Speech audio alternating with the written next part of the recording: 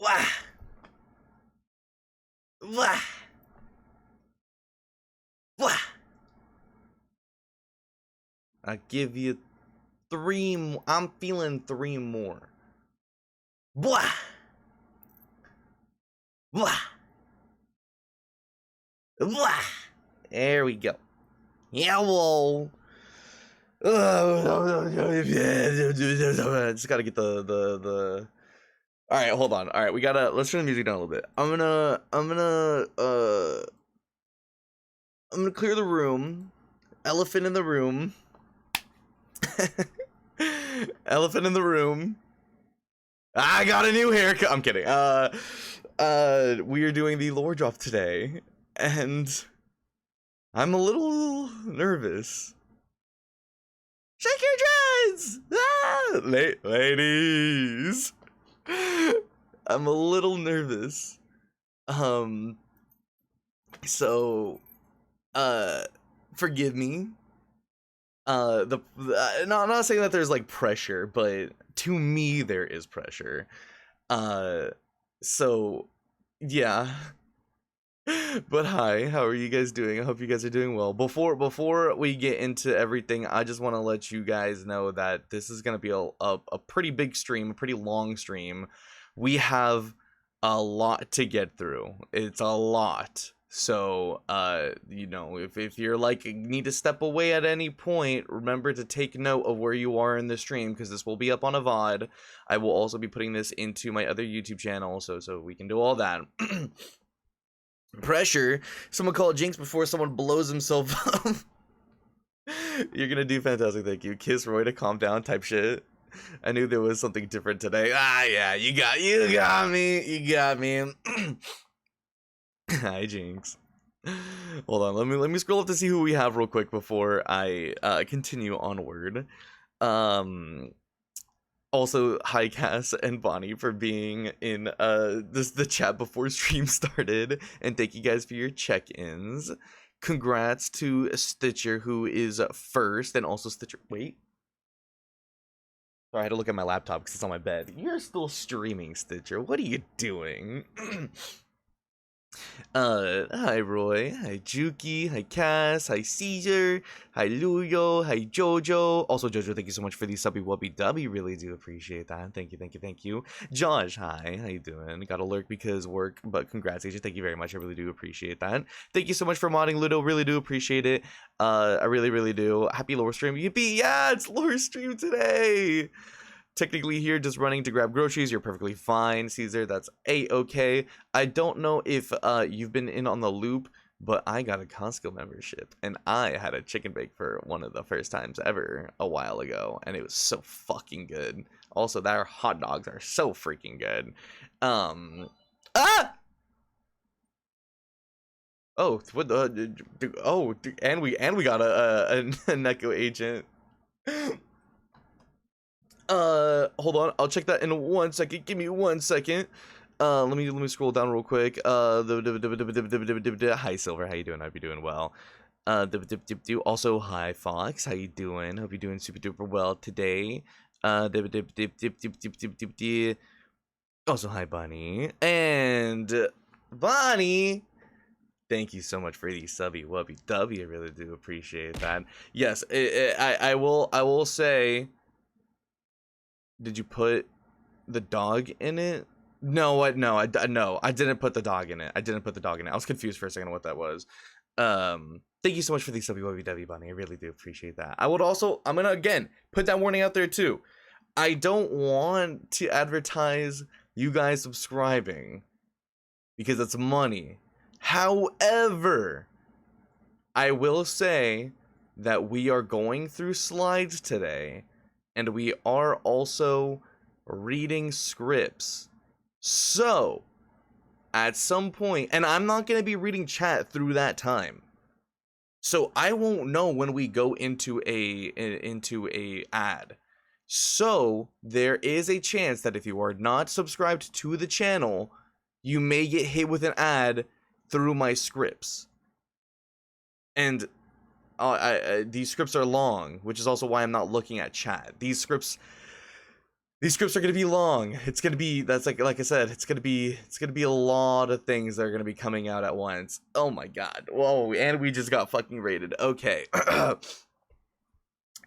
Well, welcome on in, Raiders. My name is Knack Agent. You could call me Agent. I'm an Antarctican VTuber from Antarctica, and I play several FES games and a few story games. And speaking of a little bit of a lore teaser towards my model, you guys have popped in during my lore stream. I just started, so we're kind of shifting gears into it. Oh, Fox, thank you so much for the follow. I really do appreciate that. Let me give you guys some besitos. Thank you. But yeah, we're doing our lore drop today. We're going to get into it. I'm going to be explaining lots of stuff. If you have questions, do not hesitate to ask. We're going through a slideshow. We will be showing character art. And for those that are coming in on Stitcher's channel, if you guys didn't know, Stitcher is actually a artist that I commissioned. So when we go through character art, there is a couple things that I've commissioned from Stitcher, and they're genuinely so good. They're so good. I will also give warnings in these scripts, and also in one of the character arts there is gore.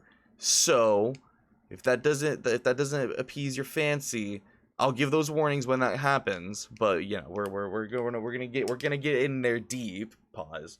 Anyways. Hi Stitcher, how was your stream? I hope you're doing well.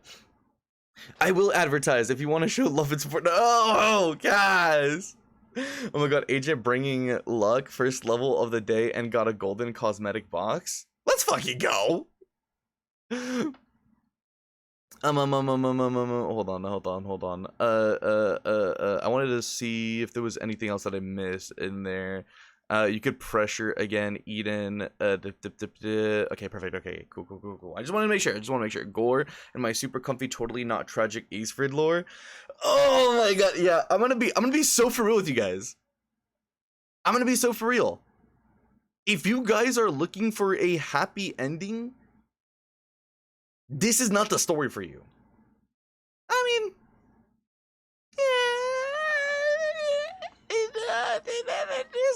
yeah, you will feel satisfied at the end of the lore. Not today's lore. That's another thing I'm going to note for you guys.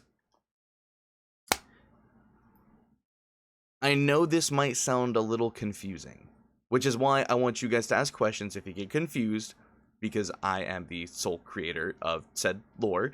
But I'm not giving you guys the full story. As we know, I have done previous lore drops. I've done it when we reach certain milestones of my channel. When I first got 100 followers on Twitch, I recorded some voice lines of me cheesily voice acting and then showed you guys. That was the first lore drop. The second one, I did more lines. I made a slideshow of character art. And also did a live voice acted monologue on my Twitch. Yes, I did. So I'm not getting, like, if you're expecting to know the end of this story by the end of this stream, unfortunately that's not it. We'll have to wait for the next milestone. So yeah, I do apologize, but also I'm not sorry, because that's kind of how I wanted it to be. And also the way that I'm explaining this story, it's not a linear path, but we'll get into that eventually. You better not die.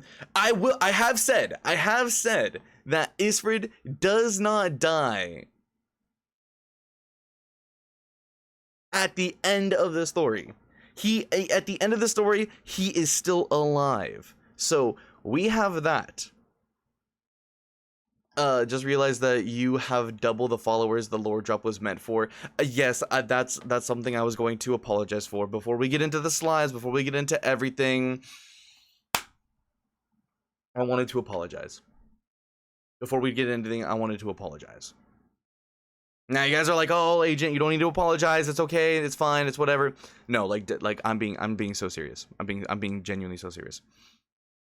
This lore drop was supposed to be for my 300 follower milestone. And on top of that, when I got into the production of this project, I was supposed to have it finished by the end of last year. Partially that is my fault. I will admit I was a little too patient. I don't want to get into the fullest story because it does take a long time, but there was an artist that I commissioned that ended up ghosting me for months, and I was very patient with them and tried to reach out several times, and even though the initial interactions were problematic, I still kept trying to get the commission before then just realizing I can't do this, and then gave up and then tried to get my refund back. But yeah, no, that was entirely my fault. That's on me, and I'm sorry for that. I was the one truly that pushed back the date so much because I really wanted to get this commission. Unfortunately, it didn't work out that way. I'm offended. How dare you apologize for how amazing you are? Thank you, Ethan. I'm gonna let him speak, but I am gonna fish him. No! You can fish me. I'm done speaking. I mean, there's more. There's more. I mean, a lot of it is gonna be talking. Stuff like sorry. I'm sorry. Also, hi, Egg. How you doing? Hope you're doing well. Ludo, thank you so much for modding. I really do appreciate it. I like genuinely thank you so much for modding. I really do appreciate it. Ah! Hello, agent. Hi. I feel like there was another thing I was gonna say towards the making of this project. Two warnings. That one, my scripts are changed up a bit, and I'm nervous. So there's a chance I'm going to mess up my scripts, and I apologize for that. And two, my microphone has had issues lately, and unfortunately, I don't have a job, or I technically have a job now, but I'm poor, so I can't just buy a new microphone. So I'm trusting you guys with this, okay? Hey, listen, everyone, listen. I'm trusting you with this. If my microphone bugs out and starts making it sound like it's a robot, because I won't be able to read chat, okay, while I'm reading my scripts, I need one of you guys. It's okay if there's miscommunication and like it happens all at once. One person to do a soundboard, okay, in my redeems. Because that's an audio cue that I'll be able to hear and be able to know, oh yeah, okay, my microphone's fucked. Because I don't want to go through an entire script and then finally read chat and be like, oh, your mic was messed up. So I would rather it like being stopped and then I could fix it and then we could, start over. You know what I mean? So I wanted to get that out there, okay? That was a lot of fish. It was indeed a lot of fish. Heaven forbid we have a little scuff. No, literally, I was told there was knowledge here. There is knowledge. We're gonna get lots of lore. Lots and lots of lore. I'm gonna also review things because I do feel a little bad for those that came into the community during the time that I'm in the middle of like lore and stuff. So we're gonna do a little bit of a warm-up exercise, not a warm-up exercise, the fuck am I talking about? A little bit of a reminder of where we left off with said lore, okay? By the way, want me to pin a warning along the lines of readying lore can't respond to chat? That would be great, actually. But we're going through slideshows first, Ludo, so we could do that later. But yeah, basically, I'm going to do slideshows first because I want to get you guys in the whimsy of it. I want you guys to understand the detail of certain characters so that you can kind of understand the vibe. You can understand a little bit better in your imagination. That's also the other warning I'm going to say. I'll say it again before we get into the actual talking of the lore. I'm not a writer. I'm not a writer. I never claimed to be a writer. I'm a really good storyteller. However, if things don't make sense, I apologize. I tried my best to describe things, the best of my abilities. I even had my roommate review a few of the monologues and fix up a lot of stuff that I messed up, because as you guys know, I say lots of things not in the right way. I'm sure you all know that by now. In the last episode of the Stories in the Cabin, I'm sure great. All right. I have a lot of water with me so I can stay hydrated. So, where we have left off. So, in the first lore drop that we ever did, with this was at 100 followers. This was like maybe like 2 years ago, I think. Basically, it was a recording which I have announced to you guys that this little earring in my little ear, that little guy dangling on my ear, that serves two purposes. One is a recorder, and two is to keep me warm. I'll get into the explanation of things. Again, things might get a little confusing. If you have questions, please ask. I will happily explain it so you don't have to be confused. In the first lore drop, we have a recording. We did, I think, 3 monologues of the said recorded device. This is Isfred when he is younger. If you do not know who Isfred is, that is my character, my MC, the main character that you're looking at right now. His name is Isfred. That is the English translation of it. The technical pronunciation is Isfrid, but that's because it comes from a mix of late Germanic and Norse from like hundreds of years ago. And that's another thing I will also say for people that are coming into the lore. I have thought of extremely specific detail for several things. So things mean things. If you're like, why the fuck is this name so weird? Maybe there's a reason to it. There's specifics to things. Anyways, we learn that Isfred, at a young age, unfortunately finds a random door in his house. Obviously, not knowing what the fuck a, random door is doing, he goes in and explores and finds a secret laboratory. And upon seeing such a sight, he gets a flood of memories rushing into his brain, into his little noggin. And he basically sees his father torturing him, doing horrible acts upon him. And he freaks out and is in severe pain. Obviously, he doesn't know what the fuck is going on. So he goes to his dad and is like, I had this weird vision. I'm seeing you do these things. What the heckles? And then the dad basically says, no, yeah, I did that. I did those things. He doubles down. And then Isfred's like, huh? What do you mean? Father? What do you mean by that? In which the father explains that he... Actually, before I get into that statement, he actually reveals that he has green eyes. I'll explain things in a second before you're like, wait, what? He reveals that he has green eyes. This entire time, Isfred thought his father had blue eyes.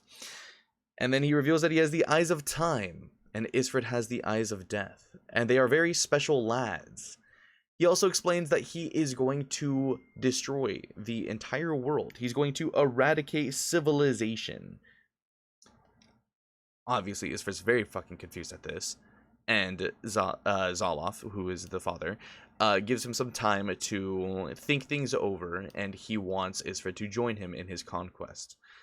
Isfred runs away, takes his time to gather his thoughts, and he comes to the realization that Antarctican society spends a majority of their culture copying every other culture. There is some Antarctican culture, and I can't wait until we actually get into the Antarctican culture. I can't wait until we actually get into a little bit of Antarctican language. Yes, I have created a little bit of a language. I am not fluent in Antarctican. However, there are certain words that will be Antarctican.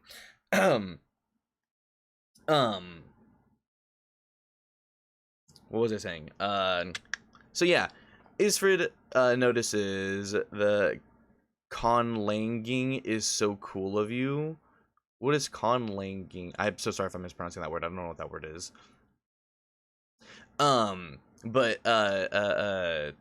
Yes, Antarctican society copies a lot of the outside world cultures. So it doesn't make sense for one to want to destroy what we basically aspire to be, to a sense.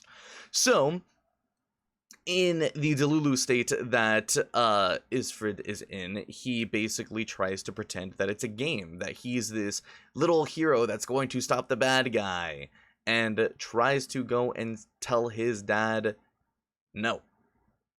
The second lore drop that we did was a live monologue of how Isfred became one of the I'm trying not to spoil things because I'm trying to remember back. This was for 200 followers. I think it was 250, and it was a live monologue of Isfred. Who let me turn my phone off. There we go. The second monologue, or the live monologue that I did, was basically a story that Isfred was telling the penguins. So, if you are unaware, Isfred lives in a little Arctic village with a little cabin with a bunch of penguins around it. There's lore to this. There's lore to everything. So if you have questions, it will get explained eventually, if not already, because we're going to get into a lot. And he explains that on his, in his journey of life outside of living with his parents, obviously at this point, he isn't around his family anymore, and he's living on the streets, poor, hungry, doing anything it takes to survive, digging through trash, whatever. Until he started to get chased by knights. We don't know why. We don't entirely know why, and this gets into an explanation of a few other monologues that I'll get into in a second. Obviously, Isfred's not going to get caught by no knights. Why would you want to? If someone's chasing you, why would you just say, "Hold on, let them. I'm gonna let them take me so I can figure out what's going on." No, of course not. You're gonna run. So Isfred runs. In his panic, I missed a step too in that monologue. I will admit to. I just realized. But in his panic, he falls. What am I trying to say, bro? My mind is going a million kilometers a second. Canadian. You're doing great, thank you. Creates language. I'm not fluent in it though. Thank you. Doesn't elaborate. My fault. Sorry. My fault. Yeah. Guys, I might have created a language. Oh my god, and it's such a good language too. Anyways, I'm getting distracted. Can we also get a shout out for Gwen mods, please? That'd be absolutely amazing. Hi, Gwen. How you doing? I hope you're doing absolutely well today. We're covering over the past stuff that I've done for my lore. So, basically, Isfred runs from knights, and he has an absolute full-blown panic attack, passes out, wakes up in an old ramen shop. He finds an old man. This is very surprising to him, considering of how Antarctican culture is. I'll explain this. Obviously, they chit-chat back and forth. The old man makes him some food. Isfred gets a warm, big old belly of soup. And they get to more chit-chatting. Obviously, they're hiding information from each other. Isfred doesn't know what's exactly going on. Until the old man asks where he lives, and which Isfred tells the truth and basically says, I don't have a place to live. I live on my own and I survive the best way that I can, essentially. So the old man graciously offers him a job. All he has to do is go and fish and sell the fish to the old man for his ramen. And he does have a fishing spot, which is outside of the cities. And so Isfred has a new place and a new job. So he has a currency. Not the best amount of currency, but it's a start. And that's how we get into the Arctic village. Now, in these monologues, or in that lore drop that I did, there was another monologue that I did, which was out of perspective of Isfred. It was the perspective, or I guess you could say a recording, of the perspectives of a... I'm also going to mute the lo-fi. Why am I hearing hard, like, lo-fi right now? What the fuck? It's a remix, that's why. We get a monologue of a recording of the general of the Antarctican army. I have created several forms and branches of the government. I basically created a government in this world, which is kind of crazy to think about it. But anyways, we basically get a full-on report that there was a bounty placed on two people, Isfrid and Ira, who is the younger sister of Isfrid, Ashen. That's the last name. I will explain things more, don't worry. In said reports, it was said that they left the cities, and their bounty was for capture only. However, the people that were sent out on said bounty ended up dead. The Antarctican government went to analyze what happened, and when they found bodies, they were like, oh, so it's like that. So they pinned everything on Isfrid. Things will get explained later. So his bounty increased. Do we understand that now? All right. Now, for stuff that I have not fully announced as a canonical thing through monologues and such, it's just basic knowledge for you guys to understand. So, I'm doing great. I'm so excited for you. Thank you for the shout out. Of course, of course. So, Antarctican culture. So, as you guys know, my character is Antarctican. We are from Antarctica. The reason why things are so weird with eyes and such is because Antarctican genetics are very specific.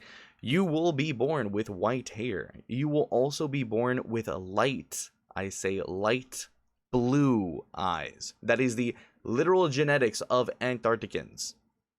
So, you're probably thinking, wait, damn minute, this guy has red eyes. His dad has green eyes.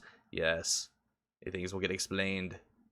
The little earring that you see on me, that is a actual specific design. Because in Antarctican culture, that is your marital status. Yippee! It actually explains and shows if an individual is taken or not. If you have one earring, it means that you are single. If you have another earring on your ear, then that means that you are taken. You don't exactly do rings.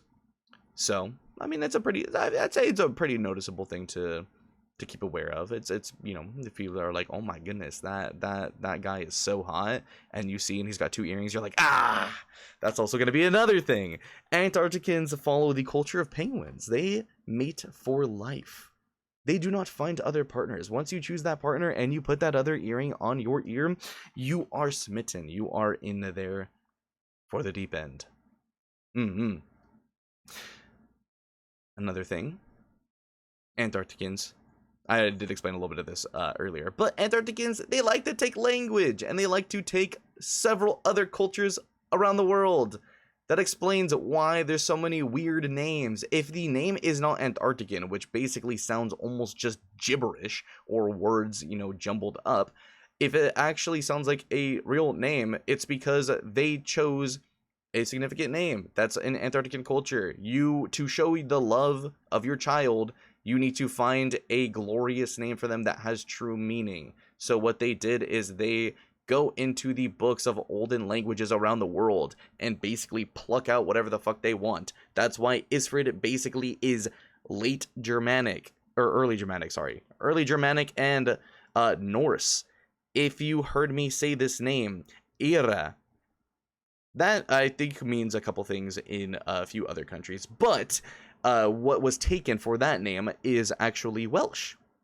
And there are meanings to these names as well. Isfrid basically just means, well, first, I was right about the Norse part. Yes.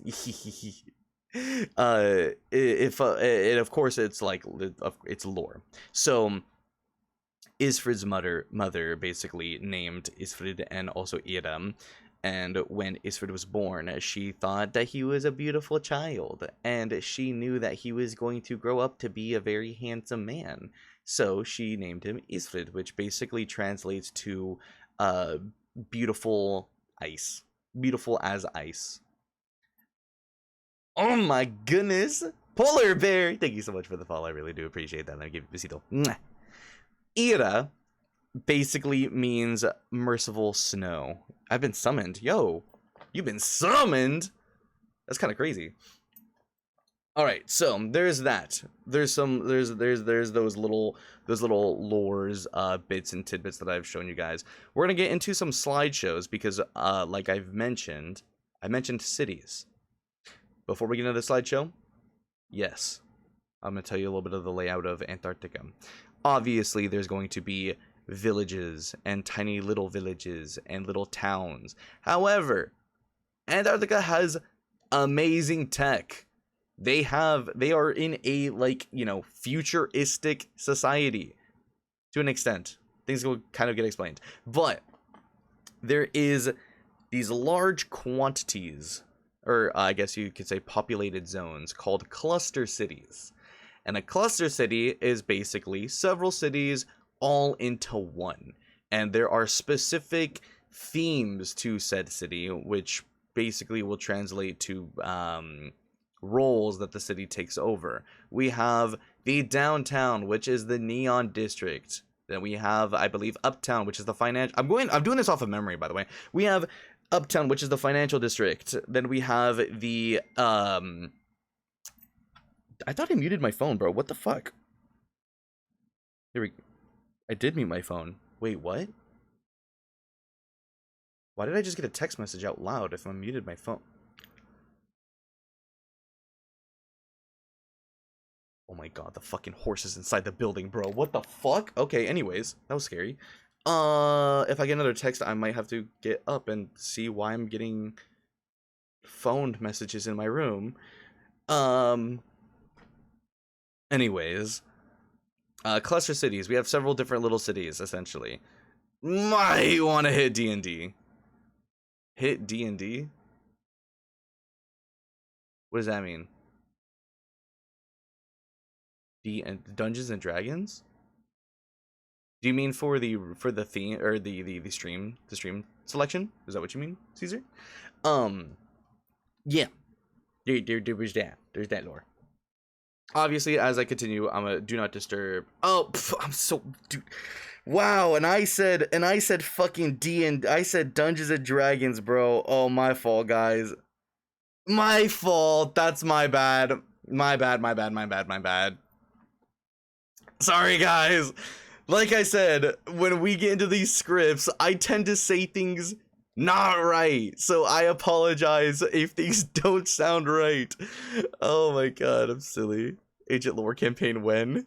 God, what a nerd, sincerely. You're so cute, Agent. Thank you. Appreciate it.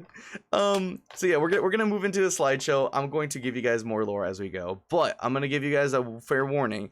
I do have new art to show you guys, but I'm gonna go through the old slideshow. I've just extended it essentially to kind of give you guys a grasp if you guys didn't see the VOD, or if you didn't see the VOD basically, and you didn't see any of the character art that I have posted on my Discord, it is okay. You don't have to go and look at that now because we're gonna look at it right now. This is something that I did for the 200 follower celebration, and again, this was like fucking like years ago. I'm going to also disable my VTuber model because I don't really want my model to get in the way. So you're going to basically be hearing me as a ghost while we go through the slideshow. Of course, I will be coming back to, thank you for putting the Discord in there. Thank you. Of course, I'm going to bring my model back. If you want to look on your own time, thank you, Ludo. Appreciate it very much. But yes, we're going to go and disable our model. Ah! I'm a ghost. Ooh. I'm not a shopping list. I'm a ghost. Disembodied agent. No, literally, I became a fucking floating shopping list, yo. All right, hold on. Let me get the slideshow pulled up. Ow! Fuck! Ow! Ah! My spleen. All right, hold on. Let's get that slideshow ready. All right. Ah!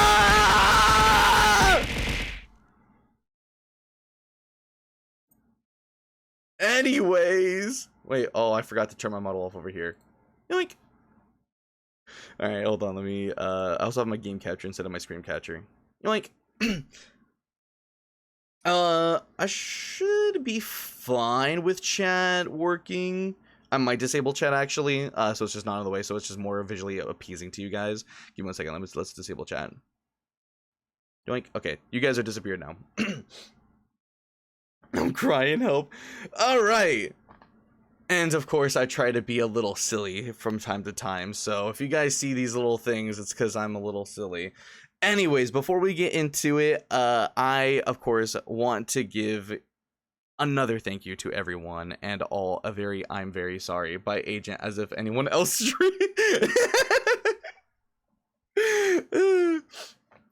But yes, I want to just thank you guys so much genuinely for your guys' patience. Again, this was supposed to be for 350 followers, and this was also supposed to be finished like a year ago.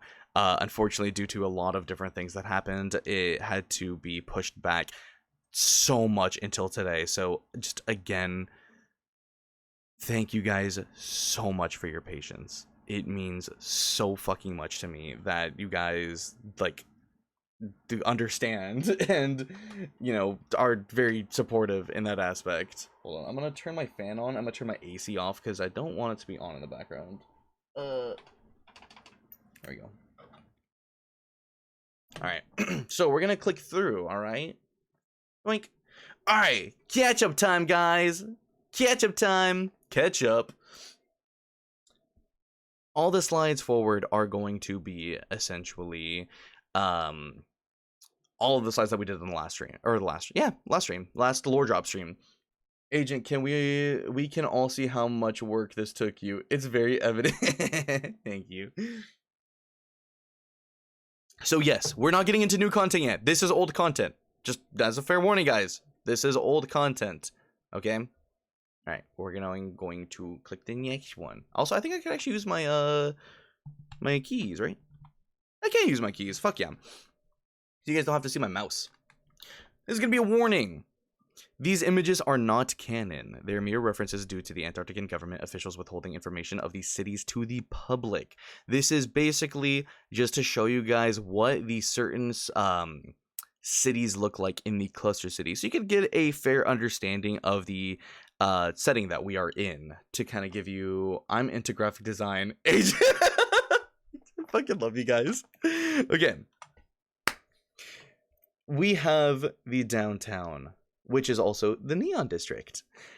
It is typically going to have big buildings with large neon signs everywhere. However, it is rather unkept. There is snow everywhere. You don't really exactly know where you're walking. You kind of just trud through. And also, it is considered the poor part of town. If you were to say that I live in the neon district, people are going to be like, damn, this guy is broke. I'll let the slides icky. Yeah, basically, it'll give people the ick.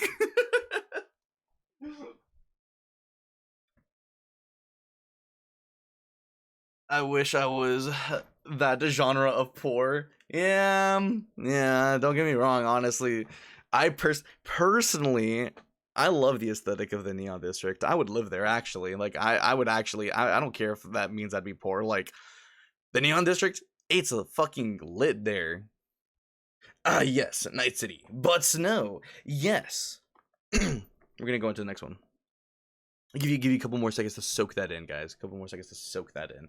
Again, this is old content. This is the thing that I did last lore event, which was like a year ago. Or I will let you. It'll show when we're going into new characters. Okay, and mind you, I would live there. Oh yeah, we're soaking chat over. What's the crime rate? In the Neon District or in the Cluster City? Because in the Neon District, it's bad. The Neon District typically has the most crime rate, and also usually has the most night patrols, not posts, but patrols. And we'll get into that. If you're probably thinking, what did Agent just say nights? Yes, that is the I guess you could say, if you wanted to say, oh, what is the equivalent to a cop in our world, it is a knight. You will find knights on the streets with a little bit of armor and usually a sword, a spear, whatever you could think of. If bad, why pretty? We'll get into that eventually, of course, eventually. Then we have the Uptown Financial District. This one also has big buildings, but this is mostly branches that are belonging to the AG or the Antarctican government, and usually for large businesses. This also includes housing for the wealthy. So the opposite of the Neon District. If you were to say, I live in the Financial District, you would probably think, damn, this guy's got money. Neon City, Cyberpunk, basically Detroit. Basically Detroit? Yeah? Alright. So besides snow, the streets are usually really clean. They're typically having walkways and pathways. And I would also like to say before anything, so Antarctican cities have biodomes. So, this basically means that you would basically pay a certain amount of money to enter a large dome that is so technological advanced that you will see parks, like trees, whatever you realistically want in that biodome. It depends on which biodome you go to.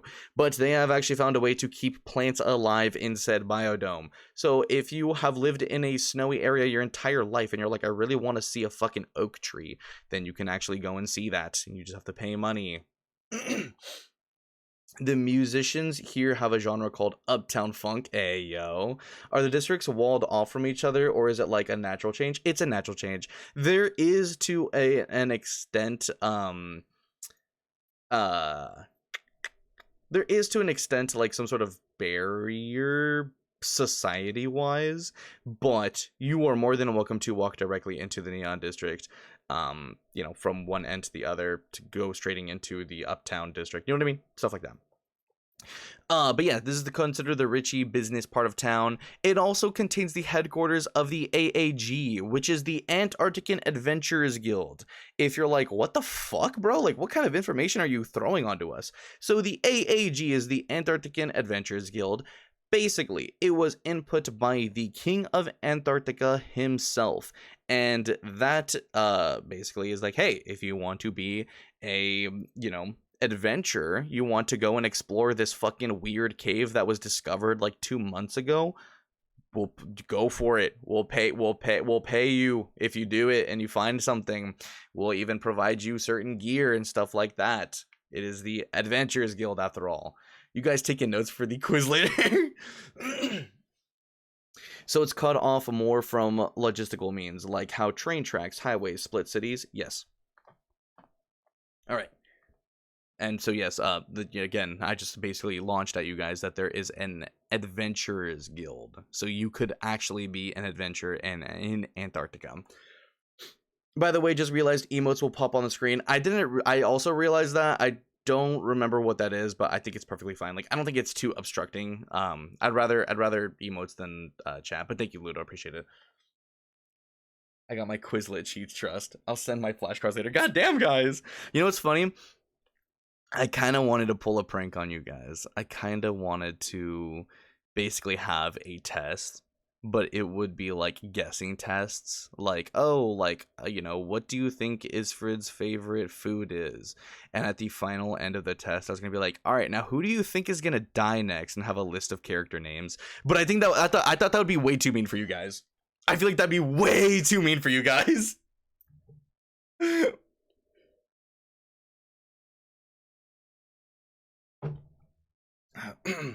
A Kahoo is crazy, bro. All right. We have the shopping district. This is going to be an unnamed district. This is for the Adventurers Guild. These buildings are made of stone and wood and lots of various other materials, but it is commonly known for trading and shopping. No one technically exactly lives here. It's just filled with shops. That's the end of the plaza. I need this now, please. Guys. But yeah, this entire district is supported by the AAG. And by the way, the AAG is just technically another branch of the government. They actually aren't their own. I can allow. Oh, thank you, Ludo. Appreciate it. The AAG isn't technically their own thing. While they do have certain policies and such, like, to enact, strict rules, technically they get overridden by the government. The government still controls the AAG. Fuck, rolls up sleeves. This one's cute. I like this one a lot too. If I had the option to live here, I would. Honestly, or at least I would go here a lot to drink. Dude, a cafe here would be absolutely sick. Let me just drink some coffee and read the newspaper, bro. Swear, that sounds so nice. I also forgot to mention, if you see like any form of tree on a street of Antarctica, it's not real, it's fake. Lots of the stuff is going to be fake because it's Antarctica. No tree is going to live and be able to prosper in such a continent. And you're probably wondering, how the fuck do Antarcticans live in fucking Antarctica? Like, that shit is literally below fucking freezing, bro. So there is a tech that Antarcticans use to keep themselves warm. Remember that little earring that I told you about? It's got a little chip implant, and basically you could put it in any kind of clothing. You could even put it inside your body, and it will radiate some form of heating energy. They basically are aura based. So if if you were to go like between like 3 of those, you don't just get like it doesn't stack. You don't get hotter. They basically cancel each other out, but it's a way to basically keep yourself warm. It doesn't make you immune to the cold, but it still makes you survive. You can still survive it. Jacket. Yeah, jacket. New roastery location just dropped back. Bro, this is where we find out that, bro, fucking coming to you soon, the roastery second location or sister location, anyway, sorry, and we get to see a fucking collab between the sentient NPC and Isrid, Knack_agent, the cup of 87. I'm gonna open up my energy drink because I want to make sure that I am good to go. Can't wait to meet you. Enjoy the animatronic family. All right. So we're going to go into the character art for you guys. I will also say that we do have a slight little bit of information that I wanted to give you guys on the side when we showed off these characters. Again, this is old character art. If you did not see the art in the channel, this is what I did last stream. But a quick little warning, we will be looking at art that has been created by several different artists that I have chosen, and they have lots of different art styles. These characters were designed by me, and they have physical appearances accurately portrayed to the story along with their clothing style. So if you're like, oh my god, why the fuck is Isfrid's mom wearing this? Like, what? It's because that is exactly what she would be wearing in the story. It is her, like, her style. She likes it. Pause. Getting the iced coffee specialist type. So when is the RPS Antarctican game dropping? Bro, well, it's actually funny that you say that because in the new art that I'm going to show you guys, I did promise you guys that I would explain some abilities. So we actually do get a little treat. We can go over a little bit of abilities. I'm not giving you every ability, but I can give you a little taste. I'll do this prematurely for Isfra's mom and dad. Woof, woof, woof. Oh my god, guys. And also, these artists worked very hard on these illustrations, so please show respect and positive feedback if you're like, wow, this person didn't do good on this portion. Bro, artists work hard all the time. Respect your artists, please. Fuck. I really doubt anyone would show any negative feedback, but I just want to get it out there, you know what I mean? And I also zoomed in a little bit of the images, just for a little bit more of a closer looking. I don't think I did that actually with the newer art. I'll see if I can try to zoom in, or if you guys can't see, but I'm sure you guys can. Respect your damn artist. Exactly. Yes. All right. We get Mama Agent. So you're probably wondering, oh my god, we get to see what the parents are. Yes, I get to show you the mother of Isfrid Ashen. So without further ado, yoink! Ayla Ashen. That is her name. That is her last name. She doesn't use any weapons. She has normal eyes. She is as most genetically Antarctican as she can get. She has white hair, white silvery hair, with light blue eyes. This is my mom. We're all thinking it, right? No, kill count? Yes. Kill count 0. Mind you, this is information at the time of the lore that I gave you guys. So things can change. Not saying that her kill count would go up, but let's just say as of in that moment, her kill count was 0. And let's say I showed her again. Maybe her kill count is 10 now, but that's me just telling you. We're all thinking it, right? Wait, what are we all think? Wait, what are we all thinking? I wasn't paying attention. What are we thinking? But yeah, this is Isla Ashen. You're probably wondering, wait, hold on. Can I try to zoom in? How the fuck do you zoom in on keyboard? Can I zoom in on a slideshow? Hold on. Can I zoom in on a slideshow? Slideshow? Yes, you can zoom in the slideshow. The method depends on whether you have currently editing the slides or actively presenting. While presenting PowerPoint, each slide's view and click the magnifying glass icon in the bottom left corner of your screen. What the fuck does a magnifying glass? Oh my god, wait. Oh no, that's slides. Oh. More? No. Exit, turn the pen. Speaker notes? No. That's not it at all. They lied to me, bro. Ah! Ah! Typically it's Control Plus. Bro, I totally forgot about that. Control Plus? Oh, it's at the top right? Oh, no, it's not. Did I even... It actually doesn't do it, bro. That's okay. I can actually just point with my mouse. I don't know if you guys will be able to see it. Yeah, I believe you can technically zoom in on certain devices. Damn, it don't work, gang. That's okay. It's honestly okay. If you guys didn't know, if you could kind of see the mouse towards her face on the left side, technically that is her right ear, but on our technical left side, you see a little earring here. You're probably wondering, wait a minute, I know what that earring is. Yes, I am wearing my mom's earring.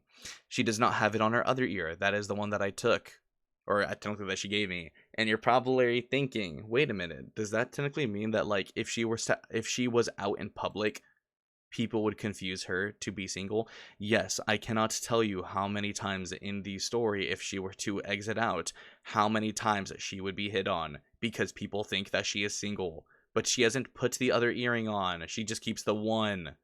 But she is an extremely loyal person, and so the father knows this. So I mean, it's no biggie. They understand each other. They love each other. You know what I mean? It's not like they need to. Anyways, also I would also like to clarify the artists that I show, aside from Stitcher, this is on Fiverr. If you are like, ooh, I really like this art style, I might even want to go and look at their page, you can always look that up, or you can always just message me, and I will happily, share the link, or, we don't gatekeep here. We don't gatekeep. Anyways, you guys have seen the next slide on accident. Wait, why is it not? There we go. I think it's because I wasn't clicked on the slide. We have The Rogue, which is the title that I chose to at the last time. This is Athena Ashen. This is my older sister. And I forgot to mention this in a brief moment of our monologues that we showed. Isfred actually does remember that he has siblings. He actually just doesn't remember his 2 older siblings. He has an older brother, an older sister, and a younger sister. I guess you could say, I might as well say it, bro. I guess you could say my parents got busy, bro. They fucking got busy. I mean, have you seen my parents, bro? Like, fucking, I mean, like, Athena, badass in the arena. Yes. Personally,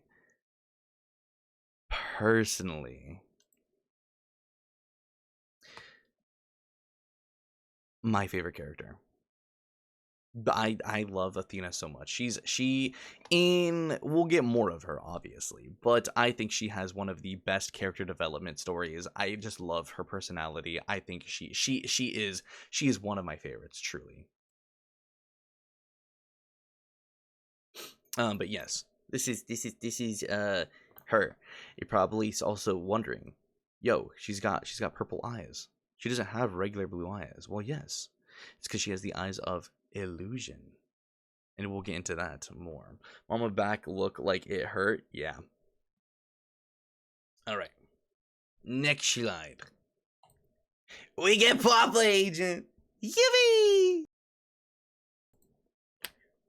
I will let you guys say what you want to say and let the words fall out. Because also same. Ads, no. Actually, because we're in a slideshow, technically I'm not reading a script. I can wait a second. It's only what, 30 seconds? I'm also gonna drink some I'm gonna drink some water while I do this real quick and clear my throat. So this actually gives me a chance to stop talking. It's okay, Stitcher. It's okay. We're not doing it. We're not doing it yet.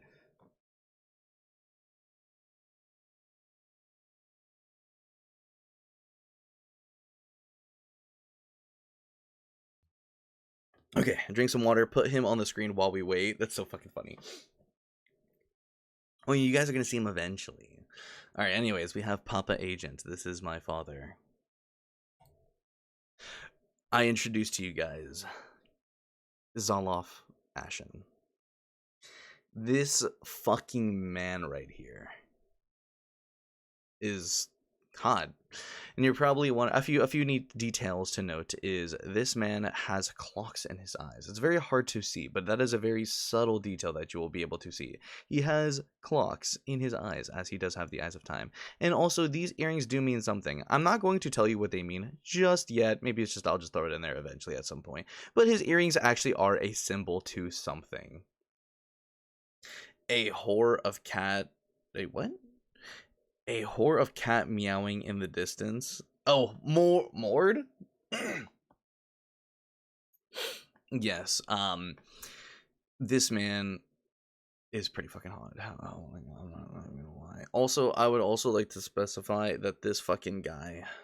I think I did mention this to you guys. He's like literally like one of the smartest fucking characters in this fucking story, and it bothers me so fucking much. It bothers me genuinely so much, the fact that he's like one of the smartest people, because that means I need to be smart. Because the amount of things that he does in this stupid ass fucking story, bro, that requires me to like methodically plan shit out. Like, why do I have to plan shit out, bro? Shit's fucking mad annoying. Permission to make thirst joke over Zoloff? Yes, you 100% can.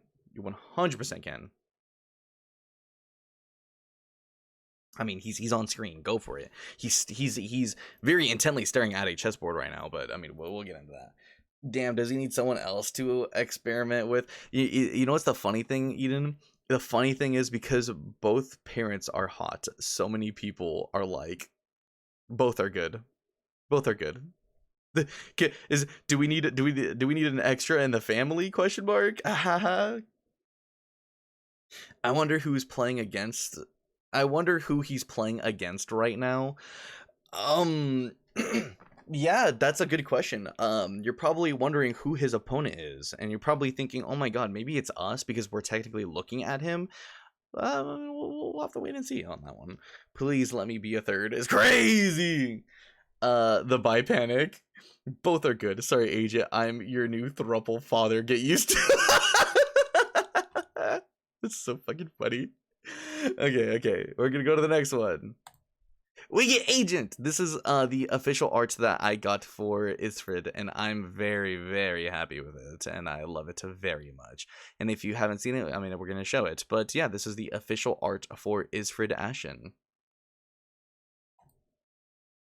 Are there mythical creatures in Edgecard? Because I'm about to be their unicorn. I thought you were about to ask a genuine question, which I was going to answer in a genuine sense, because there technically is.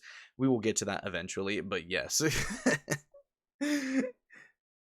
Whoa, bro, I know that guy. He streams on Twitch TV.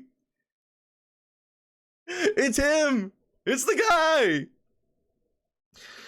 I would also like to say that you guys need to pay attention to specific details. I don't want to, be feeding you this information because I like it when you guys figure this stuff out on your own.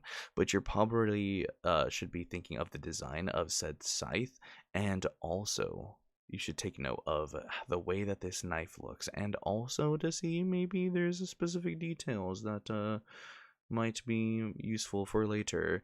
There's gonna be lots of green in this story. Yes, and this is a green malachite gem. Tell Silas, Love, and Deep Space to get in fucking line. I'm not smart enough to figure stuff out. It's okay. I will try to help you guys out the best that I can. If you have questions, I'd be happy to help you guys too. Did I just get fucking raided? I think it's because I have a bunch of stuff off. That's so funny. Thank you so much for the raid, Fox. Hi, welcome on in, guys. How you doing? I hope you're doing well, Fox. Thank you so much for the raid. Welcome on in, Raiders. My name is Nack Agent. You could call me Agent. I'm an Antarctica VTuber from Antarctica, and I play several FPS games and a few story games. Let me actually show myself for a second. Hi, guys. Hi. What?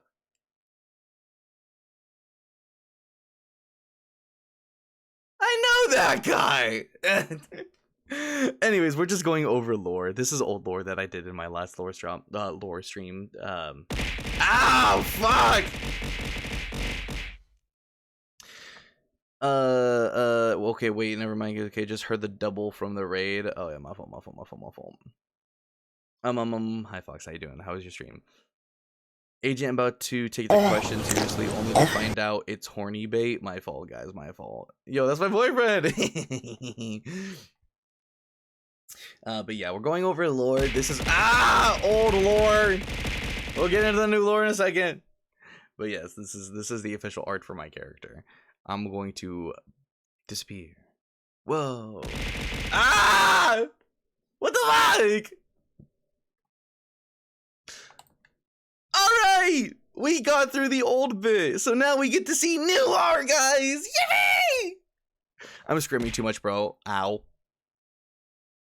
Agent, they're goldfish crackers. They're a treat. Oh yeah, thanks. I also love that I commend this artist for my starting soon. Yes, if you guys didn't know, the artist that we just showed, that is the artist for Stitcher's starting soon, which if you haven't seen it, oh my god, please go and see it. It's fucking beautiful. New arts? Yes, we get to see new art. I think also, wait. Okay, I just wanted to make sure. Guys, this is warning number 1. We get an image of slight gore. Nothing too bad in my opinion. But if blood and stuff doesn't really suit your fancy, just give it a couple minutes.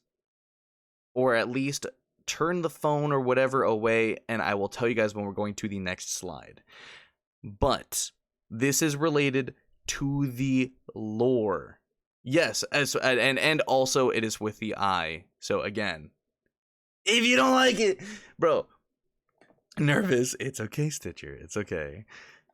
So yes, we're gonna show some art. We're gonna do it in a couple seconds. So again, warning. It'll gore with the eyes. If you don't like it, just step away for a second. Yippee! I mean, not really yippee, actually. Sorry. And if you guys didn't know, the artist that created this is the Stitcher Wits, who actually happens to be my... Did you just say hot, Fox? I don't even know what to say to that, actually. Anyways... Yippee! Agent revealing gore of his OC. I mean, he's right. Real Fox. I know that I... Stitcher, that's so fucking good. Yes, Stitcher did an absolute amazing job with this. I personally love the way that the I don't know what it's called, but like the way that the quote unquote like the shading, the way that the just entire piece looks. It's very dark. It's very plastered. You know what I mean? Did absolute amazing job.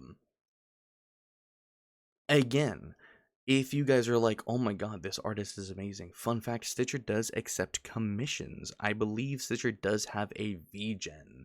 You would have to go to their channel to go to it, because I don't have a link for it right now. But you could just also just look up Stitcher Wits. That is their Twitch, and also I believe their VGen. But yes, this is their one of their many amazing art styles.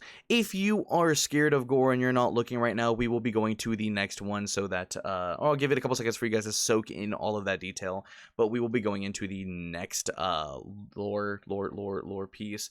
You did such a fantastic job with it. Absolutely eye candy, pun intended. That's so fucking funny. This is amazing for Igor. Yes, this for Igor is amazing. All right, next one. This one by far is my fucking favorite. I love this one so fucking much, dude. If you guys play Marvel Rivals, this makes me think of an MVP at the little screenshot of an MVP that you get at the end of a game. I love it so much. It is by far one of my favorites. I've been wanting to do this lore event so I could fucking have this as a profile picture, bro. Like deadass. Trust I have Stitcher comms I want to do when I have money. Let's go. Hot times 2. All right, so I did say that I was going to explain some abilities for you guys, and some of these abilities will actually be in the story as well. Some will be further on, and there's also so many more that we will get into, but I wanted to give you guys a little treat, and I did technically promise you this. So, we will get into this. Aegis Stop of a Cry. No, you did amazing, Stitcher! Look at the fucking detail! The shading, or well, I guess the overshadow shading. I don't know art terms, but it's so good. You could subtly see the scar too, the way the eye looks, the hair is bright white, the jacket is glistening. Also, fun fact, if you're probably thinking, because you see it all the time in designs, you're probably wondering, why the fuck is his shirt like that? A little extra lore side note. Essentially, Isfrid's mother basically says that, like, I miss him and such, and so what Isfrid does is he actually gets a piece of his shirt taking off so he can give to his mom, and she basically gets to hold on to it when she misses him. Yes. Absolute cinema, yes. So, for the abilities, as we know that Isfrid has the Eyes of Death, is this passive permanent, or are they souls more like fuel that get consumed for the strength boost? That is something... actually, I don't think it exactly matters too much to the lore. Okay, I'm gonna put a pin in that question, Ludo, because I can't say something until we get to... until we get further with the slideshow. Okay? I promise I'll answer your question. I promise I'll answer your question, bro. I promise. But yes, as a quote-unquote passive ability, souls grants strength for said abilities. So obviously, if it's pretty self-explanatory. But we do have a said glare, and this would basically be a red flash from the user's eyes, and looking directly into this light will trigger your fear and activate your flight response. It varies from person to person, as some people react to fear differently, so that's something to note and something very specific in this story. But that is an ability that Isfrid does have, because a lot of people have been like, oh my god, I wonder what Isfrid's abilities are and such. We also get death's warnings. This is also explained in the lore a tiny bit. I'm just adding more flavor to it. We get to see the user's death. So, what does that mean? When, at least in Isfrid's case, when Isfrid starts to fear for his life, and noradrenaline kicks into his body, he genuinely thinks that he is going to die.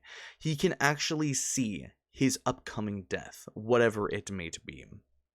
He can also allow people to see their own deaths when said ability is being, activated, and you were to look into his eyes, you can actually see your said death. So if you, let's just say, made this man extremely angry and his ability activates, and you look into his eyes and he will kill you, you're going to see him kill you. You won't be dead, but you'll see him. The next one is victim's death for user. basically, this means Isrid can technically see other people's deaths. However, he needs to be close to death himself. That's and I mean like to like dying. Like brother is going to be dying, which is not really the good thing that you want in a fight. So that's not an ability that's really going to be used. All right. Yeah, all right. And of course, things get explained way further on. We're gonna go on to the next one. All right, guys. I promised you guys last lore drop that I would share the King of Antarctica and their design. This character isn't exactly in the lore as of right now. They were in the recording that the general made because it was directed towards the king. It was a board meeting to an extent, or a meeting in general.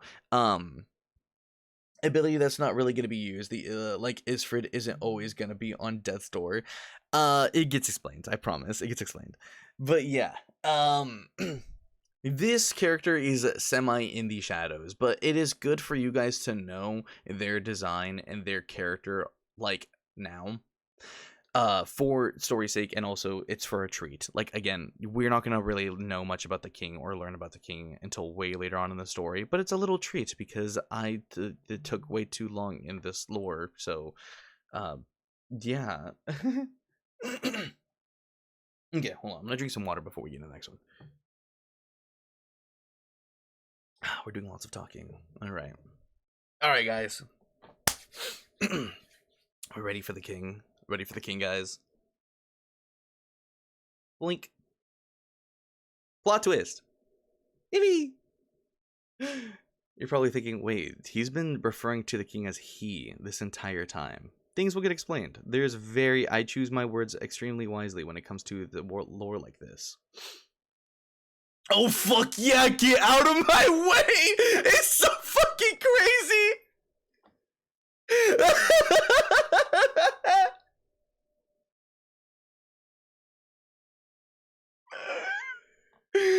Oh, that's so fucking funny, bro. Oh my god, buddy, that's so funny. Oh my god. Oh my god, that's so fucking funny. All right. So, you're probably connecting some dots. I said, fuck the king before the slide changes. I volunteer as court jester. It's also I volunteer as the jester. I really don't have the mindset of everyone else. Good gravy. It's okay. It's okay, story. Yo, they needed me to kneel, say less. I'm here to keep her bloodline alive. It's actually funny that you say that, Cass, actually. But we won't learn much about it until the story. Chat, she only has one earring. No! Bro used the knowledge. He used his knowledge. She's got one earring, guys. She's got one earring. Canonically, she's single. We have a chance. All right. A couple things to notice if you guys put like 1 and 1 or 2 and 2 together. She also has a chess board for her picture, and you're probably thinking, wait a fucking minute. Wait a minute. Who has a chessboard? Huh? Canonically, I'm trying to see those cannons. Is crazy. There's a couple things to notice. All right, she's also has a chess. Yeah, I can see it. That's so fucking funny, bro. We all devolved so fast. Go away, Zoloff. Bring the king back. All right, some other things to notice, guys. She has a gold engraved necklace with a green gem on it. Same thing with her earring. I forgot to mention that currency is a little different in Antarctica. If you are rich, you use gold. If you are like so stinking amazing rich, you would probably use an ingot, probably, depending on what the fuck you're buying. If you're using a fucking ingot, holy shit, dude, what are you buying? Like a fucking, like, a tank, bro? Like, what the fuck?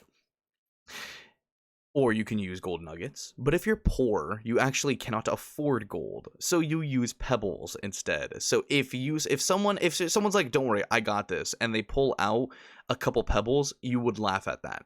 What if someone says, don't worry, I'll take care of you, and pulls out some gold nuggets? You'd be like, oh shit. And if someone pulls out a fucking gold ingot, I think you need to drop on your knees and fucking bow, bro. Ain't nobody looking at that ruby. Saying it's a ruby too is so fucking funny. The dagger? Yes. That's also something else. Green. The dagger. I would also, again, like to say, because it's not exactly said canonically in lore, so I'm going to say it now to make it canonical.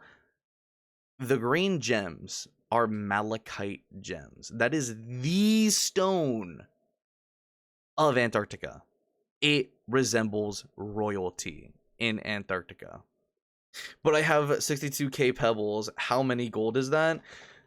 If you really want, I could try to fucking get a calculator for that, because I did technically, to an extent, make a actual currency, which is really annoying why I did that, but I was, like, really fucking, I think I was actually drunk at, like, 4 a.m., and I was like, wait, what if someone says that they have this amount of pebbles? How do I convert that to gold? And then I decided to fucking make a calculation system on how much pebbles is equivalent to gold.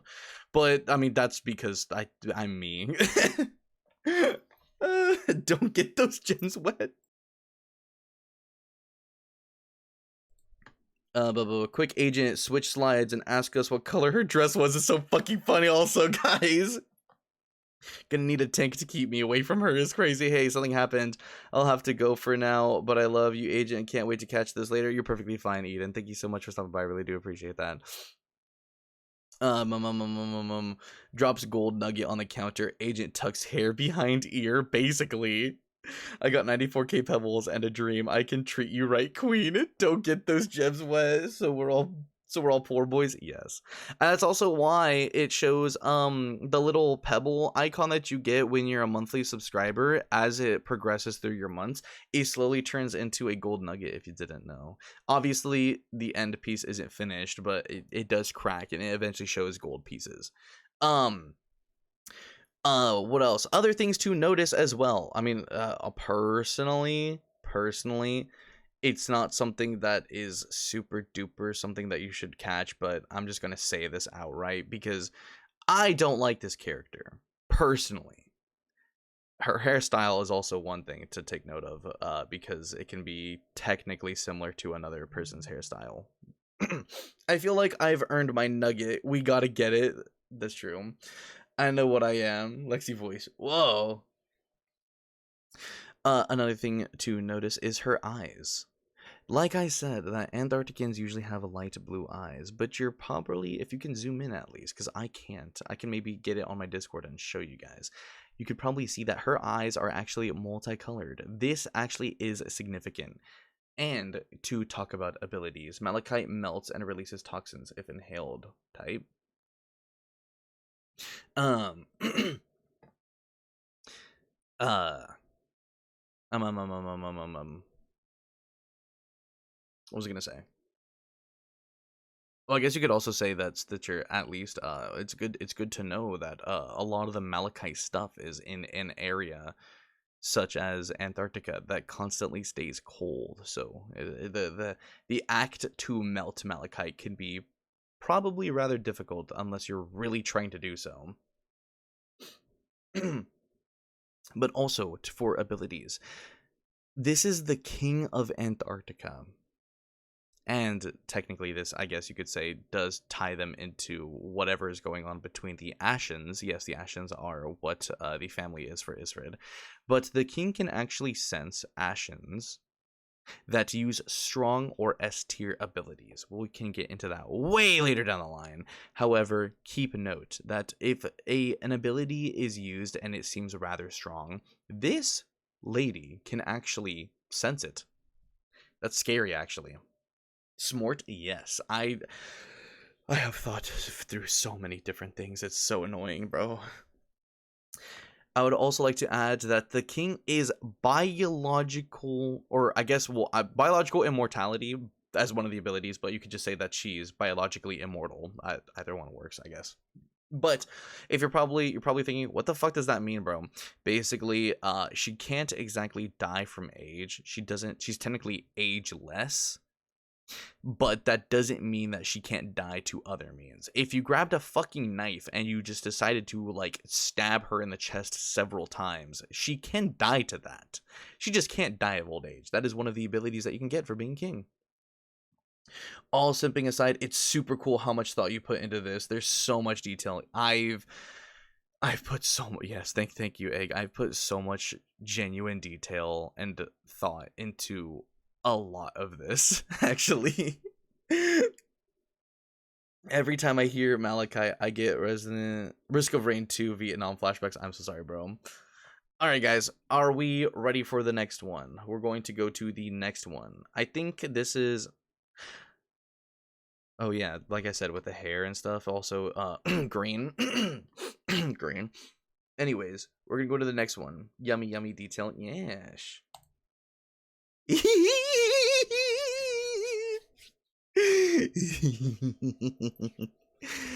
I did ask you guys if you guys wanted a picture of Isla and Zalov together, and you guys actually spammed the shit out of me to get this image.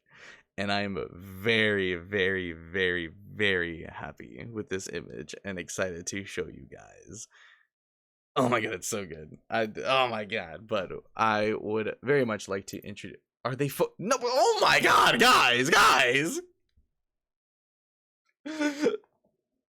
I'm sorry, it's okay. Bro over here like, look, lore, pay attention, jiggle, jiggle, jiggle, pay attention, look, type. Alright, I present to you guys Isla and Zalov.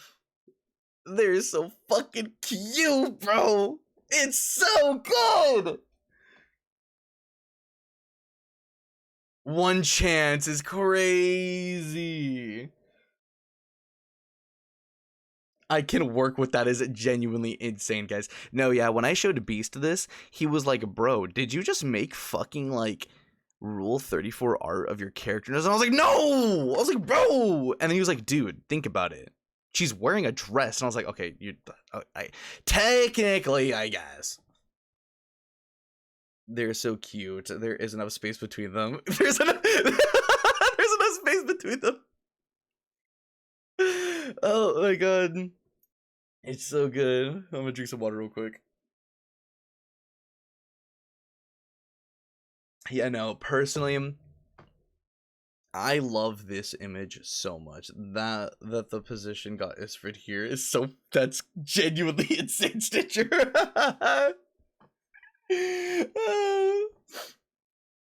Personally, I just love the detail of the faces. The fact that they made Isla looking down to Zalov looking up is just like the eye contact is just like, guys, you better start. You better start, guys. Y'all better start. We also get, of course, the earring. We also get another earring here, so we get a little bit of earrings. It's just it's so good. Technically there's reason to this. Not exactly the context of said picture. I mean, it could theoretically, but I want to note for you guys that Isla is actually sick. She has a condition. We're gonna get a little into a darker, sadder thing. She has got an illness that basically takes over lots of her motor functions a lot of the time, and a lot of times she will become bedridden. If it gets worse, she becomes bedridden. But let's just say that they went out. She can walk normally, but if they went out, maybe there's a chance that her legs will just stop working. No one knows how or what it is, or how to fix it. There is no cure, except Zolf is trying to find a cure. Mind you, in the Antarctican world, the healing tech that we have is a green liquid. Green liquid. Green liquid. It's a green liquid that heals wounds. Basically, let's just say, reverses time on said wound almost. Yeah, it doesn't work on her. She has gone to several doctors. She has tried several different things, but no one can actually pinpoint what is wrong with her. And this happened suddenly. How could this man be evil? Clearly he is misunderstood. That's what I'm saying, guys. He just loves his wife, you know. So what that he, tortured his son? So what if he works for the government? Like what? Like what? So what if he wants to destroy the rest of the world? Like it's just a misunderstanding. It does look like she jumped on him and he's just twirling her around. Oh, so cute. Excusable. We simp is fucking insane. But for abilities, I'm not exactly going to just tell you every fucking ability for Zoloff because that would be cheating, and also we'll learn a lot more about his abilities as the story goes because he does fight. We will see this man fight. We love a yearner type. Tortures his son. You mean character development? I guess. So I wrote, this gentleman is able to emit a green aura from his hands that can have several different properties, from healing to enchanting a specific sword. Rumors suggest that he can stop time itself and also look into the future. This is a rumor, of course, and like I said, I'm not going to just tell you every ability that this man has. Why would I do that? There would be no fun in that. But yes, I love this art very much. I think the artist did Lynx, the person right here. They did such an amazing job, and I think that they just killed it, especially with snow effects and just like in general, just capturing this moment. I think like it truly, because they are in love, like they're together. They like I said, penguin culture. They made for life. They are truly a in love couple, and I think that is captured almost perfectly. Hey, pays attention to the hand placement. We're gonna ignore that. What? What are you talking about? What? What? Anyways, we get to see Athena. Also, an amazing piece that took. Actually, this one took a really long time too. Not gonna lie, this one fucking was quite a while because there was a lot of detail that had to get put into. But I introduced to you guys Athena Ashen. Absolute baddie. Fucking straight baddie, bro. This one took very long. This one took a very long time. This one also took lots of different trial and error for different character design because there's lots of different little things going on with her attire. She's probably got the most intricate outfit, which again was the most annoying thing. It also is really hard to decipher between this is her hair. She has short hair. This is a fur around the hood of her coat. It just helps her keep warm. And a lot of artists basically mix the two up and they're like, "Oh, all of it's purple. Yippee." And it's like, "No, please no. This is fur. This is her hair." This is so fucking good.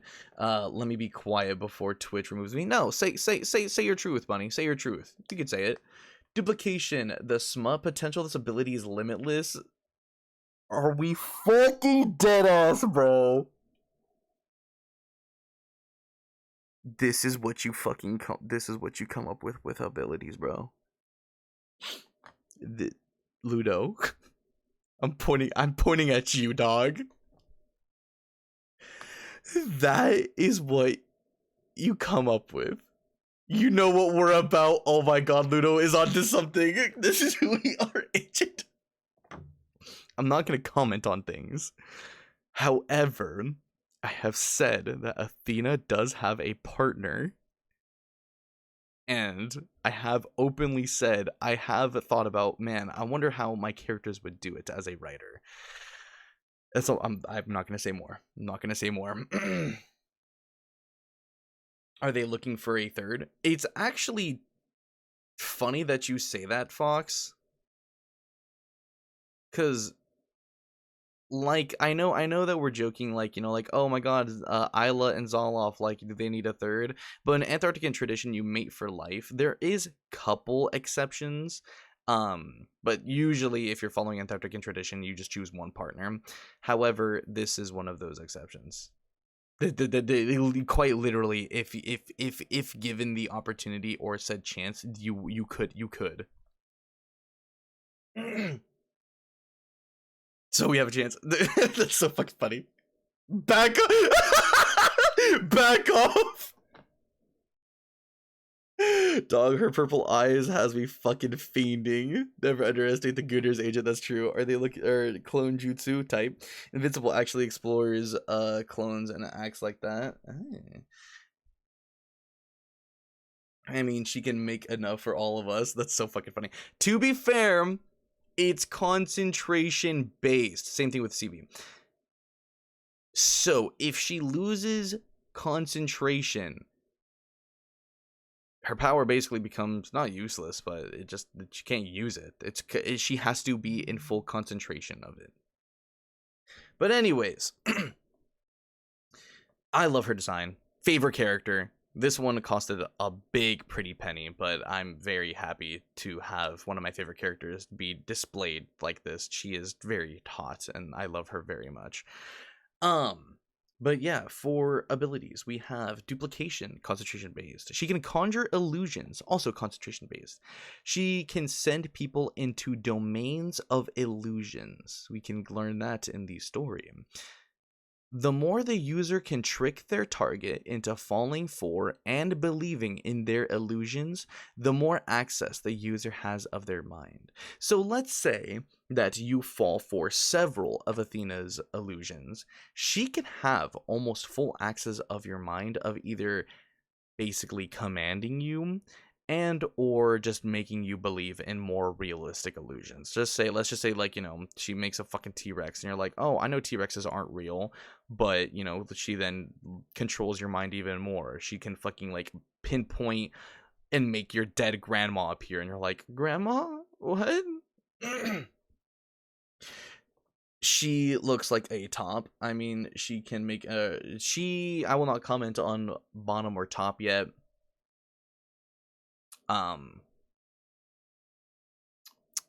Yet. Yet. We'll have to wait till we see her partner. Getty says, I'm so fucking cooked, gang. Yet. But yeah, no. As you probably tell, Athena probably has one of the strongest abilities. At least the way that she uses it is one of the strongest ways. You can also notice that she does have chains around her arms. That's because that's how she uses them to fight. You can also notice that she has a little bit of armor and tactical gear around her. So you could probably think, as a bounty hunter, that she was associated with the Antarctican Adventurers Guild. Maybe that's where she started. We will have to find out. But there is very large, in-depth lore of this character. Again, one of my favorite characters. But yeah, no, she's probably one of the strongest characters out there. But it's all concentration based. Like it can easily be taken advantage, or you could take away said advantage very much. But again, she can basically access your mind in so many different ways if you continue to fall for illusions. So, you know, keep that in mind. Excuse me. Hi, Peaceful. She can concentrate on my illusion is fucking crazy, bro. What? All right. Excuse me. Hold on. Let me clear my throat. Hold on. Okay, guys. Before we get into the next character, I want to say I have tried so hard to not announce this character. I've announced them a singular time. And this wasn't even on my stream. This was in Stitcher Wit's chat. I mentioned this character. Because obviously we're gonna understand a lot more once we get into the next title. But I've tried so hard to not spoil this character. And I finally fucking lasted this long, which was crazy. But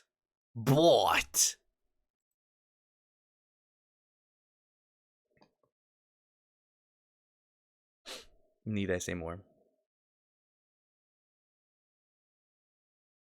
Oh my god, bro. This character. Oh my god. Took also a long time with her design. Not the artist doing it. My personal design for her took so fucking long because as a actor and also a semi-writer because of this lore, I've tried so hard to communicate with her and be like, hey, I can give you this outfit. And the amount of times that she's thrown this fucking outfit in my face and be like, I would never fucking wear this. And I'm like, you know what? You're fucking right. And have to find a brand new fucking outfit. It genuinely took me so fucking long to nail down what kind of style I wanted for her. And it was so fucking annoying. It's a lore stream. You should say more. Yeah, the only lore I knew before anyone else. This is true. I corrupted. How you doing? I hope you're doing absolutely well today. We love a diva. No, literally, we do love a diva. Hi, Mira. How you doing? Hope you're doing well. All right. Without further ado, guys. Without further ado, Death herself. Canonically, in this world, this is what she looks like. Absolute fucking diva. It's a little bit late for me. That is a-okay, Mita. It is still absolutely well to see you. I hope you're doing well. Oh my goodness. But like I said, the artist that made this did amazing, but also finding this outfit was so fucking annoying, bro. They're coming up with this outfit was so fucking annoying. Is what I should say. She's so pretty. Yes, very. She is very pretty. Very pretty. You could probably notice that she has red eyes. She does have black hair with a purple. What is it like? Highlights towards the inside of her hair. And oh, I wonder whose scythe that is. That's interesting, huh? Very, very, very interesting. Hmm. Yes.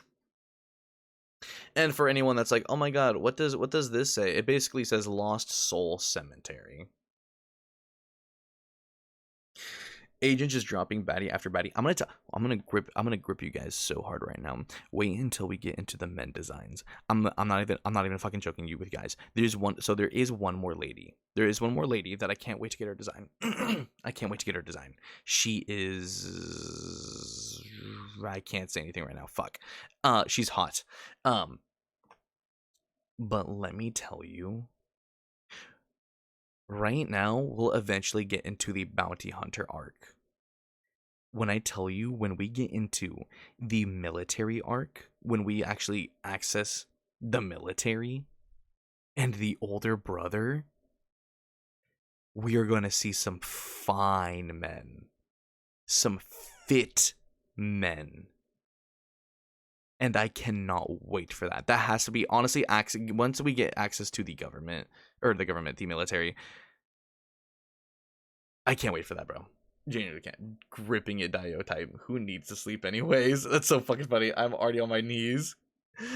Yeah, no, I cannot wait until I show off some of the men designs. Because Jesus Christ. Oh my god, wait until I show you guys the detective. Oh my god, the detective is so hot, bro. I love him so much. In a straight way. Agent, are any of those men old? I'm asking for a friend. Technically. So thing about Antarcticans is they technically don't age like normal humans. So everyone is kind of old. Like Zoloff is old. He just looks severely young because to them, old age is still young. But yes, there are old men. There are older men.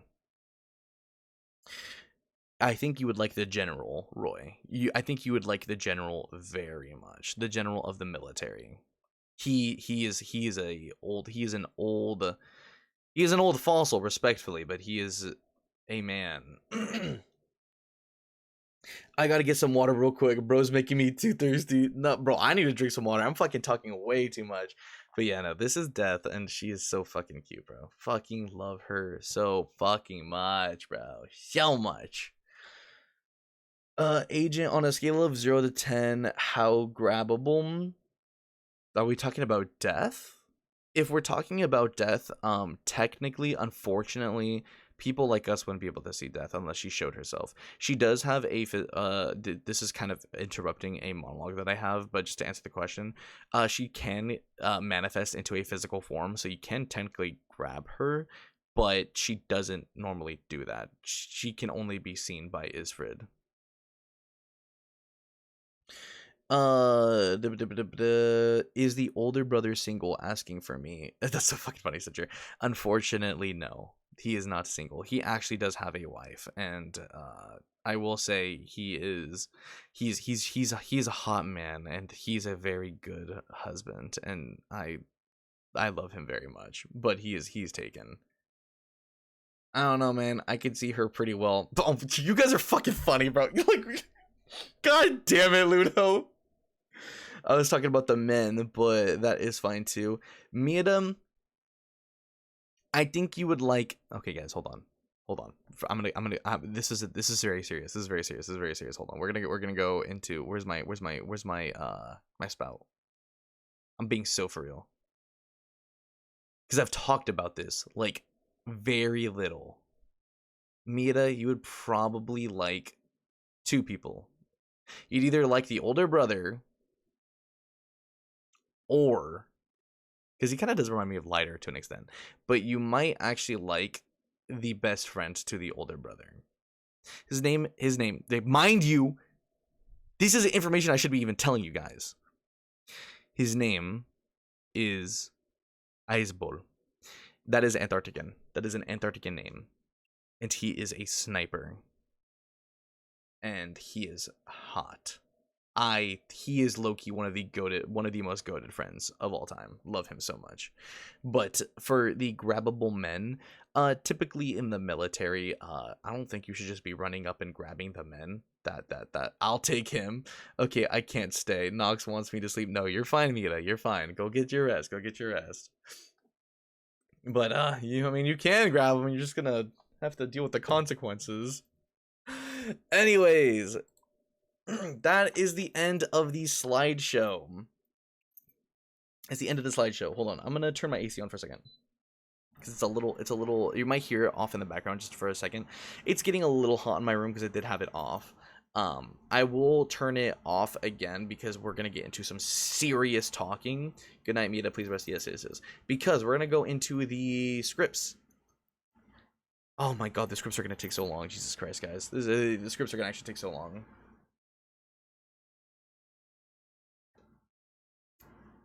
You guys just sent me the hot men. I am begging. What? What does that mean? What is that supposed to mean? What? Okay. Let me go to just chatting. Actually, hold on. Let me go back. Before I forget, because I know next time I stream, if I were to go to here, I'm gonna be like, why is my chat not working? Why is my chat not popping up? I'm gonna fix this so I can actually like I'm helping a future agent. And we go back to just chatting, and then we can turn ourselves back on. Cool. So that's the slideshow that I did. I hope you guys enjoyed the character art. I know that it's only a couple pieces, but I tell you that these art pieces are extremely expensive, and I'm mostly funded by you guys. Like, I like try my best to get whatever money that I get from Twitch and save it as much as I can, and then I budget it out. Yes, Goond. What did you just say?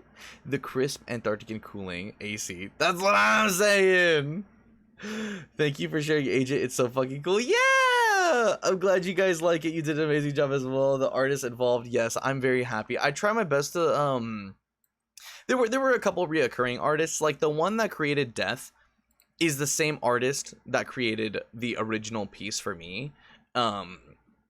But I try to have as many different artists as possible to kind of just showcase, because like obviously I really like the art styles that they do, and I just kind of want to give it a like, it's like to an extent helping you guys out for people that want to commission art themselves, because it's kind of like a like a test run, not a test run, but like you know what I mean. Like you're like, oh, I really like this style. It's like boom, like perfect. You know what? Like I want to showcase as many artists as possible, give them an opportunity to showcase themselves. You know what I mean? And it was great, dude. Wait until you guys actually get into the monologues. When we get into these monologues, it's gonna get actually kind of insane. It's review, yeah, exactly. Um. But yeah, the art was something that took forever, to be honest with you. It took a lot of effort, and I really do appreciate the positive support from you guys, because it was an insane project, and the artist did absolutely amazing. I love like talk, aside from that one artist that ghosted me, every single artist was actually so like really nice. The artist for Athena, I don't remember their name, I'm so sorry. I think it was like Akinori Studio. Whoever I spoke to, Akim, they were truly so patient with me and nice, because Athena actually had one of the least amount of reference photos and the least amount of like actual photos, so creating her whole body and creating her outfit was very difficult for me to explain, and also for them to kind of grasp. It took us several renditions of just like, hey, does this look good, and be like, no, like this isn't actually like, you know, the technical design.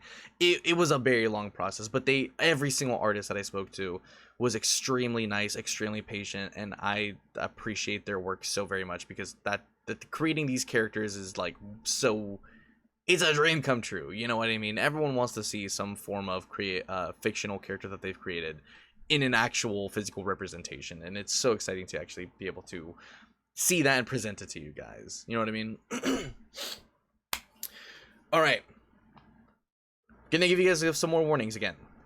So we're gonna go over it again. 1, my monologues have changed a bit. I've had my roommate kind of go through them and kind of fix up some of my wording, because again, I'm not the best with English. I don't write perfectly. I'm not a writer. So there might be a chance that I might stumble upon my words, because I'll be like, wait, what? Because I either me reading my own wording, or you know, I changed a form of wording that I thought was changed because of my roommate. So I want to give that warning. Second, I spoke about this at the beginning of the stream.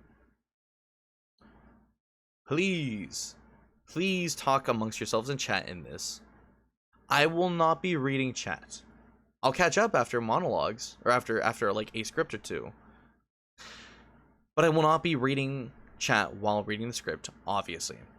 I have had mic issues recently.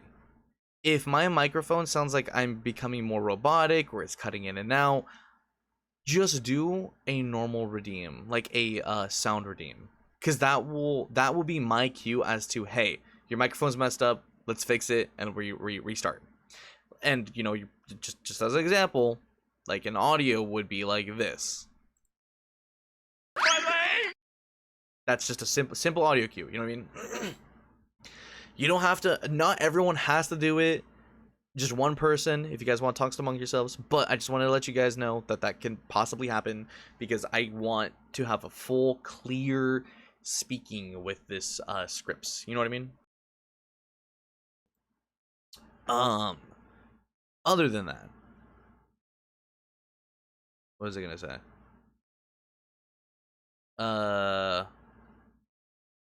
Fuck. Shit. I must sadly disappear before this. I need to help with something. Bye friend agent. No, you're perfectly fine. You're perfectly fine. It is a very long stream. Like we went through 2 hours and it was just a slideshow. Like I would assume that we're going through another fucking like probably 2 hours. No redeem from this point on, everyone. Yeah, so again, also, while I'm reading this, let's, you know, save the audio redeems for if there's like a mess up and you need to grab my attention. Also, this goes for the fishy as well. I don't know if Ludo, are you here? Or at least mods, can you get a message and pin it for me for no sound cued redeems? This includes fishies, because I really don't want to be reading like, you know, my script and like have fish just come out of nowhere, because it is kind of loud. It'll interrupt, and you know, I just don't want it to be interrupted. You know what I mean? If it's going well, at least. Like, it can get interrupted if it's like the microphone like glitches out. But I don't. I don't want to like have like fishes just come at me while I'm reading. You know what I mean? If that makes sense.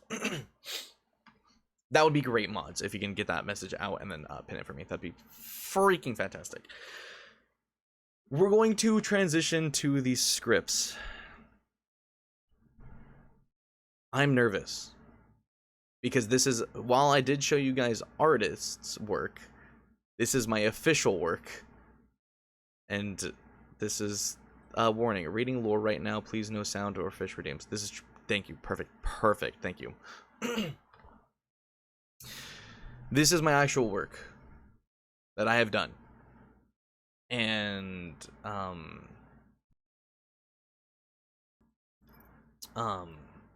was I gonna say? While I do think that I'm a great storyteller, and you guys, for those that have witnessed me telling stories before on stream or, you know, off stream, because I have read a couple bedtime stories that I've made up to a few friends before to help them sleep, I have actually put thought and effort and such into this one. So I'm a little nervous, okay? I'm a little nervous. I actually put like genuine, like, you know, work into this. So hold on, let me get the scripts ready. I'm also gonna turn my AC off so we can don't hear it in the background.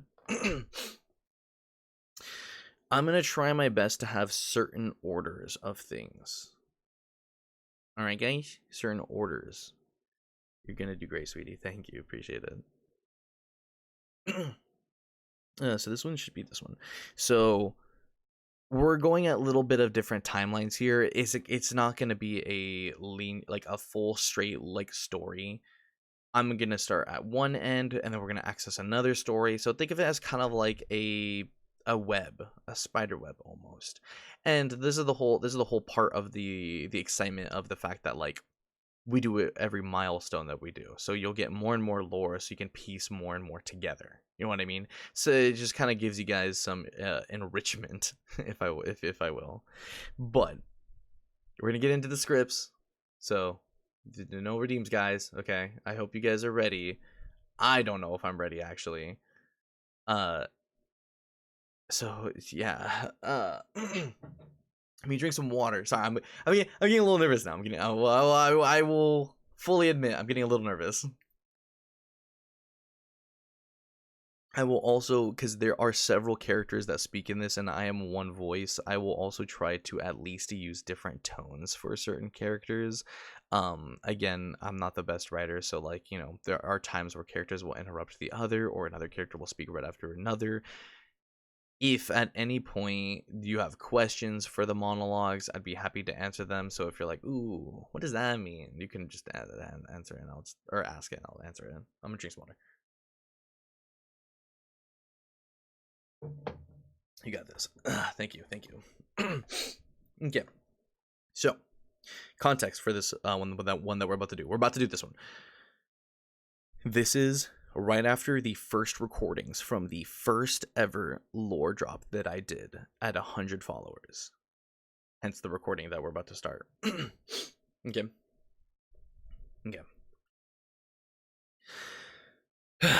Okay. Let me try to make sure that I'm talking loud enough for you guys to hear and make sure that I'm not poofing in my microphone. All right.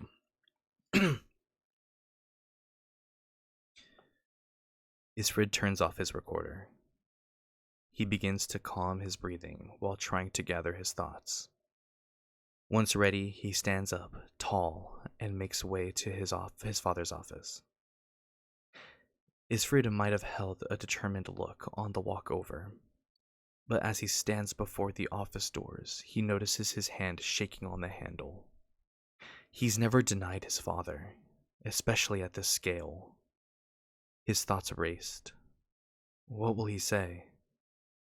Is this a test? What if he abandons me? There were too many outcomes, unknown, and it terrified him. His worry only increased as he opened the door to the sight of his father sitting over at his desk, hands clasped together against his head. Ah, Isfrid, have you come to a decision? Will you finally join me in my conquest? Isfrid took a minute to gather every ounce of courage he could muster to start speaking. No. No. Zalaf repeated in an irritated tone. I refuse to be a part of any plans you have. None of it makes sense. It's not right. We should be sharing our tech and love with the world, not destroy it. Oh? It seems you have rather strong feelings on the matter.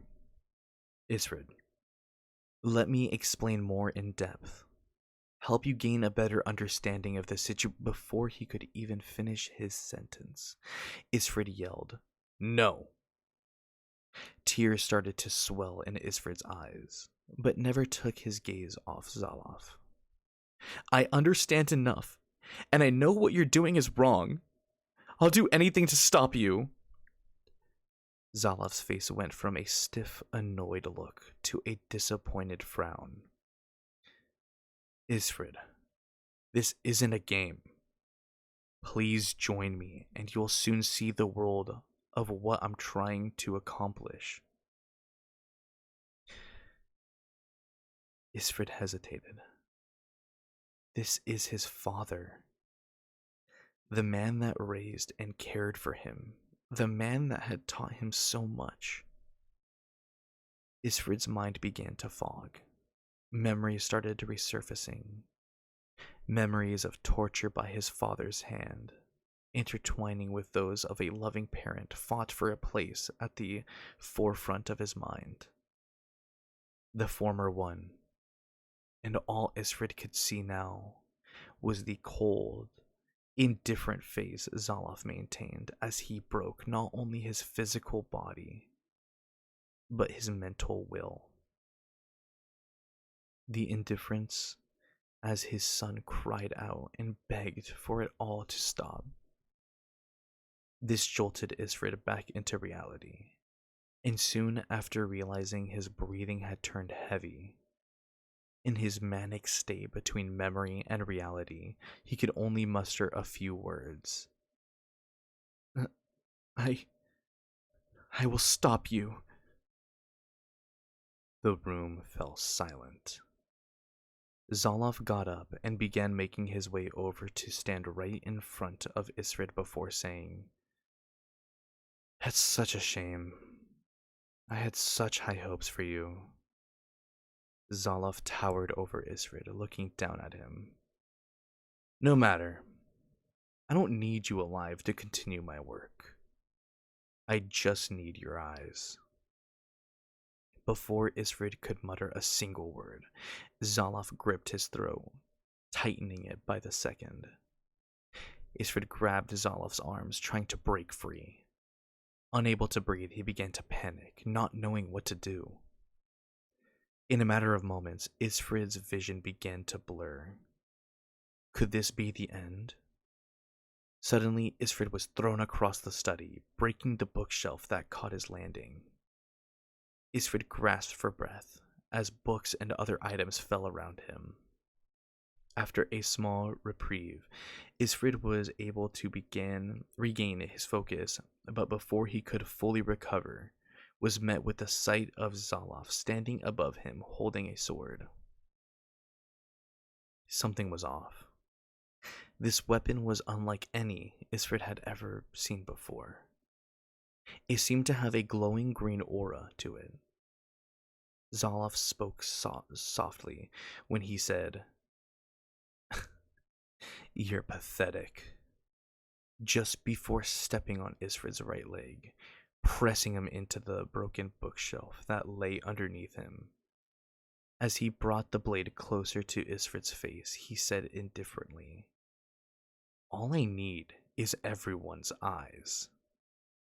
In that moment, all Isfrid could think about was Ira. Her eyes that beamed a much brighter color than the normal Antarctican blue. Is Is he going to take her eyes? The thought alone jolted Isrid back into the situation he was in. Within seconds, he summoned every ounce of strength he had and pushed Zalof's foot off of him. While Zalof stumbled back, Isrid was able to pick up a sharp piece of the broken bookshelf and jam it into his leg. Zalof inhaled sharply at the surge of pain, then turned his furious gaze to his son. Isrid had the upper hand for a moment, but before he could do more, he felt a straining sensation that distorted his vision. Zalof took this opportunity to lunge forward, swinging his sword towards Isfrid's neck. Just as the sword was about to claim its mark, Isfrid saw the entirety of the moment play out before his eyes. He saw his body, then his head completely severed, falling to the floor. As if no time had passed, Isfrid blinked back to his reality. Did I just die? Isfrid had no time for another thought before Zalof lunged forward and swung the same way he'd just seen. Knowing exactly how he'd attack, Isfrid ducked under the blade. Zalof quickly stepped back, changed his form, and thrusted his sword directly into Isfrid's heart. He coughed up blood, the light fading from his eyes before falling to his knees, then slumping onto the ground. Another flash hit, and Isfrid had just ducked under the blade once more. What is this? He thought to himself. Zalof once again stepped back, repositioned, and attacked, missing his mark for a third time. Isfrid had jumped to the side, leaving Zalof grunting in irritation. He followed up by rushing Isfrid and bashing him in with his shoulder. The blow made Isfrid stumble, trip over a pile of books, and fall backward onto his hands. He crawled back in fear until his back was flush with the wall. Zalof prowled towards him, resuming the first instance with his foot on Isfrid's leg and blade tip pointed at his eye. Zalof spoke calmly. Enough of these games. Then positioned the sword higher, ready to strike. Isfrid took action and gripped the piece of wood lodged in his leg from earlier and pushed it deeper. Zalof jerked from the pain, causing his aim to falter and slashing Isfrid's left eye, rather than disconnecting the organ from its socket. Isfrid screamed from the pain. Oh, quit your whining. You're lucky your eyes are a lot more reinforced than those of a weaker being. There won't be any damage to it. You should be more worried about your face. Zalof began. I imbued my sword with my eye's abilities. One cut from this weapon will result in you bleeding out, eventually. What? Isfrid spoke softly, in a hurry. I'm using my eyes to enchant the sword. Anything it cuts will stay a cut permanently. Your wound won't heal by any effort. Why are you doing this? It does not matter what I tell you, if you're just going to die as a result. Zalof smiled and began to raise his sword again. Powerless, all Isfrid could think about was what will happen after his death. The world being destroyed? Ida, his little sister? Isla, his mother? And who else? Isfrid has older siblings, but for some reason he can't remember their faces. He could only picture Ida. These strong thoughts and feelings devoured Isfrid in this moment, before his father was about to kill him. My father is going to kill me. Just as that reality took root in his mind, Isfrid's eyes glowed an ominous red.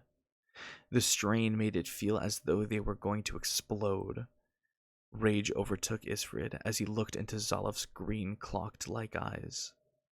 Zolof hesitated and stumbled back, shoving his face into the crevice of his arm, groaning as if in pain, even though nothing happened.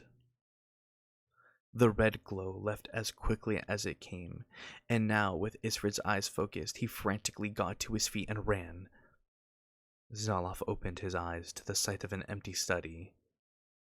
Tch, that could have gone better. He looked down at the wound embedded in his leg, and in one swift, unfazed motion pulled it out. The blood rushing down his leg didn't faze him. He lifted his hand, which was emitting a faint green aura, and held it over the wound. Within seconds, it closed up, appearing to be perfectly fine, as though he was never injured in the first place.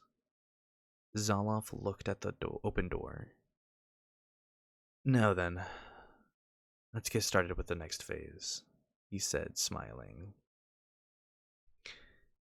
We're going into a different setting. Warning, if you do not like gore, it will be coming up in this scene. Eye gore. You will know when your time is to not pay attention when you hear the setting change to being in a laboratory. And I think your final warning will probably be when you start hearing the words being talked about syringes. Warning to Igor if you don't like to hear those explanations. We're going to continue. Holding his hand against his injured eye, Isfrid frantically ran down the hall, occasionally bumping into walls, counters, and shelves. The pain worsened with each step, forcing him to stop every other corner and groan in agony. I need to find bandages, Isfrid thought as he pushed himself off the wall. He was leaning against to take a few breaths. Once regaining his bearings, Isfrid rose his head, his uninjured eye widening as it landed on the singular door that changed his entire life.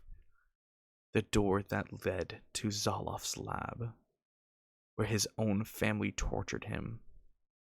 Isfrid realized that this might be his best and only chance of finding bandages, or better yet, medicine. Rushing through the door, he started down the stairs, and keeping his focus on the ground to avoid all the areas he experienced the worst parts of his life. Once he finally reached the end of the first room, he was met with another door, quickly opening it and shutting the door behind him. Isfrid beheld a room filled with monitors, high shelves with books and empty beakers. After quickly looking around, he found his way to a giant counter covered in vials filled with green liquid. Scattered amongst the green lay a few vials of a purple substance, along with just one colored in a bright red, with only a few drops. Is this the liquid that's used in our healing tech? Does Zolof make it? Is this how he tortured me for so long without killing me? His head raced with questions until the pain reminded him to focus. Wait, he said he imbued his power into the sword, that any wounds it creates won't heal. What if the only way to counter this damage is to use the same liquid in a different manner? To reverse it? If I'm right, and this is how he kept me alive during his torture sessions, then it should work. Isfrid's eyes bounced around, looking for something to inject the serum into himself, until he found one already filled with the green liquid. Not knowing how to properly administer this, he reluctantly grabbed the tool with a shaky hand. Isfrid knew he had to inject it into the organ directly, but the excruciating pain made opening his eye difficult. He had to pry his eyelids open with one hand while the other held the syringe. The closer the sharp needle came to its mark, the more and more he began to shake. The eyes of the poor boy started to well up with tears that ran down his face, fast and heavy. I, I can't. I'm so scared. He began to sniffle. Isfrid paused and quickly blinked them away. He felt a mysteriously calm, comforting, and cold presence, as if someone or something was helping guide him through this. Taking deep breaths, his shaking ceased, and once again poised the needle directly in front of his eye, the calming presence never seeming to dissipate, staying with him through this. In one smooth, quick motion, he pierced into his eye and plunged the green liquid inside his body. Carefully taking the needle out, Isfrid instantly felt the change in his body.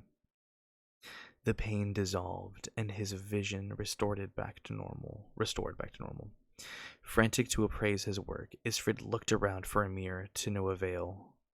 However, a large metal shelf against the corner of the room caught his attention. He rushed over and looked into his metallic reflection, and was met with a healed eye and a new scar going from eyebrow to cheekbone. Slowly he reached up and touched his eye.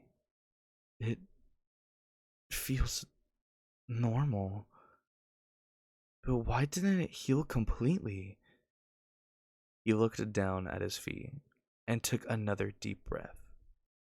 What the hell is going on here? I need to leave this place. But I can't without Ida. I'll just have to take her and persuade her on the way. Would she even believe me? Where would we even go? Isfrid groaned loudly and covered his face with his hands. Okay. We'll just figure things out as we go. First step is getting Ida out of here and as far away as possible. We'll leave the city and maybe find a village nearby. Mom is out seeing a doctor, so I'll come back to get her once Ida and I are settled. This will be our fresh start and no one else will get hurt. Isfrid began to get fired up, determination striking a hope into his being as he left the basement of horrors behind and headed to Ida's room. And that is the first monologue that we have created. We'll take a minute to kind of process that information. If we have questions, now would be the time before we get into the next monologue. Gore is over. No more gore. No more gore. Thank you for the Ultra Mega Super Health Boost combo. Amazing work, H. Thank you. God, that one always kind of gets to me a little bit. I always feel bad for Isfrid in there. Like, as I'm not even a father. I don't even have a kid, but that's just something that is just like, it always bothers me because it's like, oh, my poor baby. Like, fuck. For if no one picked it up. That presence is something. It wasn't just something random. I chose my words very wisely in how I wanted to describe certain things. So if you were like, a presence, you say, yes, there. Keep note of things. A little bit about the next monologue. So we are going to go into a time skip. This next monologue is in the same day as this monologue. Alright? Same day. Just different time. It's almost a fast forward. I'm purposefully doing this because there's an event that happens that I don't want you guys to know about yet. Specifically, at least. If you I'm not gonna help you on this one, but if you if you're caught up with lore, you would know what event this is. And so yeah, the next monologue is basically going to be after both of those events in the same day. And that's also just a horrible thing, Jesus Christ, that I did. That's horrible. I feel so bad for Isra, bro. That's genuinely foul. How was the volume for you guys? Was that decent volume? Would you like me to speak louder? If so, I can 100% speak louder. I didn't really know, and also I hope the tones were good. I tried so hard to kind of like have different tones between Isfrid and Zoloff, so that you guys can differentiate between the two. I mean, I know that it could be kind of hard to have like one interrupt another, or like have one right after the other. It could be a little hard to distinguish. So I tried really hard to have the different tones. Everything has been fine so far. Perfect. Okay, that's good. I'm gonna turn my AC on for just a moment while we talk, because it's getting a little hot in here. I'm gonna drink a little bit of water.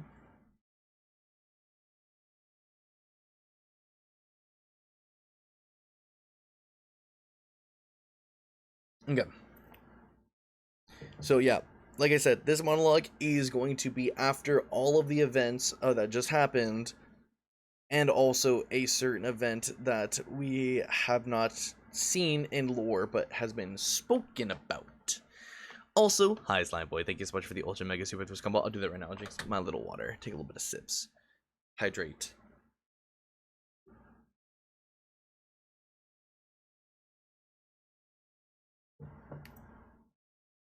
Okay. Drink a little bit of my espresso coffee. Okay. We might need to hold hands for this one, chat. Yeah, no, that monologue is a gruesome one with the gore. Um, Unfortunately, I would say that the hard part is over. At least for today, I'd say that's probably the hardest gore that we'll get. But unfortunately, as we get more lore, there's some pretty brutal deaths. I'm not even gonna lie with you. There's some pretty brutal deaths. I mean, some are insignificant characters that like you're just like, Jesus Christ, like he just died. But there is gonna be some emotional characters, or there's gonna be some characters that are gonna have pretty emotional deaths. I did say this. I'm not gonna speak more about it, but I canonically mentioned, I did say or confirmed, Ida has probably one of the worst deaths. I do not like the way that I wrote Ida's. I did not like that. But I don't know what the fuck I was thinking, to be honest with you. But yes, if you for people that didn't know, Ida, I did mention this my last lore drops, and also occasionally just in talking about lore. Ida is she does die, and I do not like her death. In a sense of gore, probably one of the worst deaths. Wow, spoilers. Oh, my fault. Oh, my fault. Sorry that I have mentioned it almost every other time that I've talked about lore. All right, okay. It's getting a little less hot in here, so we're gonna get into the next. We're gonna get the next one. You guys are done stretching. You guys have gotten your little bathroom break. You guys are turning up the volume now on the TV or whatever you guys are watching on. We're stopping the AC. We're gonna get to the next one. Okay. Okay.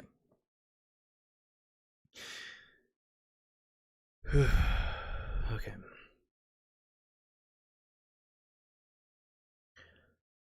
Trudging through the snow covered in blood, Isfrid finally makes it back to his house. After what seemed like miles of walking, he climbs the several steps to the front door and grabs the handle with shaky hands. Upon entering and making his way to his father's office, he noticed his blood trail had been wiped clean from the halls. Quickly, Isfrid reaches his destination, but pauses before entering. Staring aimlessly with a blank expression, he raises his hand out in front of himself, watching the black and red aura emitting from his fingertips that slowly burn away and form into the shape of a scythe. The atmosphere was filled with such intense feelings of sadness, grief, confusion, and most importantly, anger. Riding these feelings, Isfrid abruptly kicks the door open. He scans the room, taking note of how all traces of their altercation had been wiped clean from the space. Everything redone and newly refurbished, in fact. Zoloff sat at his desk, staring at a chessboard that seemed to have a past or ongoing game. Glancing up at Isfrid, he smirked. then began to write something down. He seemed to be copying the placements of the pieces. Once he was done, he moved all the pieces back to their starting positions, loosened his tie, and unbuttoned the top buttons of his shirt. "Please, have a seat," he said, calmly gesturing to the chairs across from him on the other side of the desk. Isfit gripped his scythe, eyes narrowed and jaw clenched. "Oh, come on, Isfrid. I'm not going to fight you. However, if I was, understand, you'd already be dead. Does this make sense to you?" "I see you have a weapon. Where did you acquire such a thing?" "It's none of your business," Isfrid snapped back. "Son, why are you doing this? What's your goal?" Isfrid interrupted. Zoloff waited a moment before speaking, giving Isfrid time to say anything else. "I already told you my goal. I'm going to eradicate the world's population. It's about time someone actually stepped forward and created a better world." Isfrid let Zoloff finish before he spoke, never taking his gaze off him. "You're wrong. You have to understand how evil and messed up that all really is, right?" Zoloff stood up, turned around, and stared up at the only window that brought light into the room. He took a long, deep breath. "I've witnessed the sinful acts humanity has plagued onto this earth. The entire world stands divided, and their obsession with power will ruin everything. While there is innate good, it will always be overshadowed by the true darkness people generate, especially those in higher positions, feeding off of the less unfortunate and struggling. I'm only correcting this reoccurring flaw that appears in every system across this world. I am but a pawn as well, but I refuse to tolerate this any further." Isfrid looked up. "What did you just say?" Zoloff continued to stare out the window and sighed. "My point stands. I will be the one to correct this mistake. Start the cleansing and purge the world before we not only destroy ourselves but this planet." Zoloff turned to look at Isfrid. The expression of disgust visibly shone all over his face. "All I need to succeed is the eyes of our family. I noticed after our little disagreement, you not only found a way to heal your wound, but Ida has suddenly gone missing from the house. It's none of your business on either of those accounts. Maybe you're not as smart as you think," Isfrid objected. Zoloff smiled. "I see now. This is why you didn't just start attacking me. You've gotten yourself some leverage over your life keeping Ida away from me. You came here to learn as much as possible with the guarantee that you wouldn't be killed." Zoloff chuckles to himself. "Very smart, Isrid. It seems I shouldn't have underestimated you. You are an Ashen after all. Please, take a seat." Isfrid slowly walked over to the chair, taking the seat all the while maintaining his ready to grip on the scythe.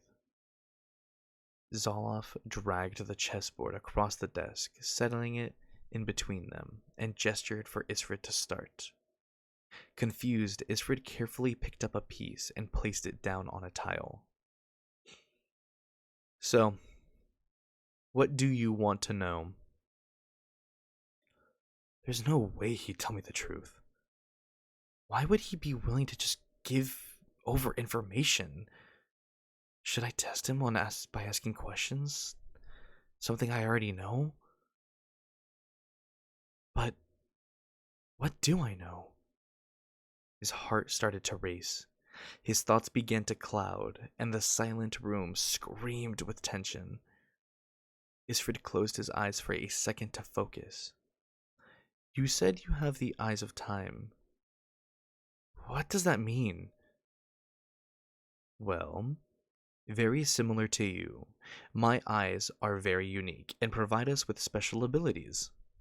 Each eye is different, hence their titles: time, death, illusion, justice, and protection. Isfred looked down at the board. Since they'd began talking, they had also been moving pieces around, Zoloff seeming to be obtaining the upper hand. Okay, but why? Why is our family cursed? Zoloff looked up at Isfred and shook his head. You don't understand a thing. It's not a curse but a gift, inherited by our ancestors. Isfred's eyes began to wander, landing on Death herself.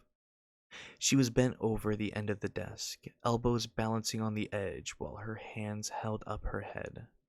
She stared at Zoloff with a big smile, studying his face as if completely swooned.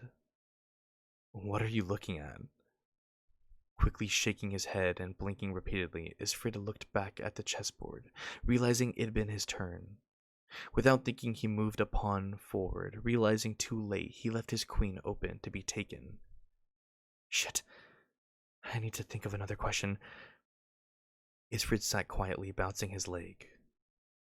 Where are my other siblings? And why can't I remember their names? Zoloff moved another piece, setting up a strong defensive position across the board, ignoring the fact that Isfred messed up. Your older brother left a long time ago. He was summoned to serve in our military. Your older sister has been missing for what feels like years. I'm unaware of her whereabouts, but that won't stop me from finding them.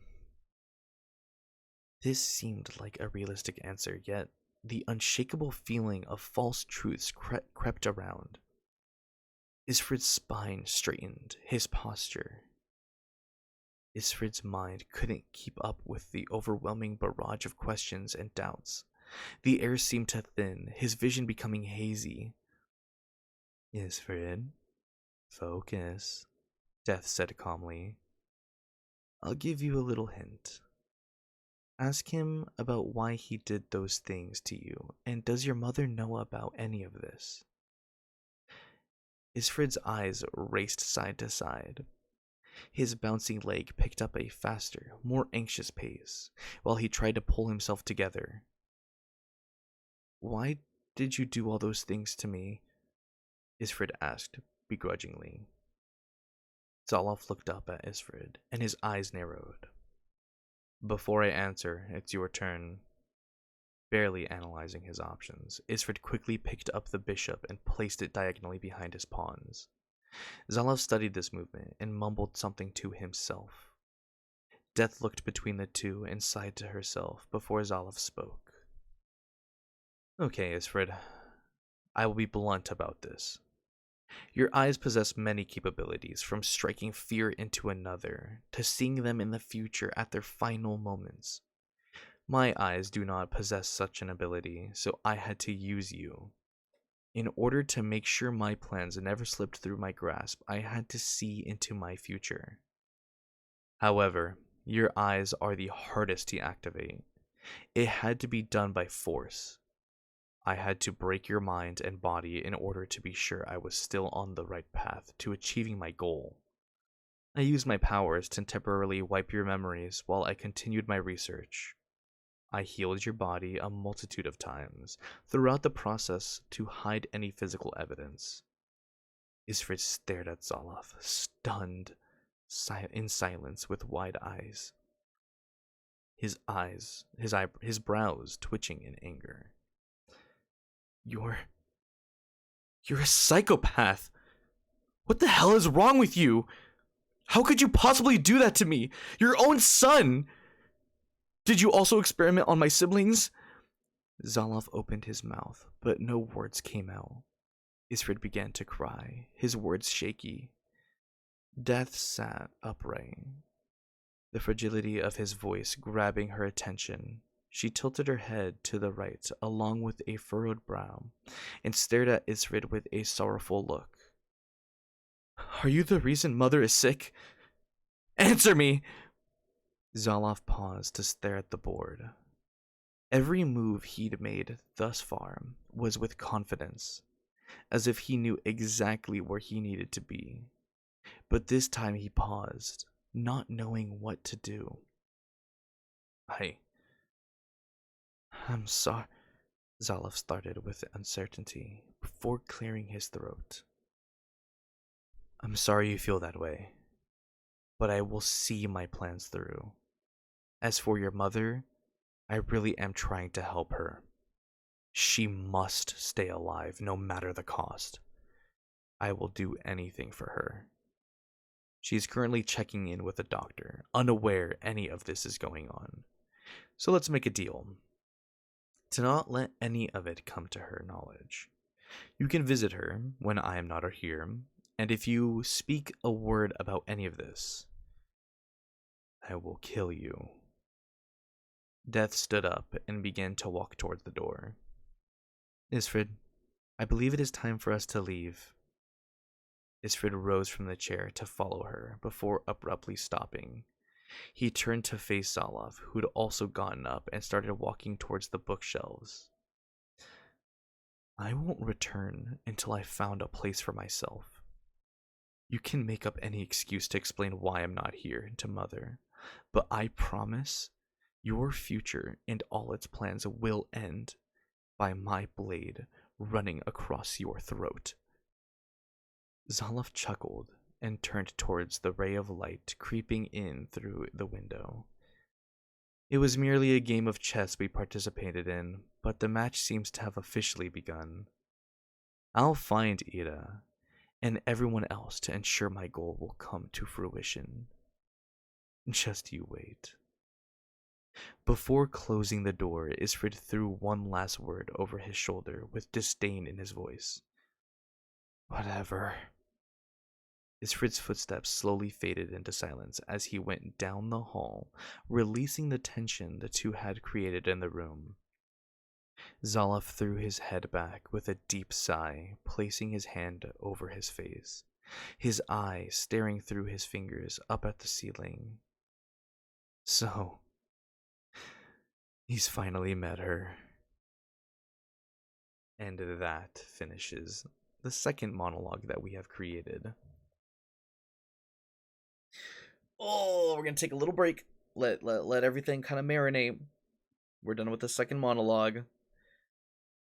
If we have any questions, now would be the time to ask, or at least comments that I could read. But oh my god. So yeah, you're doing fantastic, Agent. Thank you. Appreciate it very much. It is a little, I will admit, finding Death's tone is going to be a little bit hard because my voice is a little bit deeper. Unless, I mean, I can talk in a higher pitch. I don't know. Death's voice is very particular in how I want it, so the tone for her is a little hard for me to do. But we're going to learn more about Death, and we're going to have a lot more screen time with Death, and I like her. I don't like her, but I like her at the same time. There's a lot of characters that I like, kind of just like meh about because I know how the story ends, so I'm just like, But I can't wait for the final monologue. Wait, is that the final monologue? Wait. We have a couple more monologues. I'm saving one monologue for last because I think it is the longest monologue. I'm actually running through it pretty fast, actually. It was estimated for speaking time. Each monologue was like roughly 10 minutes to 20 minutes. So I'm glad that I'm kind of like keeping a nice good pace of them. But oof, we're gonna let me see these other monologues. We do have a couple monologues, a couple others. Let me see. Hold on, I'm looking right now. That's the new one. Ooh. We can get I know exactly. I know the next one that I want to do. I know the exact next one I want to do. This one's the creepy, scary one that I don't like, that I shared with you guys recently, or I teased recently.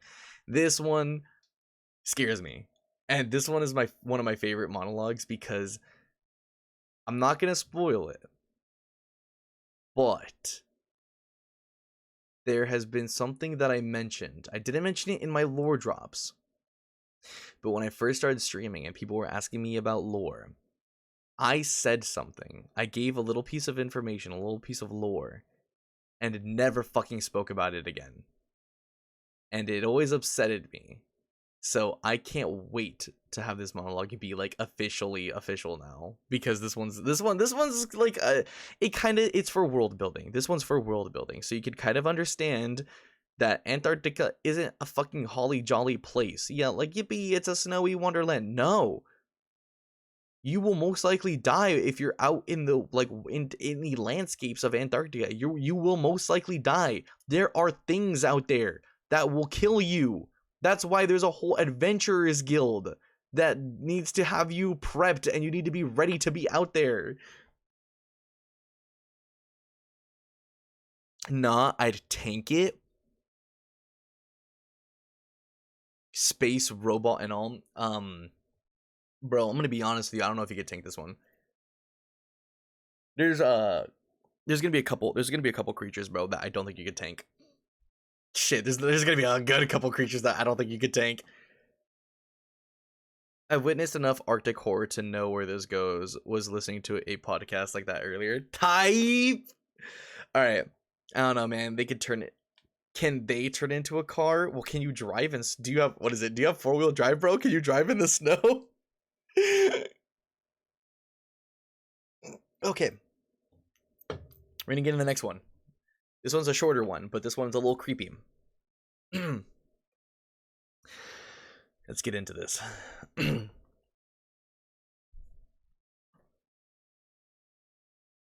Deep into the icy landscape, nothing but ice and hills of snow covered the land, occasionally accompanied by small mountains. While these mountains may just seem like geological structures of ice covered by packed and confirmed snow, many secrets lay dormant beneath the surface. Isfrid is seen running through the terrain, jumping over small mounds of snow and quickly changing directions over ice.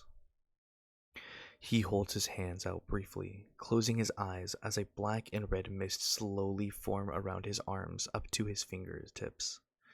He clenches his teeth together with veins forming around his hands. The mist forms into a scythe, solidifying into the thin air. Isfrid grabs a hold of the newly created weapon, abruptly opening his eyes for confirmation of his success. Joy plastered all over his face, from the gleam in his eye to the huge grin, struggling to laugh while exerting so much energy running.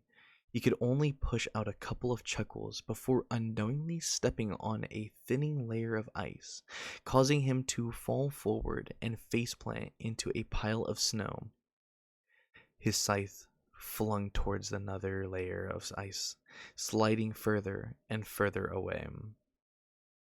Isfrid laid in the snow for a moment, sighing to himself, before standing up and brushing and shaking all the snow off of him. Oh, cold snow. Alright, we can't stop now. I'm getting even better at being able to create my scythe. I just need to focus on the consistency of my concentration while doing other actions. If I want to win in the fights with this is the only thing I should rely on. Either way, let's get back to... Huh? Where did my scythe go?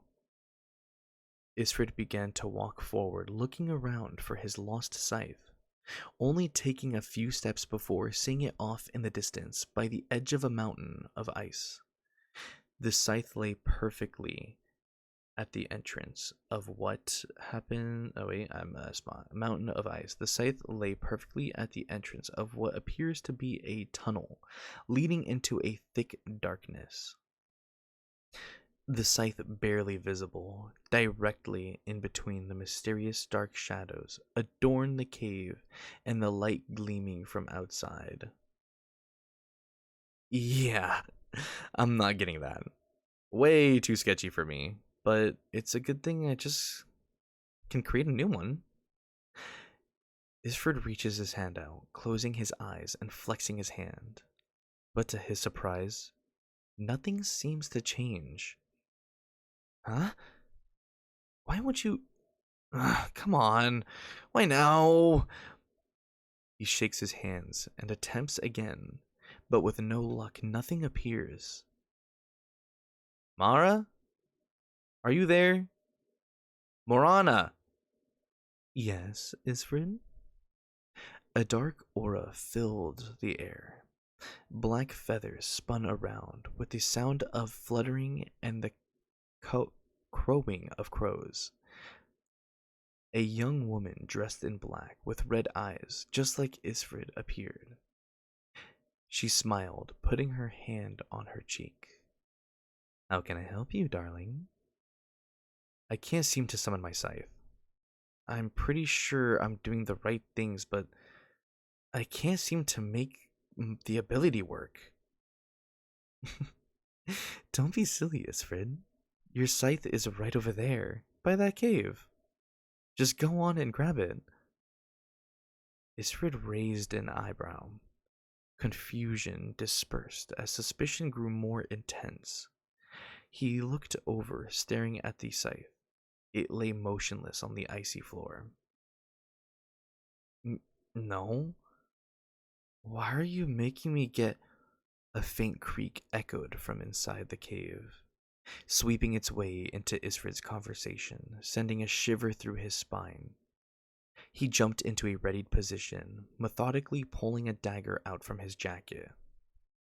Eyes darting from side to side in hopes to spot something within the empty void of darkness, the creak becoming louder and more constant by the second. Nothing appeared in the light of the entrance. Whatever was in the darkness preferred to stay in its safe home. Isfred's hands trembled from fear.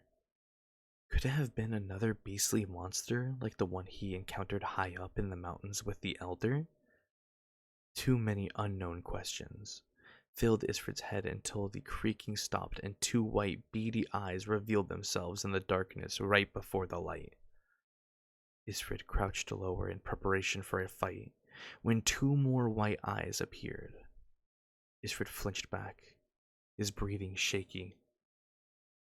4 more white dots suddenly appeared, 8 in total, staring directly at Isfred the entire time. The creaking slowly began again with a faint popping sound, as if tiny panes of glass or ice were breaking. Slowly entering the light of the cave seemed to be a large tree log looking appendage, covering in ice and hairs. It slowly reached over to the scythe and placed itself right in front of it. Then, slowly returning to the darkness, dragging the scythe with it deeper and deeper into the cave. Isfred's eyes began to twitch from disbelief of what he witnessed from his eyes.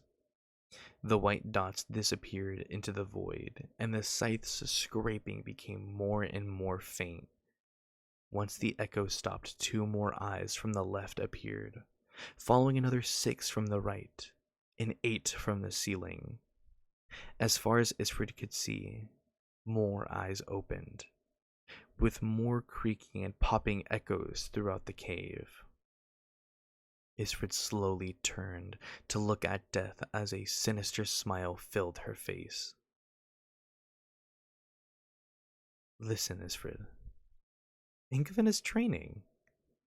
You can't always rely on your scythe, because if you were in a situation where you don't have it, I doubt you die. You can see your future with how you die, remember? I'm positive you'll make it through this one. Isfred stared at her in silence, consumed by fear, his eyes darting back and forth across Morana's face. Death, I... Get the scythe, Isfred. Her smile disappeared, gaze as sharp as a blade with a tone of commanding authority. And I thought we went over this. I don't like it when you call me Death. It's for the best you remember that, darling. And there's that one. So, you're probably wondering and thinking, what the fuck was that, bro? What the fuck? So I, very beginning of my streaming career, basically mentioned that Antarctican ice spiders exist. Life not fucking fair, man. Yeah, giant Antarctican ice spiders exist. Why does he get the Dami Mommy in his head? Dog! She's literally not even letting him use his abilities. He's gonna die. Quits. If you guys want a little extra essence and lore for Antarctican spiders, I did actually make up. So in my fictional world that I've created, so yes, there are giant ice spiders, but they actually have to catch prey to lay their eggs. Because of how cold it is, they actually keep their prey alive and lay eggs inside them, inside their prey, because it's warm. And they keep them alive. And then once the eggs hatch, they have food. Now, you're probably wondering, how the fuck does that work? Like, what if they don't catch prey? Funny enough, Antarctica follows the same kind of set of cultural rules between animals. There is a mother and a father spider. If the father is unable to get a live being for eggs for mommy, he will volunteer his own body.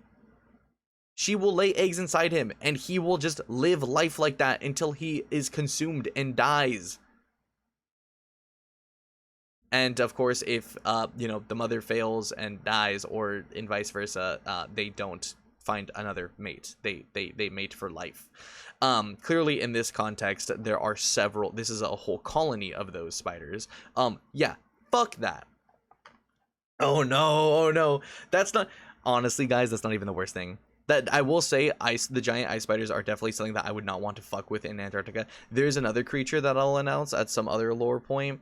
I do not like these creatures that I've created. I don't know why I've created such a creature, but I don't like them. They're a little creepy. I don't like them at all. I think I would rather deal with the spiders than these guys. That depends. But yeah, there's that. We have giant Antarctican spiders. Yippee! And they are roughly the size of humans. Yes, they are giant. They're not like the size of a dog. No, like an adult spider is like the size of a human.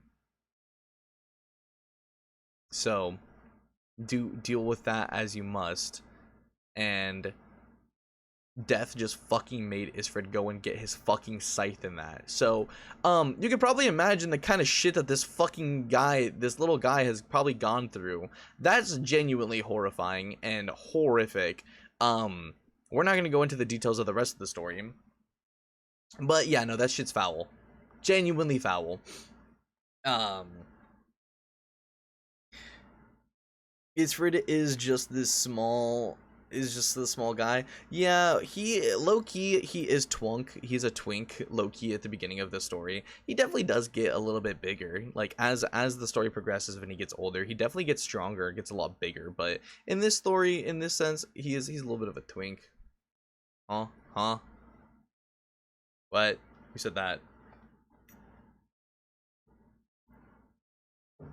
Twink, you say? What the fuck what are you trying to get at? What the fuck? What are you trying to get at? Ooh, okay, so I have to decide on a couple. Like, we're obviously going through more lore. I just don't know which one. So there's one that I'm saving for the very end. So we have a lot of other little smaller ones, which are really cutesy. That one also, like you probably have heard, there was the mention of Morana. That is the name for death, and there's a monologue to that. Twinkford is fucking crazy, cast. Jesus Christ. There was also the mention of the Elder. And I think I'm gonna do that one next. I like this one. I like that one. We're gonna go with the Elder script.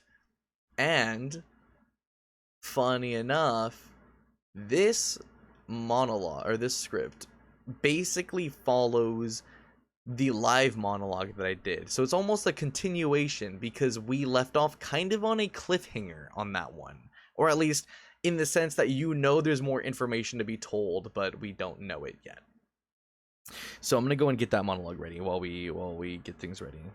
Make sure you guys are getting water, stay hydrated. Scripts. We did this one already. That's the afternoon. I can't see that title because that title spoils the story. I just did it for my memory's sake. Okay, we have the next one. This one I actually I feel like I messed up with the writing of the perspectives, but I didn't bother changing it, so we're just gonna have to kind of raw dog it. So, guys, get ready. We're getting into the next monologue. We're gonna meet the elder, guys. You guys want to know who the elder is? The elder to the village, the Antarctican village. You guys thought it was Isfred? No, he's the protector of the village, due to certain things that happen. But the elder is a different character. We get to see a brand new character. New character time. Okay, cool down a bit in my room. Turning off the AC. Probably shouldn't be constantly turning it on and off, but it's okay. All right. All right, guys. All right. Okay. Documentation of the Arctic village. After the old man introduced me to his old fishing grounds, he must have not visited in a long time, because when I arrived at the location of his old cabin, it was completely taken over by igloos and penguins. Even though it's probably been years since he last visited, it makes sense that a colony of penguins would form. The location alone has the ice sheets cradling around a large body of water. Schools of fish probably find their way into this little body of water all the time. The cabin was still kept relatively well, and didn't seem to have any damage to the interior nor exterior, which was a huge plus. I did remove most of his old knickknacks to make more space and added a few touches to make it more modern. It's so exciting to actually have a place to call my own, to have a nice, warm, and cozy bed to sleep in, and a place to store random finds and food. Ugh, God, I've missed having a place to actually be able to cook and eat actual food. And now that I have an income, no more trash. I mean, it's not a lot of money, but nothing a little budgeting can't fix, right? Everything seemed to be going well until one day the penguins kept following me around the little Arctic village they've made. I tried my best to ignore them until they kept finding ways into the cabin, pecking, slapping, and waddling all over me in the morning and pushing open the door at night. I finally realized that maybe they were trying to show me something. I decided to follow them as more and more crowded around me. They led me through their village of igloos and snow-made structures, and I couldn't stop thinking about how similar these penguins were to us Antarcticans. Maybe one day they'll invent some sort of penguin snow fish tech? Oh, that was dumb. Ignore that. We walked deeper into the maze of snow structures until they mysteriously stopped waddling and faced towards one of the largest igloos I've ever seen. It stood tall and sturdy, big enough to even hold me and a few other humans inside. Large icicles hung off the roof of the entrance, and the walls had proper snow bricks, like a human made it. Every snow structure in its colony seemed like it was made by penguins that just patted the snow with their flippers, messy and unorganized. Except this one. Walking in, I noticed that this igloo had actual decor and what seemed to be piles of snow shaped like furniture. Past all of the decorative snow against the back wall stood a throne, with a base of snow and decorative ice protruding along the outside. A large penguin was sat on it, asleep. It snored loudly as the tip of its feet twitched. I slowly approached the little guy, reaching my hand out in an attempt to wake him from his deep slumber. I barely touched his feet until he awoke, squawking and flapping his flippers. The sudden surprise had me jump, slipping on ice and falling backwards. I crawled back as the penguin waddled up to me, looking into my eyes as if analyzing my soul.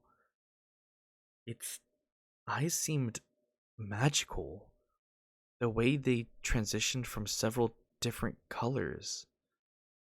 This wasn't the only surprise, because as soon as it was done, the penguin opened its beak and spoke. Ah, hello, my dear boy. You must be the lad everyone has informed me about.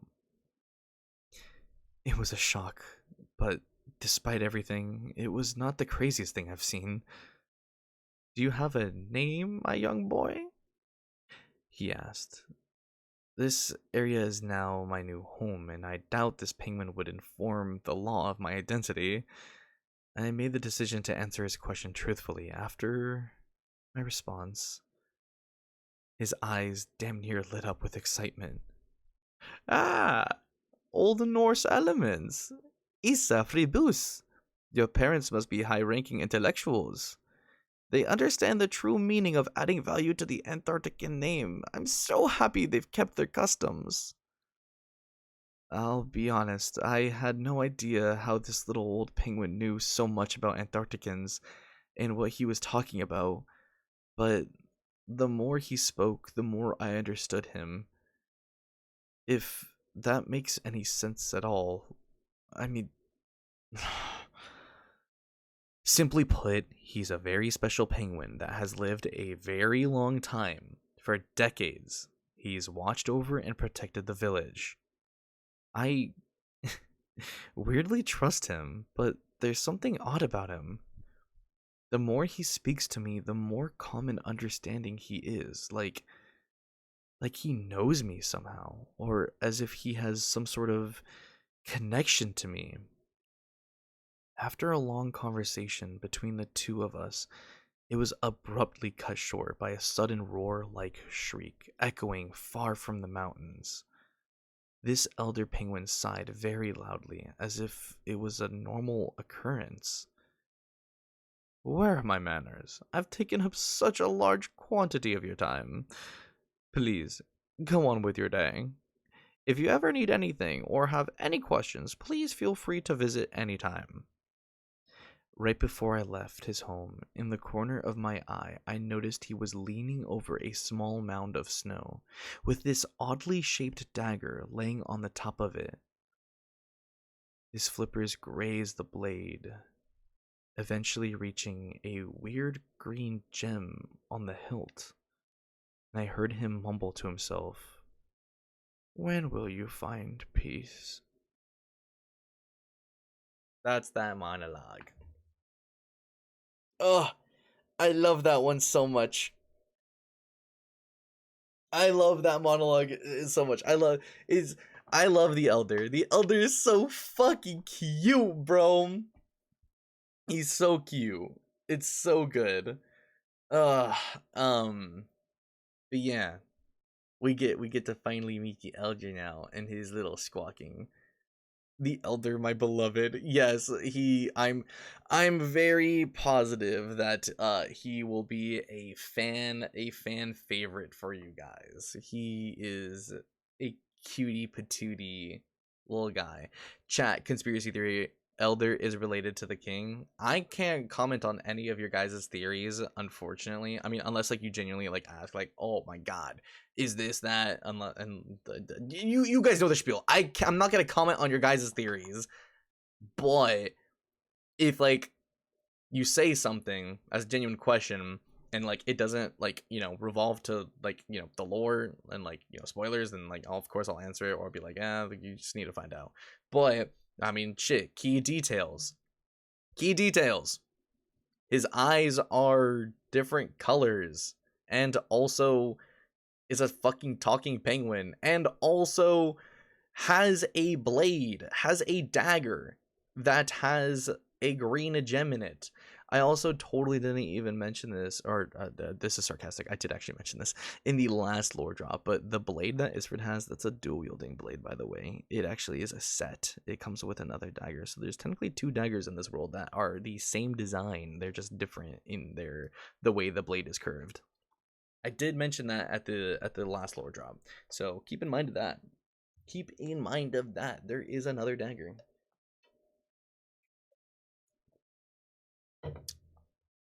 Goated lore drop though, right, guys? Holy shit. Oh my god, I love the Elder. I don't know.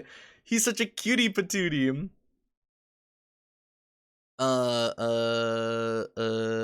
Pookie just wanted to let you know I was the one who kept commenting on your profile. I miss you, Snooka. Bro, you're the one that was commenting on my Steam profile? Bro, are you trying to kiss me? The one about Dead by Daylight, dog? Also, what are we? What are we? Dog, what are we? You're calling me Pookie? You're calling me... What did you call me? You called me Kitten Whiskers. Are we kissing and fucking or not? Uh-huh, 2 daggers with green gems. Oh, yes, yes. Indeed. Two daggers, green gems. The enemies to lovers is real. Bro, the enemies to lovers is always... Why do you guys enjoy the enemies to... Actually, I enjoy the enemies to lovers. I'm not gonna lie with you guys. The enemies to lovers is pretty good. I fuck with the enemies to lovers. I'm not gonna cap with you. I know some of y'all prefer, what is it, like best friends to lovers, or what I forgot what the other tropes are called. I just remember enemies to lovers is like the main one. I'm about to say agent, that call was coming from inside the house. The call was coming from inside the house. That's Bonnie's trope. Yeah. It'd be like that sometimes. Shit, I know. I mean, I agree. I agree. I'm fucking dabbing up Bonnie right now, bro. Like, that's a great trope. I fucking love enemies to lovers. It's a good one. Okay. So that was the monologue to introduce the Elder Penguin. I love the Elder. Elder is absolutely amazing. I have to figure out the next monologue real quick. Give me a second. I'm looking for one. That's the one we're saving for last. Let's not do that one. I have actually a very, very, very short monologue. This one is towards death. And it gives a little bit more context as to why. I mean, it doesn't give full context. You would have to basically do... I mean, I could tell you a little bit of the research. But this is a little bit more explanation to what the entity of death is in this lore.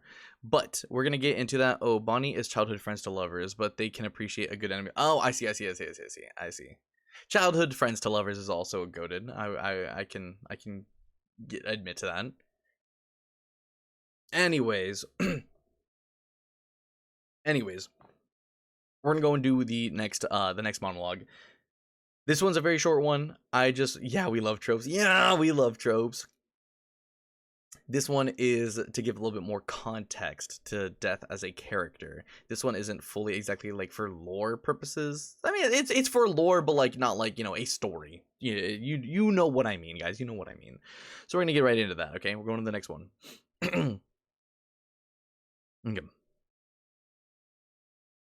Oh fuck, I forgot. I actually have to kind of voice act for this one a little bit, just a little bit.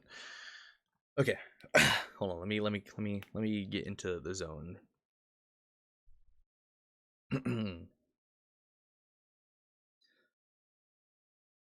Ever since the day I lost Ida, due to the circumstances, I somehow crossed paths with the Grim Reaper herself. First off, yes, she is the Reaper of Souls. Through her explanation, there are several versions of her, which is why there are thousands of tales, myths, and legends. But she quite literally is a being that is everywhere and anywhere that calls to her guidance. Second, apparently the only person with her eyes, has the blessing to constantly see her. She's mentioned that she can manifest into a physical form, but she's never had a reason to do so, as far as I'm aware. I'm the only one who can see her and hear her. Lastly, she's involved a lot deeper in this whole eyes nonsense than I'm led to believe. There must be a reason as to why these eyes exist, and I don't understand the bigger picture here. Anytime I try to consult with her, she won't give me full answers and avoids a lot of my direct questions. She honestly scares me. She has this presence to her. Like when she appears, the room will get colder and a shiver enters my body. I feel like she's constantly watching me and judging my every move. Whenever we aren't speaking and she's busy dozing off, she looks so sad. I wonder how she became the entity that she is, or if she finds some sort of enjoyment to have the responsibilities to guiding souls in the afterlife. I'm sure that's not an easy existence. As much of a mystery as she is, and how little I can trust her, she's all I have right now, and she's the only one with a direct link to my powers. She's been mentoring me on how to use my scythe and explaining how some of my abilities work. But I'm still struggling on using them on command. It's like there's some sort of block or wall that is preventing me from using them at will. As if understanding my abilities were hard enough. Learning how to use a scythe for fighting is just as hard since they aren't typically used for battle. My abilities can grow stronger as well. Unfortunately, one of the ways to increase my battle strength and use more abilities is I need to offer souls to her. She actually dislikes me calling her Death for some reason, so the name I've decided to call her is Morana, or Mara for short. I thought it was a fitting name for her, and she does seem to like it. Here we go. That's the other one. That's Death. That's Death or Morana. God forbid, don't smite me down, please. Morana. You're probably thinking, what the fuck is like this is the significance to Morana, bro? Basically, I might mix up the cultures, so I do very much apologize in advance. But funny enough, it's actually a Slavic god that is basically in charge of death. It's death that people celebrate. Uh, so yeah, I think it's like icy death, something like that. It's like a snow death, something like that. But yeah, you could do like your own research of said person because that was a good inspiration. Mm-hmm. But yeah, that's why I chose Morana, and Morana sounds like a mouthful sometimes. So I was like Mara. So yeah, she gets a cute little name. Super duper exciting. Um, um, um, um, um, um, um, um, um, um, um, I think there was like another thing I was gonna say about that monologue, but I don't remember it, unfortunately. Oh yeah, it's for your thing, Ludo, souls. So more specifically, it is souls that Isfred has to take. He has to be the one to take a soul to be able to make himself stronger. So I know it was a really long time since you asked that question. I'm really sorry, but basically, I hope that answers your question. I hope that answers your question, bro. Um, but yeah, it's a cute little tiny little monologue, but it's like a permanent buff, right? Yes, it is a permanent buff. Yes. Hold on, give me a second. I have two more monologues, guys. Two more monologues. I think. Let me make sure. Yep, I have two more monologues. I have one Oh, wait. Oh, we're waiting.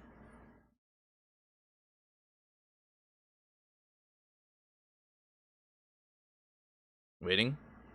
Let me get the other one logging. 300 follower scripts. The new one. No, it's not this one. I think it's this one, part 2. Yep, cool. All right. W love abilities that scale like crazy, dude. Okay. So let's get something straight. Zoloff is the smartest man in this universe. He is like strong. I'll read that in a second. Zoloff is the strongest person, or sorry, not strongest, smartest. There we go. He's the smartest person in his verse. Truly, genuinely. His abilities are low-key powerful, but they actually, I feel like, are one of the few eyes that actually has the most drawbacks, probably. I would say, compared to others, but it's very situational. But he's probably the smartest. The older brother, I don't think I specified what his eyes are. His, I don't think I will say it too, just in case if I didn't. He is probably the strongest physically, but his powers also can be not the best sometimes. It's situational. Isfrid has the strongest abilities when it comes to dueling, one-on-ones with his abilities. When he fights more than one person, that's when things will be a little bit more evenly balanced, but he's definitely the strongest when it comes to one-to-one. I'd probably say second tier is Athena. She's probably the strongest overall, but also it's mostly because she has more control over her abilities. We're gonna get into those specifics very, very much. But anyways, yeah. Does the strength of the soul give more power, like stronger beings give more strength? I'm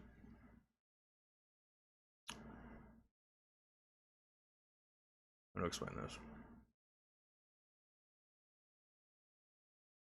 Yes and no. In this sense, typically souls are just souls. So a soul is just gonna be a soul. However, there is a morality to it in the sense of innocence of your soul. If you have a bad soul, you were just a bad person, there is a chance that your soul is not going to be as effective compared to if you were to just kill an innocent person. That's a strong soul. It entirely depends. It gets a little bit more explained. It's kind of hard to explain it right now without like fully getting into detail of it. It gets a little bit more explained later on as we go. If that helps. But speaking of that, we're going to go into the next monologue.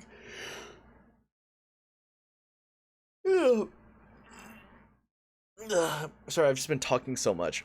Interesting. So if he killed a bunch of babies, he'd be like a god? No. That no. No. That like is like a loophole I don't think would exactly work in this said story. Like like no. No. I would say at least in this universe, while every soul is equal, if you were to have a stronger soul, you'd have to be living a long prosperous life, you'd be a good man for your entire life kind of deal. That's what I guess you could say ages a soul. So in this sense, no, a baby would like killing a bunch of babies is not gonna just make this man fucking stronger. No, bro. But yeah, the next monologue that we're gonna get into, guys, is going to be the start. So if you guys remember, the last lore drop that I did a monologue recording of Isfrid, who was being chased by a bounty hunter, and I think we all know who that is.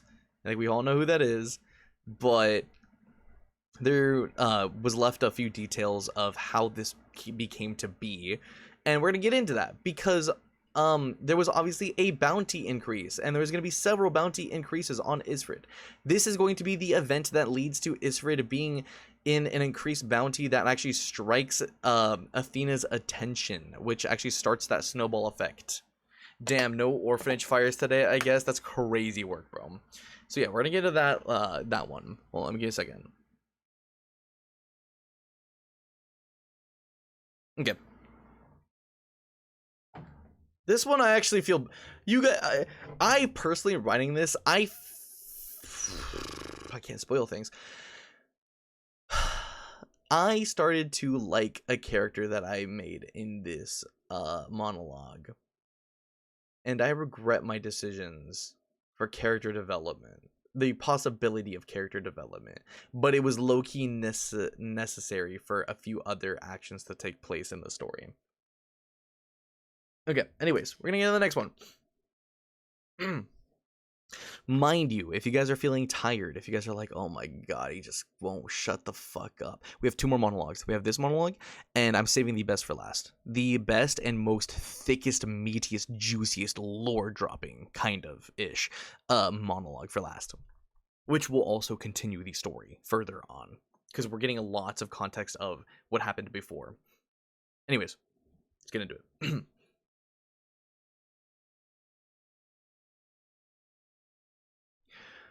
On a gloomy day, the sun is covered by clouds. Light snow falls gently, accumulating into piles along the walkways and streets of the city. The presence of people isn't abrupt, it's subtle. After a hazardous snowstorm that lasted just shy of a couple days, not many roam the streets. They wait for cleaning crews and volunteered knights to sweep the traveling zones. While the day moves slow to the average Antarctican, an alleyway at the edge of the Neon District is stripped of its silence by a panicking and rushed stomping. Isfred, making his way through the paths, desperately looking for a place to hide, while the echo of armor and swords clank together, follows in pursuit. Quickly turning corners, rushing down trails, and wiping away the snow and ice that get caught on his face, panting from his chase. He makes a right turn into another alley, with only one directly left in his path. He rushes to make the last left turn, to be met with a wall of a large metal building. An attempt to turn around, the momentum of his sprint, combined with the slippery ground, led Isfred to clash directly into the wall, falling into the floor. A handful of small, smooth stones slide across the floor and under a giant pipe that was constantly blowing a cloud of steam. "My pebbles!" Isfred spoke while reaching his hand out. "He's down this way. Track his footprints," echoed into the dead, and with combination of the clanking of armor getting louder and louder. Rushing back on his feet, he frantically spinning and whipping his head around, looking for any kind of passage out of this dead end. No. There's no exit in sight," he muttered to himself.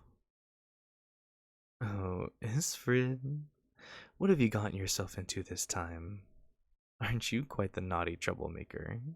A woman appears, sitting down on the large steam pipe, her hair black as the shadowy night sky, with red eyes fixated on Isfred. "Now isn't the time, Mara. There's no escape. What do I do?" The woman looked around, examining the location. "You're trapped.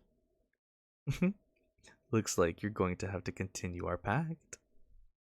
Isfred clenched his fists. There has to be a way out. I just need to think. He takes a few steps forward, desperately looking for any way to get out. "Looks like you're out of time, darling." Isfred quickly turns around to see two knights turning into the corner, one bending over, attempting to catch his breath. The other smirks, drawing his weapon. "Lancef, notify the captain and tell her we found the boy on the bounty list and he is resisting capture. We had no choice but to end him." Lancef, a young knight, rose from his resting posture with a confused look on his face. "But sir, he isn't doing anything and is unarmed. Let's just detain him." "Lancef, stop being a puppet to the law and have some fun for once. No one is going to care if some stupid rat is finally taken care of. He has a bounty, which means he's already stained his hands. Isfred stood quiet, just staring at the knight. While his words were dull, they cut with the truth. The knight raises his head and looks down at Isfred. I hear this kid's a monster. That's why his eyes are red, and not like ours. Lancef moves his head, staring from his superior to Isfred. You know what? I think you're right. You can see evil all in those eyes. The young knight draws his sword. Death sighs, leaning over onto another pipe, resting her head gently on her hand. You know, he's done this before. He normally kills and claims it to be self-defense. His soul is filthy. Isfred's eyes glance over to Death. Hey kid, what are you looking at? What? Rather stare at a damn pipe than beg for forgiveness over your evil crimes? On gods, what the hell did I do? I've done nothing wrong and you people want me dead. And you just kill whoever you want and think that's okay? Isfred shouted while pointing at the older knight. Lancef lowers his weapon and turns to his superior. What? What does he mean by that? The older knight turns and pushes Lancef into the wall. Lancef, stop being so damn gullible and do something right for once. He clearly is getting into your head to get out of here. Raise your damn sword and stop being a damn useless, by-the-rules nobody and help me kill him. Lancef steps towards his superior, looking him in the eyes. No. He turns to look at Isfred. This is wrong. I think we should tie him up and take him into... In a brief moment, a blade slips deep into the base of Lancef's neck. His eyes wide open and his mouth slack-jawed. He looks back into his leader's eyes, blood rushing out. The older knight yanks the knife out and pushes Lancef's body to the ground and points his blade towards Isfred. The snow around the body slowly creeps to a dark red while blood drips off of the knife. You're next. Isfred's silenced glare was shattered and reformed to a focused expression, filled with anger. You're a monster. What do you mean? You were the one that killed my partner. Isfred tilted his head in confusion. What are you... The knight held up an unknown device with several colorful buttons, pressing into the center and holding it up to his mouth. All knights in the Neon District. This is Pursuit Team B137. My partner is down. I repeat, my partner is down. I am in pursuit of the boy with red eyes on our bounty. Throwing the device over his shoulder. The knight lets out a loud laugh. Your life is over.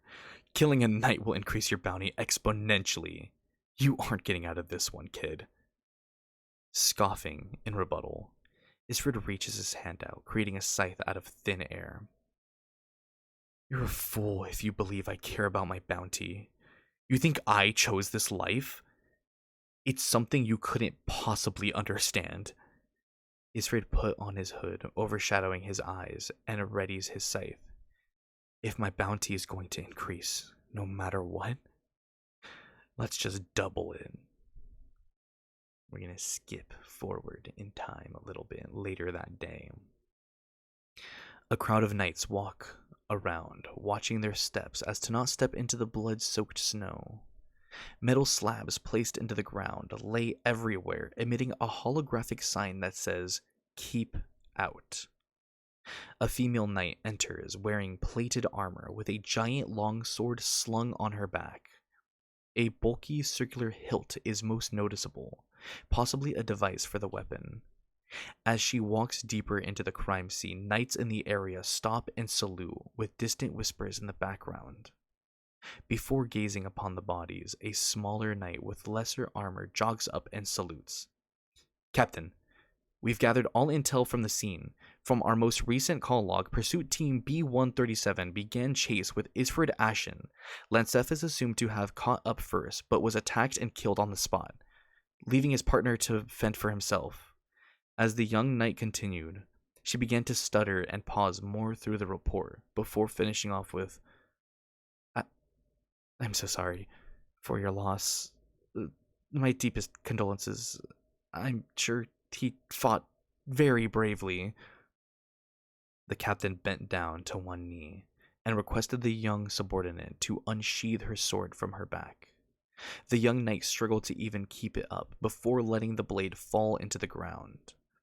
The captain picked it up and carried it with one hand over to one of the bodies and began to rub the bloody snow into the sword before uttering the words, I'm so sorry, Lancef. As captain of the knights and your elder sister, I promise I will do anything in my power to hunt down Isfred Ashen, and I will make him pay for what he's done to you. And that is the other monologue that I've created. That one I like a lot because it's going to introduce a fucking badass character. I love her so much. Roy, I think you'll like this character a lot, actually. If you're still here, Roy, you might like this character a lot. She is a captain. She's the captain of the knights and wears a very heavy armor, kind of like she's a crusader and has a fucking huge ass sword, bro. And she also has a hilt that basically transforms into a shield. So she has a sword and a shield in one fucking weapon, and she's low-key she's built as fuck, bro. To be able to hold all that armor and a sword, bro. Oh my god, she's fucking amazing. I love her so much. But unfortunately, she is actually after Isfred, so I mean, like, we can't exactly. I mean, like, you can like her, but unfortunately, due to the circumstances, she is no friend. She's going to be quite hostile, so that's gonna suck. He went to go check on dinner, but we're still watching shows. No, you're good. You saw what chat was saying earlier? What did I say? What happened? What happened earlier? Damn, no orphanage fires today. I get no wait. When earlier? Hey, when? During the art reveal. Oh, yeah. I see what you mean. Yeah. During the art reveal, yeah. Earlier, way earlier. No, my fault. Sorry, I thought you meant like a little bit earlier. I thought like someone was saying like something about like the audio or something was like fucky. I was like, oh fuck no. But yeah, no, I'm very I very much am a big fan of this character. Won't give her the name. I won't release her name just yet, but she's also I think she'll be a fan favorite, and also I like her a lot. She's a good one. Unfortunately, though, she did just lose her brother, so that sucks. I was actually, when I was writing it, I was like, you know what? I actually I really like am liking Lancef, and then I realized what I was doing, and it was like, oh shit, yeah, I'm fucking killing him, and I was like, fuck, he was gonna be good. He was gonna be a good character. But that is the second to last monologue. I'm gonna turn the AC on for a second because this one's gonna be, I think, the longest one. This might be the longest one. I need to double check on it though. Give me 1 second.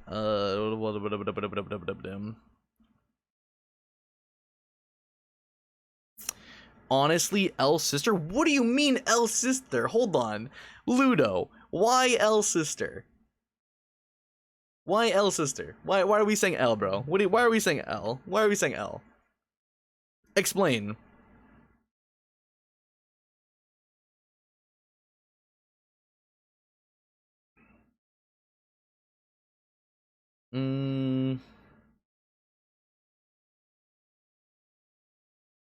Couldn't imagine letting your younger sibling die. Could be me. Dog, why would you fucking say that? I've already told you that Ida fucking dies, dog. Why the fuck would you say that? Yeah, that's so fucking crazy. I mean, I guess that we're in a really bad streak of could it be me, dog? I guess we are in a pretty bad streak of letting your younger sibling die, I guess. Uh but speaking of sisters, I think you guys are gonna Ludo, you're gonna like this one especially because this is the longest monologue I think that I've created. And this is the continuation of the bounty hunter pursuit. So we actually get to see a lot of Athena in this one. And we get a good conversation with her too. It's gonna be great. It's actually gonna be I like this one. I like this one a lot. This is a good one.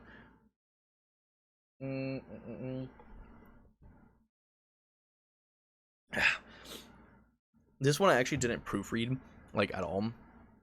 And my roommate fixed it up a bit, so I might mess up a lot on this one. We'll have to see. We'll have to see.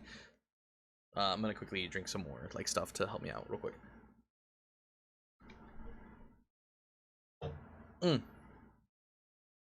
Okay. Okay, everyone. Get ready.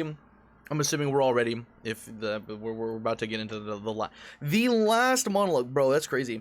It's been roughly about 4 hours of just straight lore grinding. That's kind of crazy. I think we went through like 2 to 3 hours on our lore on our last lore.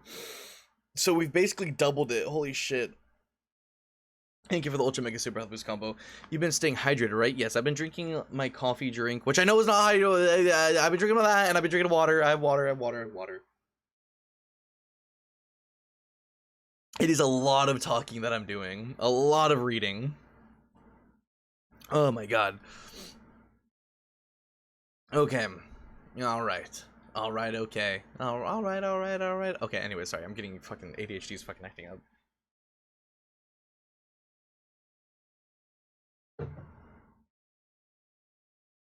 Alright. Okay. Let's turn the AC off. Okay, guys. Last monologue. Let me double make sure, because that'd be kind of embarrassing if that wasn't it. We did this one. Checking it off. It's your turn. That's the Zoloff conversation. We did the original. We did the death. We did the elder. That one is the Athena. We haven't done yet. And then we have the cave spiders and the bounty increase. All right, cool. We're good.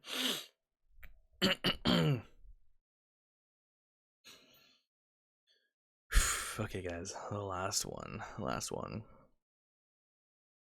Yeah. Personally, this is my favorite one. This is the best one. Quick warning. This is actually, there's a pretty intricate fight scene in this one. And I tried really, really hard to choreograph it well. It might be a little confusing. That's literally just because I'm bad at explaining things. But there is it's a pretty decent fight in it. Okay. Downtown, also known as the Neon District. Large buildings decorated with fluorescent neon signs that cover every corner, flicker above unkept streets covered in snow. Deep into the heart of the district, in an abandoned building, it's quiet. The only thing to be heard is the heel of boots hitting the cold floor and the dangling of chains echoing through the halls. A mysterious person, in cloak-like apparel and an oddly shaped fox mask, pries open 2 closed doors.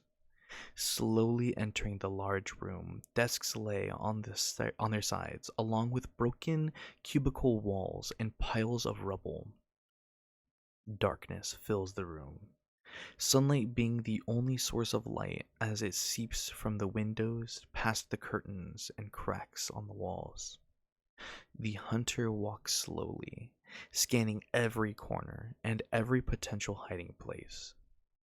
Suddenly, the hunter stopped, their eyes beginning to glow a subtle purple. Gradually, it grows brighter and brighter, and the pupils on the mask start to change. Diamond symbols begin to expand, changing their shape right before stopping abruptly. A small flipped-over desk steals the attention of the hunter. They see small, erratic puffs of air emerging from behind the counter. Instead of rushing to its location, the hunter took their time, slowly walking over to the desk that reveals Isfred. He was crouched over, holding a large metal container. As soon as he was caught, he threw it directly at the hunter's face. The huge weight and size of the canister hindered how hard he could have thrown the object, but the act was a distraction enough. The hunter caught the flying object just before hitting their face, the force enough to push them backwards before dropping it. Taking this chance, Isfred made a run for it and started sprinting down the halls, taking sharp turns and any path that would slow the hunter's pursuit. His escape led to a more eroded portion of the building. Scrap metal lay everywhere. Holes covered the walls, and parts of the ceiling were falling apart. Isfred turned another corner and abruptly stopped to rest on the wall. Next to him, out of breath, he leaned forward, putting his hands on his knees. Fuck. I'm so tired. He could barely speak as he fought to catch his breath. Isfred's head shot up to the sound of a can dropping and rolling around the ground nearby. He risked a glance from where he rested and was met with the hunter rounding a corner, locking in on Isfred. He let out a big sigh, looking around for a weapon. To no avail, so he raised his fists. This action seemed to amuse the hunter because their body bounced a little bit, as if giggling to themselves. Isfred's right eyebrow twitched in anger. He stepped forward, slowly closing the gap between them, flinching when the hunter shook their arms, releasing long chains dangling. After a quick glance to the side, the hunters swung their chains, grabbing the legs of a nearby chair and flinging it at Isfred in one swift pulling motion. He reacted quickly, grabbing it before the attack landed and threw it to the side. Just before he could re-center himself, the hunter appeared directly in front of him, turning their body, creating a spinning kick. Without hesitation, Isfred braced his body and caught their leg, tucking it in close to himself.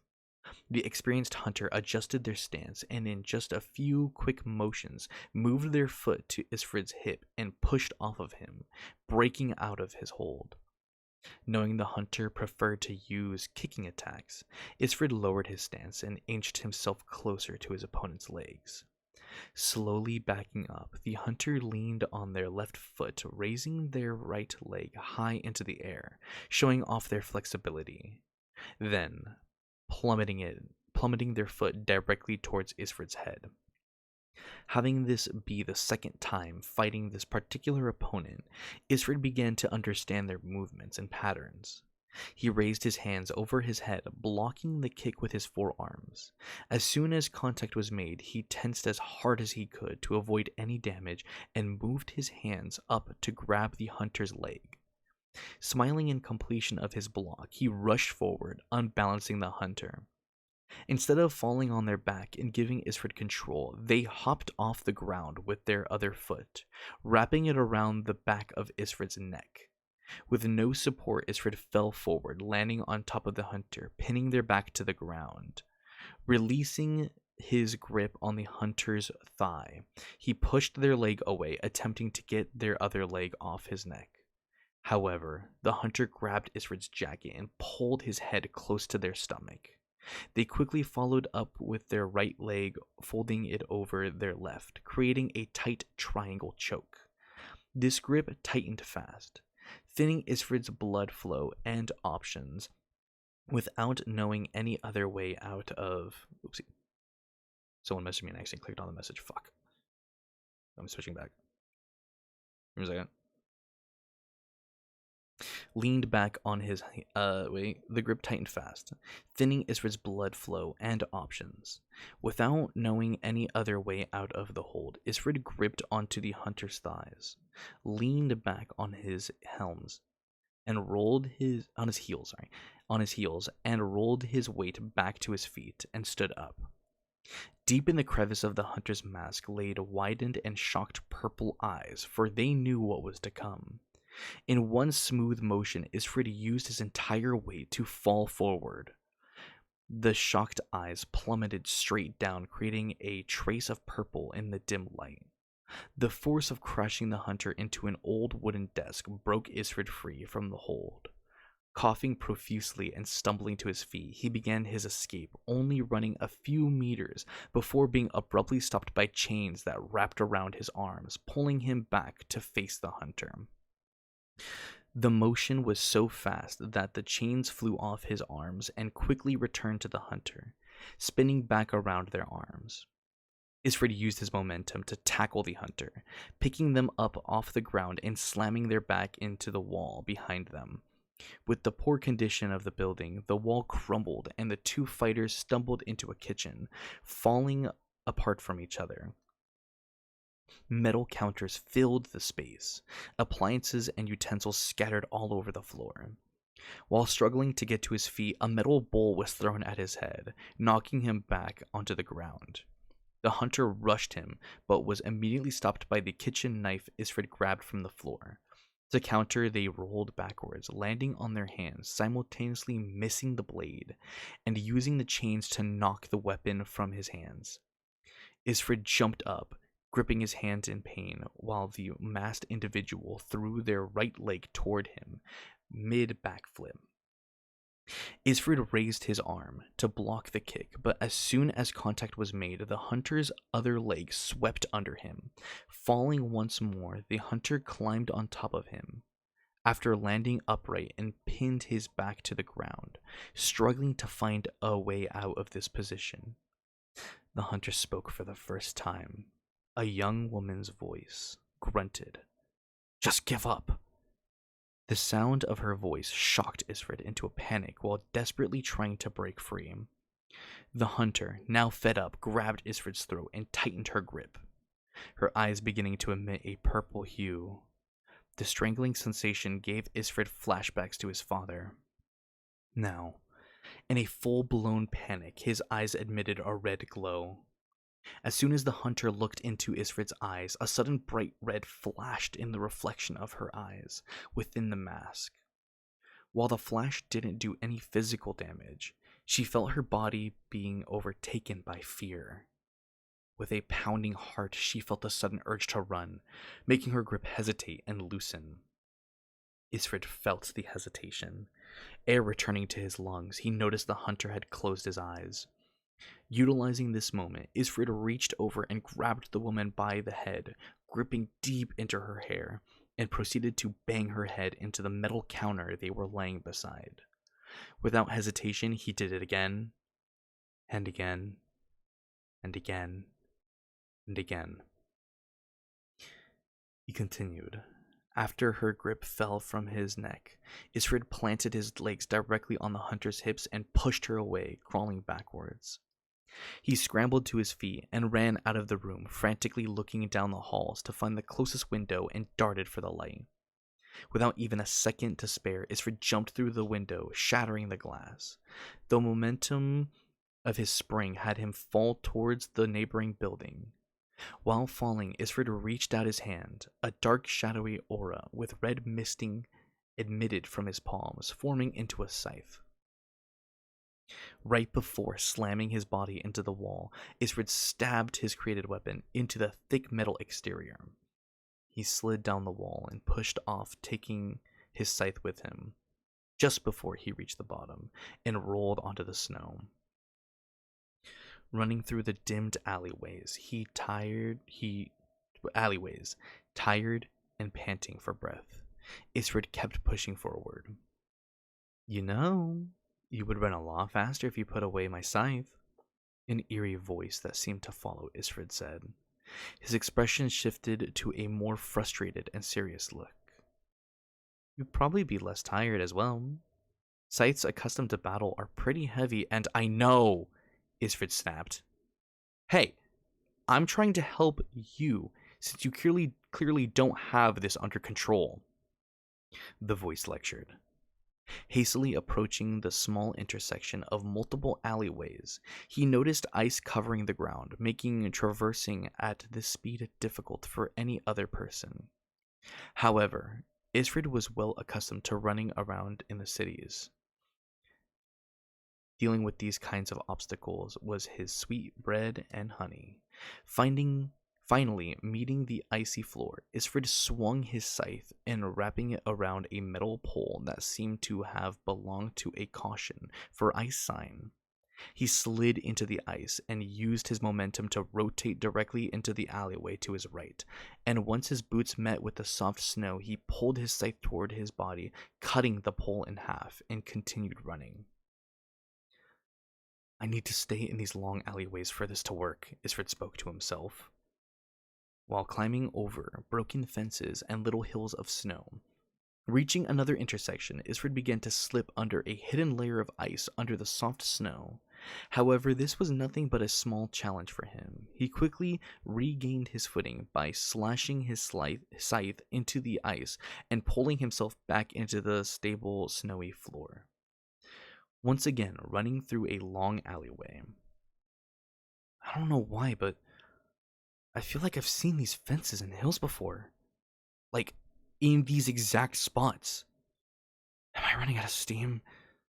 Isfred slowed from a sprint to a walk, taking a few steps before stopping. He looked around the buildings, analyzing every broken window, every snow pile, and every neon light. Death? Isfred spoke out loud, yet there was no response. Something's wrong. It's like I'm in a loop or something. But how?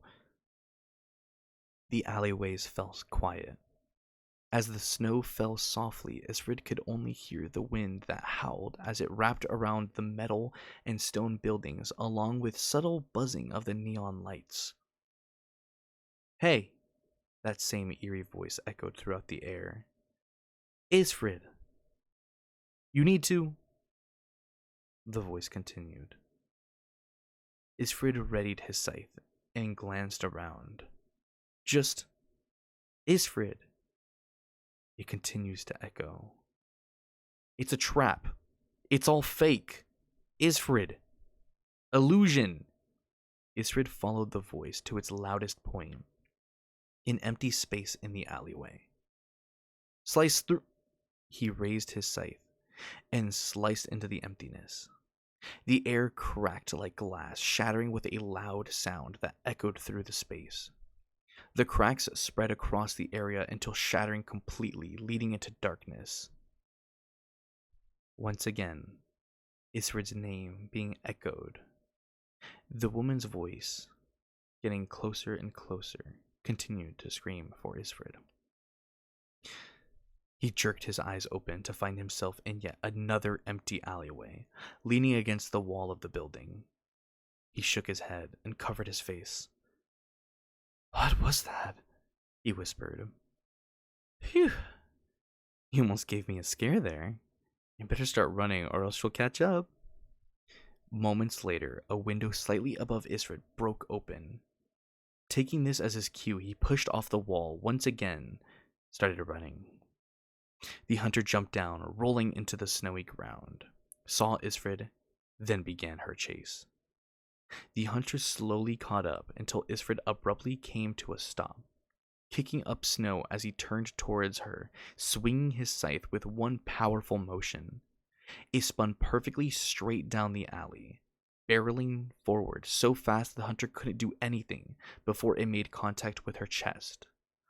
With this attack being successful, Isfred used his elbow to break the closest window and jumped inside, rushing through the halls and exiting through the other side of the building. He was able to find the main streets. Ah, I see now. You're getting quite used to your ability, Isfred. I'm so proud of you, said that mysterious voice with a slight giggle. Shut up. Now is not the time to leave. Now is the time to leave the city, Isfred rebutted. Are you not going to see your mom? It's been quite a while since you last visited her. Ever since you slayed that monster and killed those... I know. I just, I'm just tired, and I don't want her to see me this way. You mean upset? Isfred, dear, mothers will always be there for their sons. You should open up to her. You know I can't. I told you already the deal I have with my father. If I mention anything between us, she bears an insufferable fate. I alone will handle this burden, and I will take Zoloff down. Oh, how I love a man with ambition and determination. Hey, I told you to stop saying that kind of stuff. Isrid stopped to look around before slipping into another alleyway, leading to a small open area between the buildings. Okay, this should be good enough. Isrid leaned his back against the wall and slid down to sit on a pile of trash bags while an exhale of exhaustion left his body. In the short moment of silence, a dark aura formed in the air in front of him. This aura slowly turned to the shape of a human, a young-looking woman with black hair and red eyes. The dark gothic clothing she wore brought chills to the spine, and her presence alone spoke of despair. She sat with her leg crossed over the other, and swayed her head from left to right, smiling and staring at Isfred. What was that? I'm so tired. I don't want to walk all the way back to the village. I'd ask the old man if I could stay the night, but I don't want to bring any trouble if hunters are after me. I don't know what to do. While Isfred spoke, the woman's gaze shifted to the alleyway he came in from. Isfred, get up. Shocked and confused, Isfred shot to his feet. All he could hear were the low hums of the neon signs and crunching of snow as people walked through the streets in the distance. Looking around, Isfred found nothing of the threatening sort. He relaxed his stance and let out a deep sigh, until a crushing pain coming from his side stole his breath. The same hunter stealthily appeared behind him, spun her body, and landed a kick directly into his side. The force of the kick pushed Isfred's body towards the wall of the building, cornering him. With no choice but to fight, Isfred stepped forward, closing any distance that separated the two. They were both slowly stepping forward, light on their feet, ready to battle. Yet again, but both swaying in exhaustion. The hunter readied herself and rushed forward, preparing their next attack. Isfred widened his stance and brought his hands together as if he was holding a weapon. As he swung through the air, his scythe formed perfectly in his grasp, and the momentum carried a devastating attack. Caught off guard, the hunter only had enough time to throw their head back, the blade of the scythe slightly cutting under her jaw. Stepping back, she uses 2 fingers to wipe a drip of blood from the cut. As she looks down at the blood, she clenches her fist and begins to unwind her chains from her forearms. Taking advantage of this pause, Isfred ran forward, winding his scythe back for another powerful swing. The hunter quickly stepped over to the side and threw her chains out to grab his scythe. But before the chains could make contact, Isfred's scythe completely disappeared, having the chains miss their target and fly into the air. With his new opening, Isfred cocked his fist back for a right hook until the hunter threw her right leg outwards into a high kick, making Isfred readjust his arm into a block. After a blocking, Isfred quickly swung his left arm out, forming the scythe into his hand mid-swing. However, the weight of the scythe in one hand made Isfred's swing shaky, wielding it slower and weaker than normal. The hunter managed to fully parry Isfred's strike, and as he stumbled back, she ran forward, grabbing his face and pinned his body into the wall behind him. She took her mask off, revealing a young woman with purple eyes. She had white hair from her roots, but the edges of her hair were dyed the same purple. A cloth covered the bottom half of her face, starting at her nose and going down to her neck. Most likely an extra precaution, being in the bounty hunter trade and all. Isfred looked at the uncovered portion of her face. Her eyebrows pointed downward in a shape of anger, yet her eyes seemed innocent, more confused than anger. I have some questions for you, and you're going to answer them, she spoke firmly, while pressing Isrit's face into the wall. That voice, he thought. Suddenly, the pain faded, and Isfrid's thoughts slowed. A voice that sounded so familiar, yet couldn't exactly pinpoint where or why. A blurred young girl from Isfrid's youth was pictured, her face with a giant red X. I know her. The thought began to claw at every inch of Isfrid's mind like an itch that could not be scratched.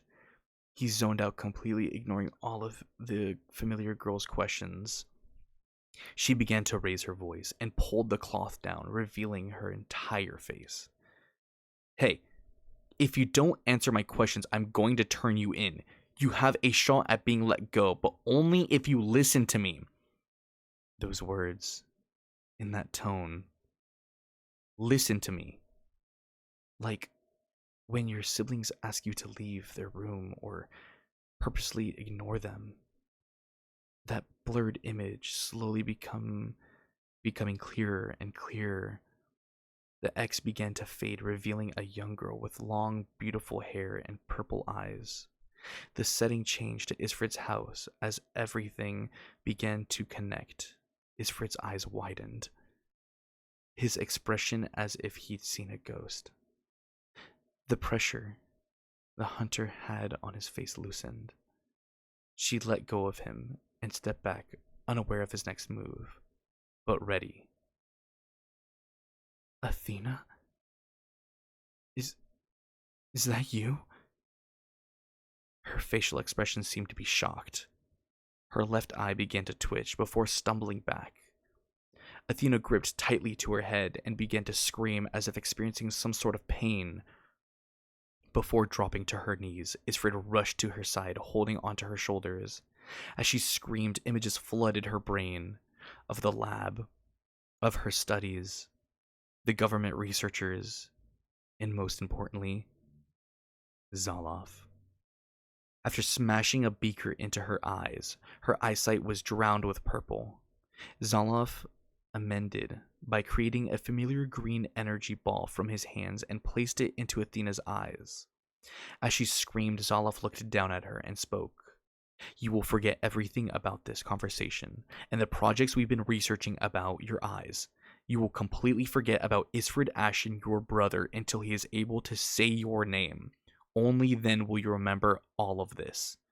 From now on, you will not want to research and observe the rest of the world, and will want to leave the government position you are in. Athena's memories fade away to black, before slowly opening her eyes to an unknown area. The entire floor was empty, with open halls looking to the outside. She laid on a broken couch in an empty building with a blanket covering her tightly, as if tucked in. Sitting up, she took the blanket off and rubbed her eyes. Her vision focused to Isfrid sitting on a rusted bucket, his scythe laying on his lap as he used a metal pipe to move whatever laid in the fire that burned beside them. He seemed so deep in thought, he barely looked at Athena. She threw the blanket to the floor and shook her hands. To her surprise, no chains shook around her arms, and as she looked down, she patted around her body, desperately trying to find any weapon she held. If you're looking for your weapons, I put them in a pile across the fire. By your feet, there's some bras. Isfrid spoke, still fixated on the fire. I'm not hungry, Athena objected, readjusting herself while crossing her arms and legs. You were chasing me for hours, probably followed me for days, and even fought me a couple times. I know you're hungry. Isfrid spoke calmly, as if no emotion was in his tone. Still playing with the fire, Athena's stomach began to growl, and her eyes narrowed. She scoffed and picked up a bowl that was filled with cooked fish, Icelandic moss, and cabbage. Staring into the bowl, Athena set it beside her on the couch before speaking. I was hunting you. Why did you spare me? If you weren't my sister, you'd be tied down, and your weapons would be the fuel to this fire. Athena stared at Isfred and uncrossed her arms before speaking. Isfred, is that really you? Isfred stopped moving the fire around and set the pipe down. He turned to look at Athena. Yes. It's been such a long time. But please eat. There's a blizzard and you need some warm food. Athena begrudgingly picked the bowl back up and began to eat. Braz, an extremely common Antarctican dish, mostly used by those lacking in wealth. Great for nutritional purposes and very cheap ingredients for how common they are found and obtained throughout all of Antarctica. After finishing the meal, she set the bowl aside and used her sleeves to wipe her mouth. Thank you for the meal, Athena spoke softly. So, you're a bounty hunter, huh? Athena stared at Isfred and began to laugh. And you're a wanted man. What kind of trouble did you get yourself into? Hey, I have no idea. It suddenly happened, and I'm not just going to let myself be captured just to find out. Athena had a confused look. Isfred's bounty did seem to have very little information about his whereabouts and the reason for the bounty. Even the person who originally made the bounty left it anonymous.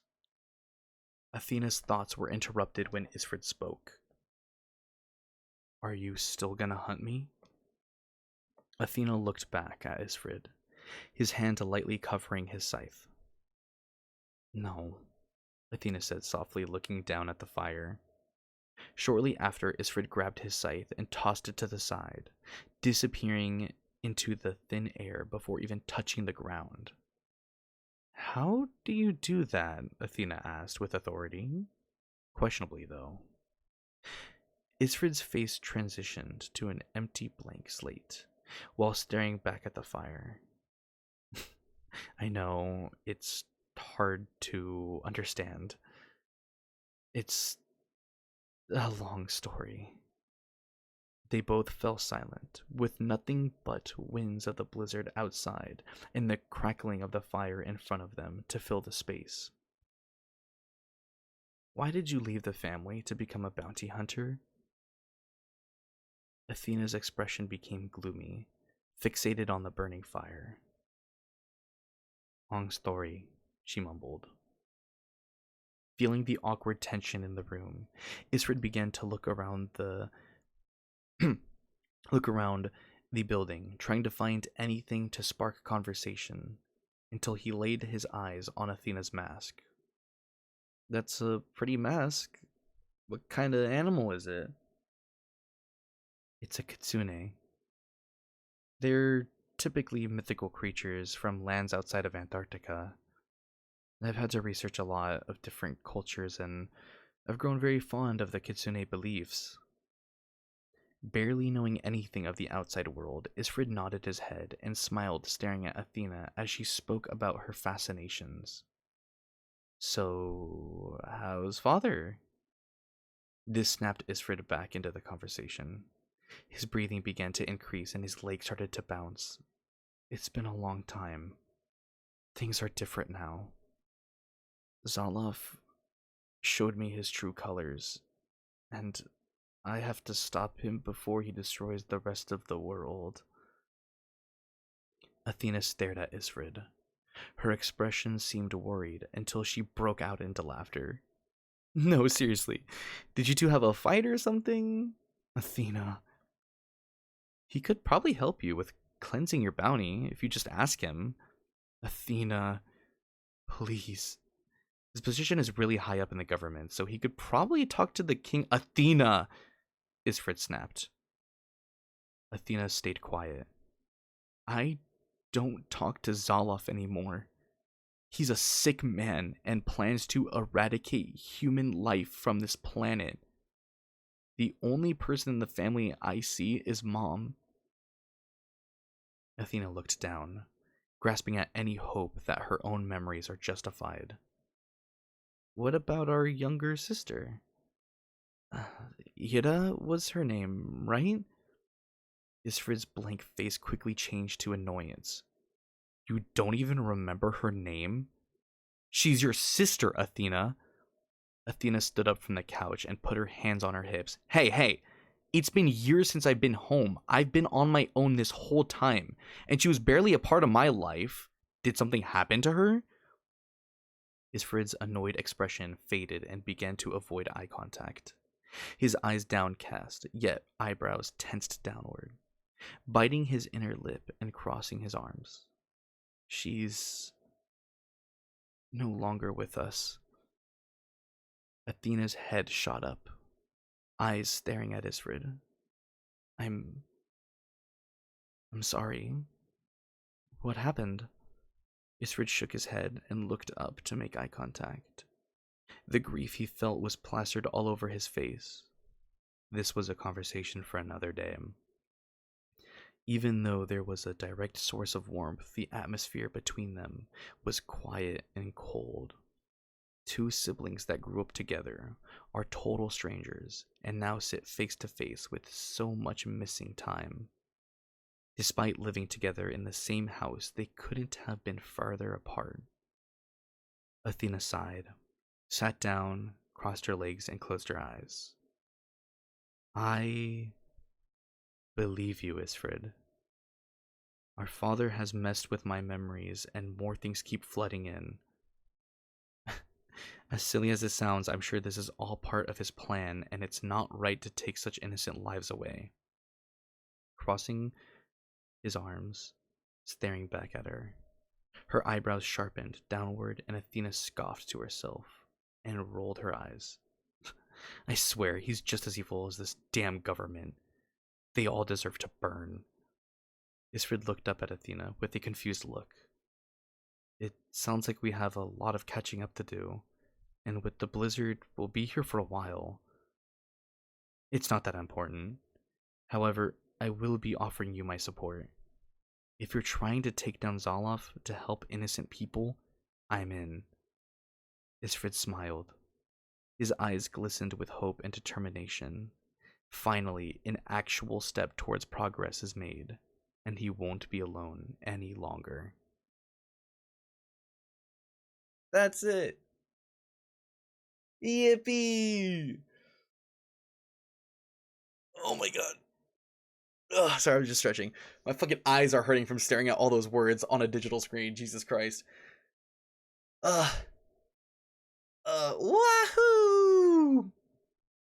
That one is by far, I think, my favorite monologue. Mostly just because it's got Athena in it. Like some sort of penguin kibble, you could say. Boy kibble, yeah! We love bras! Bras is so honestly, again, that's an Antarctican word. It's the name of the dish.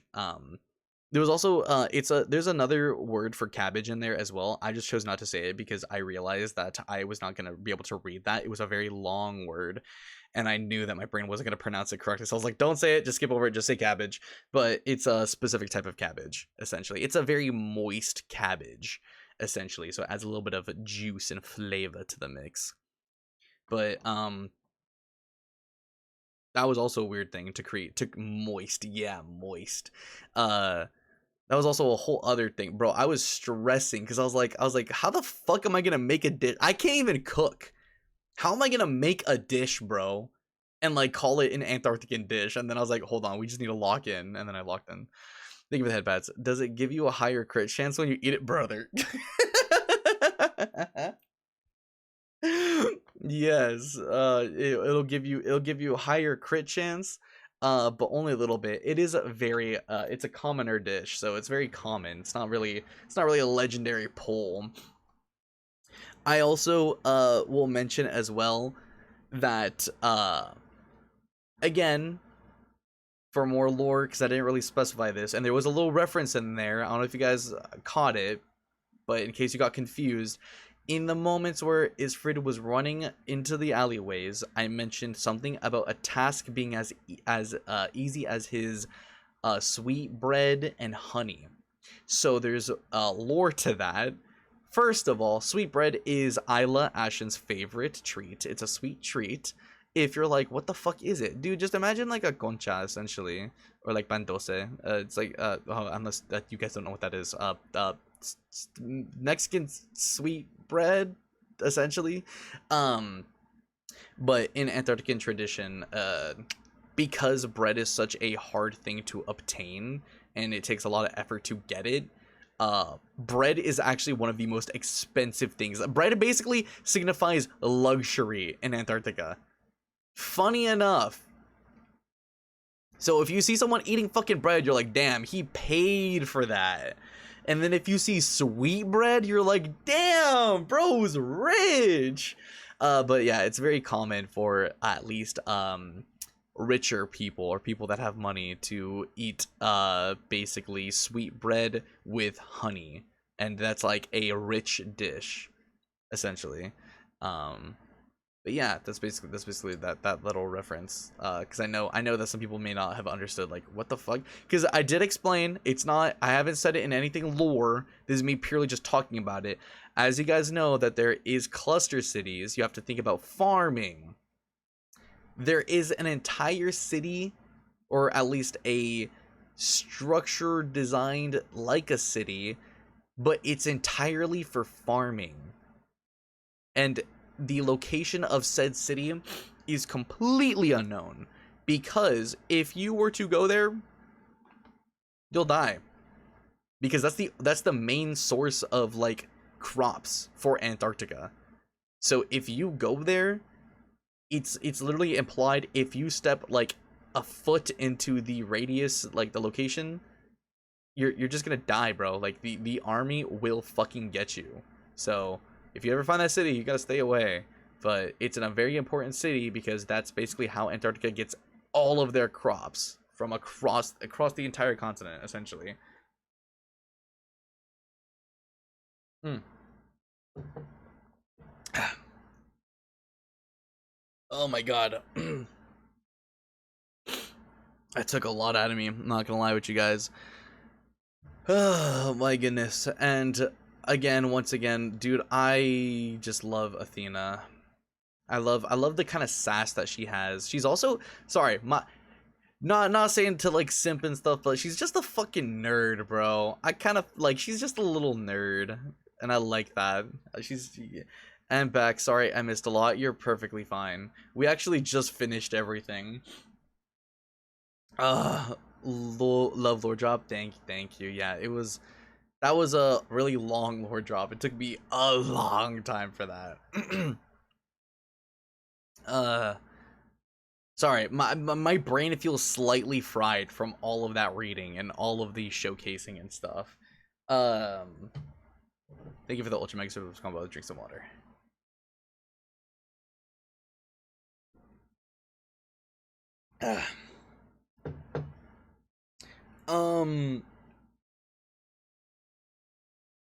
What was I gonna say? Uh, um,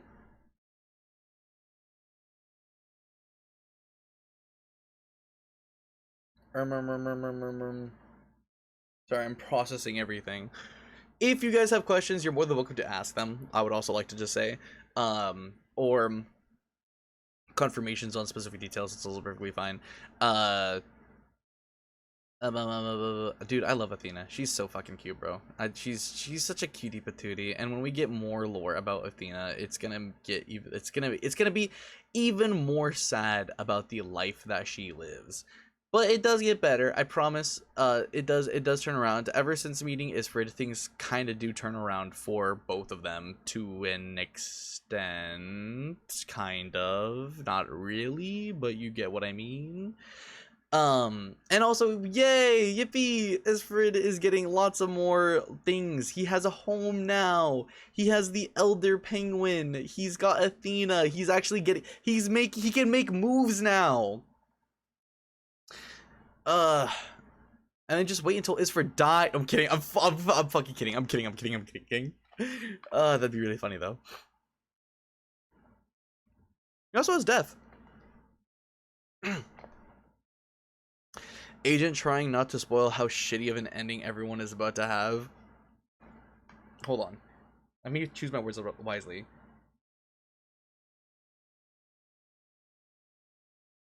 So,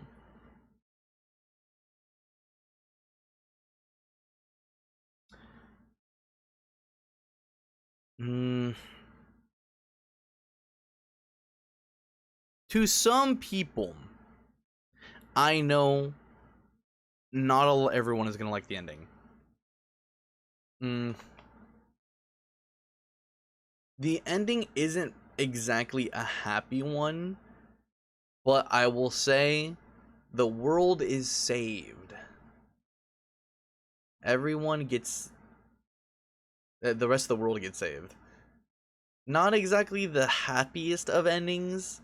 I don't really know how I feel about Isfrid getting into the position that he is in at the end of the story, and the sacrifices that he's putting on himself. But unfortunately, with how the story is supposed to go, all of the stuff that leads to the end is kind of necessary, and it gets explained as to why. God, I'm so glad the world is saved. Sarcasm. Yeah, a lot of people will probably disagree. A lot of people will probably say that the world should have probably burned. In which I kind of agree. Like, I agree. For a couple people, I wish I would rather have the world burn than to have a few characters that we'll meet eventually. Shut up. Hold on, give me a second.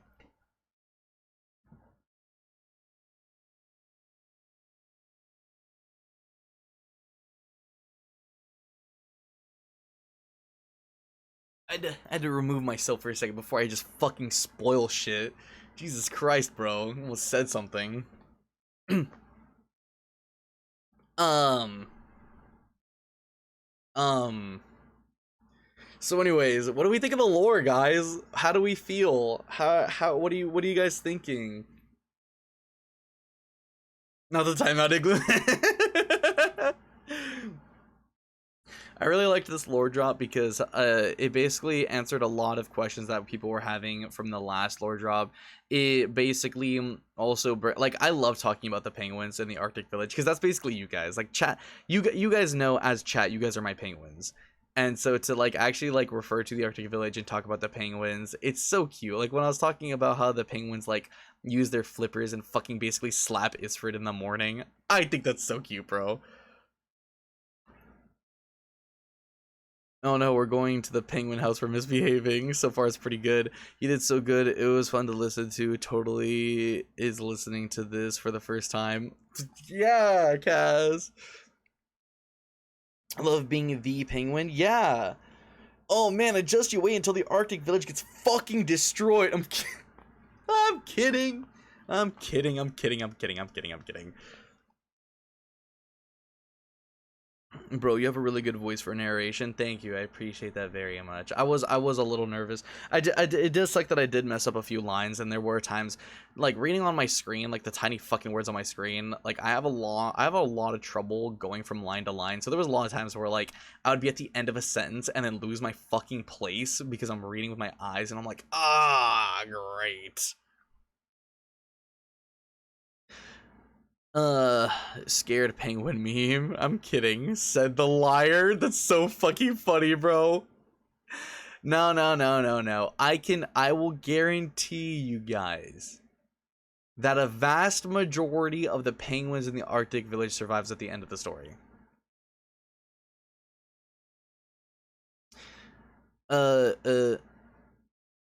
I'm kidding, said liar. Gotta get the two of you on a reading project at some point. Oh, that'd be hecka cool. I do after, well, not like directly after this, because I might have to rest after today, maybe the next day or so. But I do have Gria actually sent me a monologue to voice act for them, and I need to get that settled. I just wanted to get this out of the way before I get that all gonzos. So I'm very open to doing projects for people with my voice. I'd ascend, right? Hello, $5. My favorite penguin dies. No, no, no, no, no, no, no, no, no, no. We're not gonna bet on characters dying, especially the penguin characters. Nothing happens to the village until like way later down the line. Vast majority. That means some of them died. Don't let him fool you. He plans to kill all the cool ones. What? I could be lying right now, bro. I can literally just be twisting words and just be lying right now and like have nothing happen to the village. So you constantly think that something's supposed to happen. You know what I mean? You know what I mean? Oh my god, dude, I feel so tired. I feel like I've been stressing for weeks over this, or months actually, for this fucking project to be finished, and it's fucking finally over. Jesus Christ. Please go rest, silly lad. Yeah, I don't know if I want to continue stream. I kind of want to continue and play games, but like I'm fucking tired. So I don't know. Is Agent gonna George Martin us? I forget who's George Martin, guys. I'll fight you, Gritty Goose. I could be lying. Yeah, I know. That's why I'm worried. Agent, please take care of yourself, mate. I will, I promise. Could play Rivals or Dead by Daylight. Dead by Daylight mentioned? Rivals mentioned? You've done amazing, buddy. Thank you, thank you, thank you. If you don't have the legs, good luck. If you end up wanting to stream later, you could, but Dev gets some rest, at least for now. That is true. And we'll also be streaming tomorrow. You know what I mean? I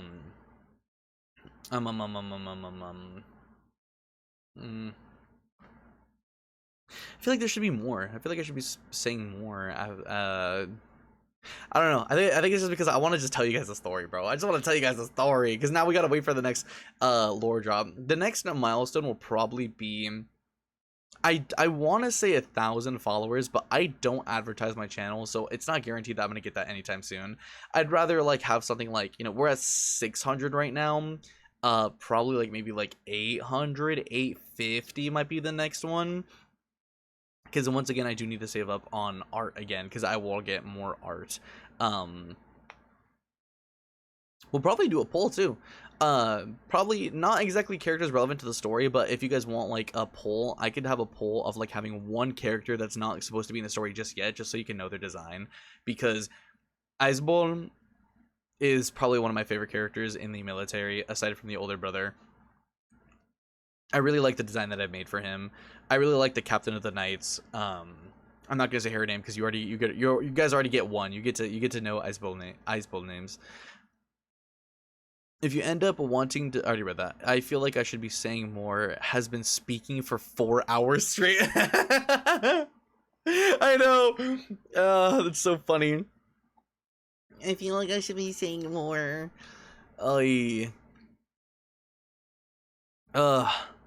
You did amazing. Thank you, guys. Thank you. I appreciate it very much. Very, very, very, very much. Definitely as we go more with the lore, we're gonna get some changes with Isfra's appearance. Not now, at least, but definitely with the lore, there's gonna be lots of things that are gonna happen. I'm very excited to get a few changes in, and it's gonna be fun. And I can't wait for more people, or for more art. I already have a couple projects lined up. Not that I've shot the gun yet, or whatever. Shoot the gun, fired the gun, fired the bullet. Something like that people say. Jump the gun. Yeah, jump the gun. Bite the bullet. One of those. Yeah, I think I just mixed up both of those. That's my fault, guys. Pull the trigger. That's what I was thinking of. Pull the trigger. That's what I was thinking. Thank you. Thank you. My fault. English is in fact a language so full of bullshit. You know what fucking sucks, Egg? You know what sucks? The fact that I'm creating Antarctican language, and this shit like makes slightly more sense than fucking English, and it pisses me off sometimes. because there's like, to an extent, certain meanings, or just like it just kind of like flows a little bit better. Should I just fucking make it alphabet? Should I just fucking make the language and just fucking have people to be able to learn it, bro? Should I just do that? That would suck, actually. Pull the trigger, Piglet. Chat. I'm too fucking good. We'll get there in the end. Does Antarctican at least have consistent vowels? If like in the sense of like, you know how like there's like there, and there. Yeah, no, and Antarctican language doesn't have like stuff like that. That's kind of stupid, bro. Like the fuck. I will say Antarctican language falls a lot on tone, for specific meanings, and I can't really talk too much. Like as an example, with a word, like in a more aggressive tone and serious tone, the word take, it'd be like dake, that can mean like to take someone's life, like murder or kill. So stuff like that. So a lot of it is also tone based, I will say. So it can get a little complicated with that, but it's I feel like it's made pretty obvious with said action and voice line equivalent, because we actually do get into some scenarios where, I mean, as basically, just for lore, we are, for you guys, for this sake as well, we're speaking English. I mean, that's what Antarcticans do. They steal other fucking cultures, so they're using other languages. But there is some places or some people that will only speak Antarctican language. So like we will eventually meet some people where like you will get a taste of it, and have some people be like, what the fuck are they talking about? And then other people be like, you don't understand Antarctican, bro. Like, who the fuck are you? Like, what? What? But I like there, and there. You spelled it all the same, Ludo. It's there, and there. Ooh, I see. Yeah, we don't really get it too. We have to. Agent, those are not vowels. A-E-I-O-U are vowels. No. I'm talking about like, the pronunciation and words being different. Is what I mean. It's not gonna be like that. Ludo, did you and peacefully attend the University of Rage Baiting? Oh yeah, no. Fucking Ludo loves to do that shit. And sometimes why? Never forget. Bro, shut the fuck up, bro. Shut the fuck up.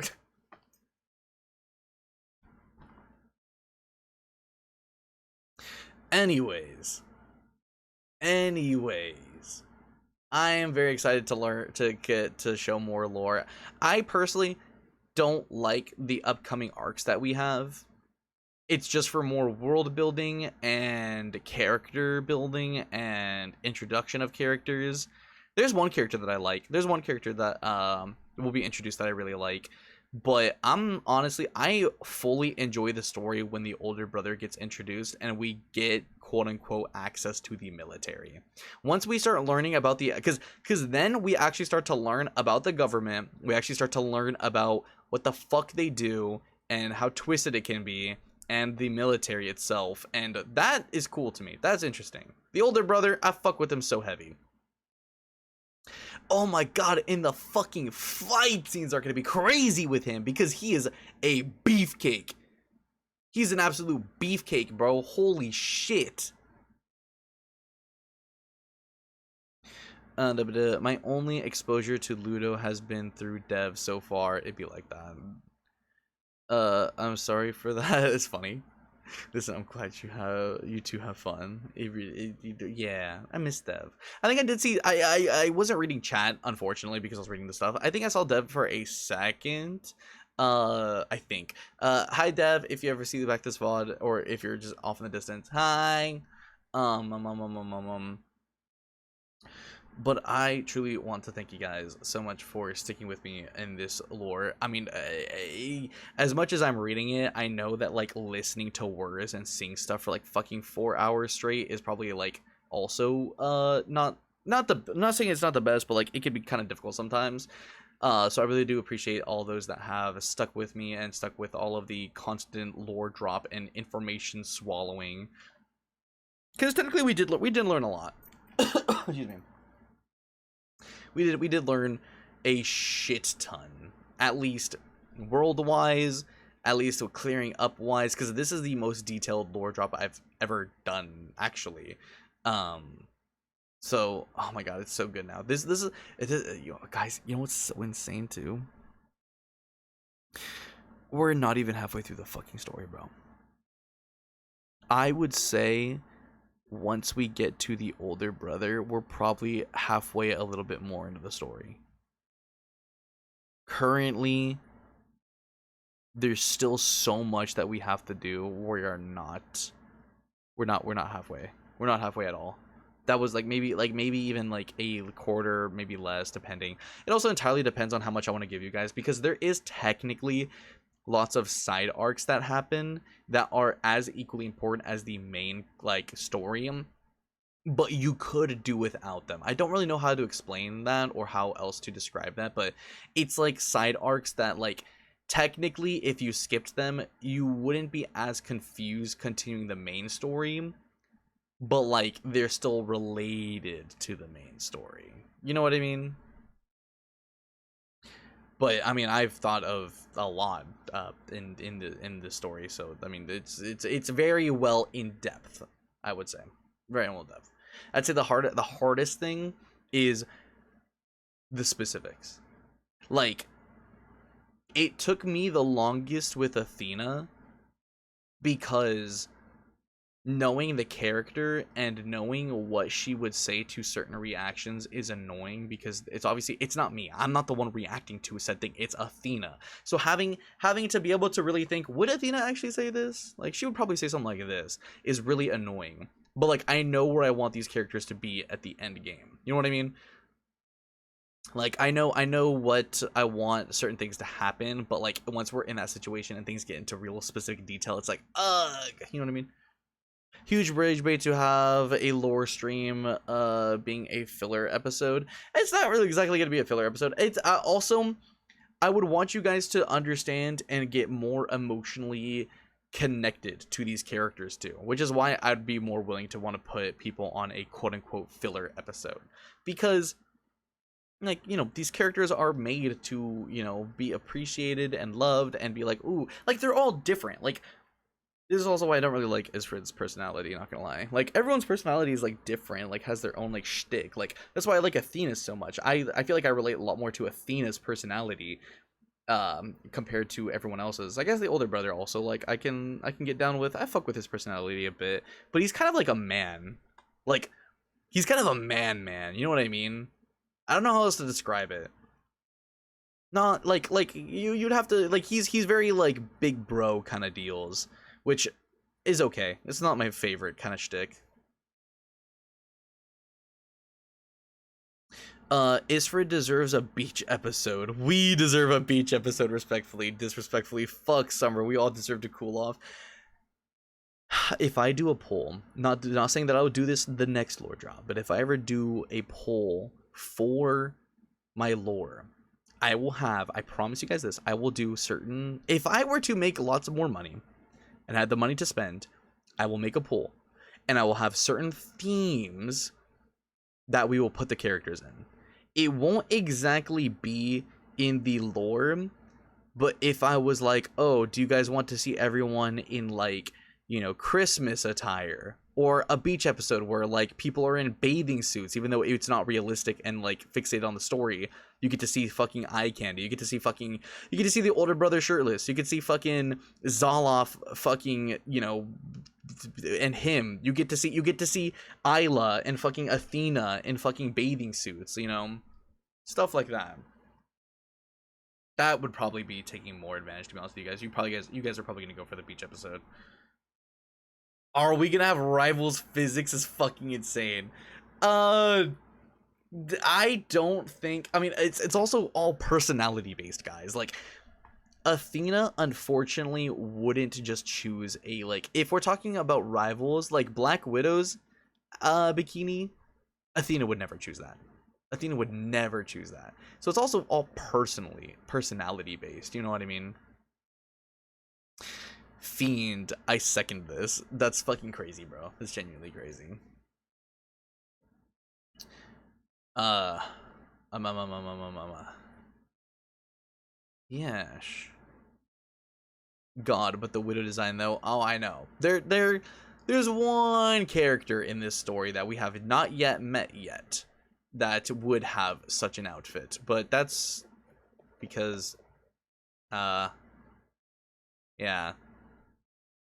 I think also probably the king. She's very luxurious, so she'd probably, and she also is very confident in her looks. So I'm sure she would also probably wear something pretty bad for a bathing suit, I would probably assume. Also, there's motives that I can't really explain too much with the story, but due to her personality and her own motivations for how the story progresses, I think she would also, that would also play a part in it. But get Athena like a nice wolf themed one piece. Basically, she probably would wear something like a one piece. Yeah, she'd probably do something like that. I mean, as you guys know from her own outfits, she doesn't really show much of her body. Like she's, you know, it's not sheltered. I don't know what it's. Is it conserved? I don't know actually. I don't know the term that's called. Can't wait for the beach episode into It Was Just a Dream as a major character dies.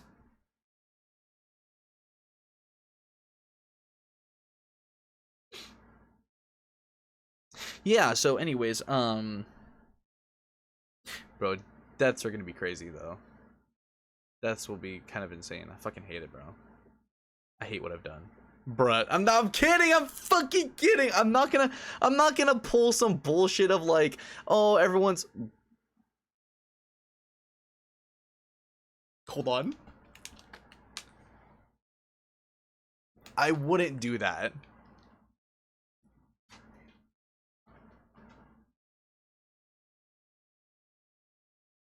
Anyways, anyways, I really do hope I really hope that you guys liked the lore. Uh, it was such a pleasure to be able to share this with you guys. I have worked on this lore since I started streaming, which was like 3 years ago, and even before that, I believe. So I've worked on this for a very, very, very long time. I feel like Agent would say this is just a dream and his character wakes up before any of the lore starts. No. No. Everything's happening. Or everything that has happened has happened. Um Basically. Yeah. But we're gonna get a little bit more perspective. Oh my god, and it's gonna be even I'd say it's only gonna get complicated until probably the end, because we do have to go through a couple flashbacks to understand the future of this story. We do have to backtrack a bit and like go through um a couple different perspectives to fully understand like the end and also motivations and stuff like that. um it's gonna get a little bit more complicated, but we'll cross that bridge when we get there. Like, I mean, we're done with this lore, so I don't actually have to worry about lore until the next milestone, so I'm fucking chilling, bro. Which also means I can now start saving money again, bro, because I fucking became completely broke. Those art pieces were so expensive. uh I lost all of my budgeting and also a little bit more because I had to go into my own pocket to get some of the projects finished. So I owe myself a bit of money, but you sound super confused. I already read that. But yes. I'm hungry, bro. I think I am gonna actually end my stream. I actually don't even know who's live. Are we gonna raid? I don't know if I want to go live again. I'll see. We might have a late night stream, possibly. Possibly. But I also might just want to see what my roommate is doing, because I haven't spoken with my roommate a bit, and because I've been mostly just doing all of this, and to see. I also have a couple friends that are moving, so I won't be in contact with them for a good bit. Focus is live doing art right now. Have you worked out? I did not go to the gym, but honestly, I'm so mentally tired. I've been stressing about this for so long. I don't know if I want to go to the gym. I definitely want to go tomorrow, though. I'll have to think about it. I see. Yeah, Focus is live. Gray is live. I also see Icy is live. What is Icy doing? Go take care of yourself, agent. We've done amazing. Thank you for sharing your world with us. Yeah, of course. Oh, I think Icy is watching a trailer to Wuthering Waves. I actually don't know what she's doing. I might actually. I haven't. I don't think I've actually rated out to Gray like at all. They're doing Pokemon. I always fancy Pokemon. I like Pokemon. Hold on, we'll rate out to Gray. I don't think I've actually ever really rated out to Gray, and I've actually have spoken with Gray like a good couple times. So let's go change that. Let's go actually change that. I just opened my browser and now it's covering my entire screen. God darn it. Hold on. Let's open up Gray's stream real quick. Dude, I haven't touched my mouse in hella long. Jesus Christ, I feel so weird. Get Gray open. And also Gray just started, so that's a good spot to transition things over. Let's go here. I will also be posting the art in my Discord. I'll try to do that tonight. So if you do want to see the full images, all you have to go is join my Discord and go into the stream channel character art, and I will also plug the people's name on Fiverr. So yeah, just keep a note of that. Have a wonderful night. Thank you for the lore stream. Yeah, of course. I really do appreciate everyone that has actually been involved and actually like wanting to learn more about the lore. It does truly mean so genuinely much to me. I do have this. This is for the subscribers. If you're not subscribed, that is perfectly fine. Basically, that is the raid message. If you're not subscribed, again, that's fine. If you're following me, it's fine. Free to play. Boom. So we're just gonna copy that and we're gonna post it into Gray's channel. Sorry, I'm fucking choking on my words now because I'm dead. Take care. It was such a fun stream. I always love your world building. Thank you so much, guys. I really do appreciate it. The next stream is gonna be tomorrow. It's gonna be a Wednesday at Wednesday 3 p.m. Pacific Standard Time. I think we're gonna hit back up. We're gonna hit back up Red Dead Redemption. There we go. I also need to communicate with Ludo and Dev because thank you very much, Jinx. I really do appreciate it. Jinx has gifted me Resident Evil 5 and 6, so I need to get collabs going ASAP with them. So we'll be doing that as well. Other than that, I don't think there's anything else that I can say. I don't believe so, at least. Where's Gray? I can't find. There's Gray. Doink. Mute. All right, let's start that raid. Dev gonna be punching air tomorrow. We doing Dying Light. Damn. Well, you see, I keep fucking saying, oh, Dev's gonna be busy. I'll fucking hold off on Red Dead Redemption, and then I like fucking forget about it for another week, and then I'm like, oh my god, Dev is probably so mad at me. I haven't played Red Dead Redemption, and then I'm like, oh, I'm gonna do Red Dead Redemption on this day. I find out that Dev is busy, and it's like, fucking god damn it. So I think it's just gotta happen because I'm gonna just keep forgetting and we're gonna keep backlogging it, and we need to do at least we need to have a little bit of cowboy time. You know what I mean? We gotta have a little bit of cowboy time. The life of a streamer, like literally, bro. I feel like half the time that I'm streaming, I'm missing out on everyone else that's streaming, and it's like, no, I want to see everyone else's stream, but I'm streaming, and it's like, fuck, I haven't seen a single fucking cast effect because of my streams, and it's like, fuck. Anyways, that's my ranting. I love you guys so much. Please make sure that you guys are taking care of yourself. I'll give you guys some besitos. Thank you guys truly very much. I love you guys. Please take care of yourselves. I don't know if I'm gonna stream tonight. I'll just maybe randomly come live if I do, but have a wonderful rest of your night. I love you guys.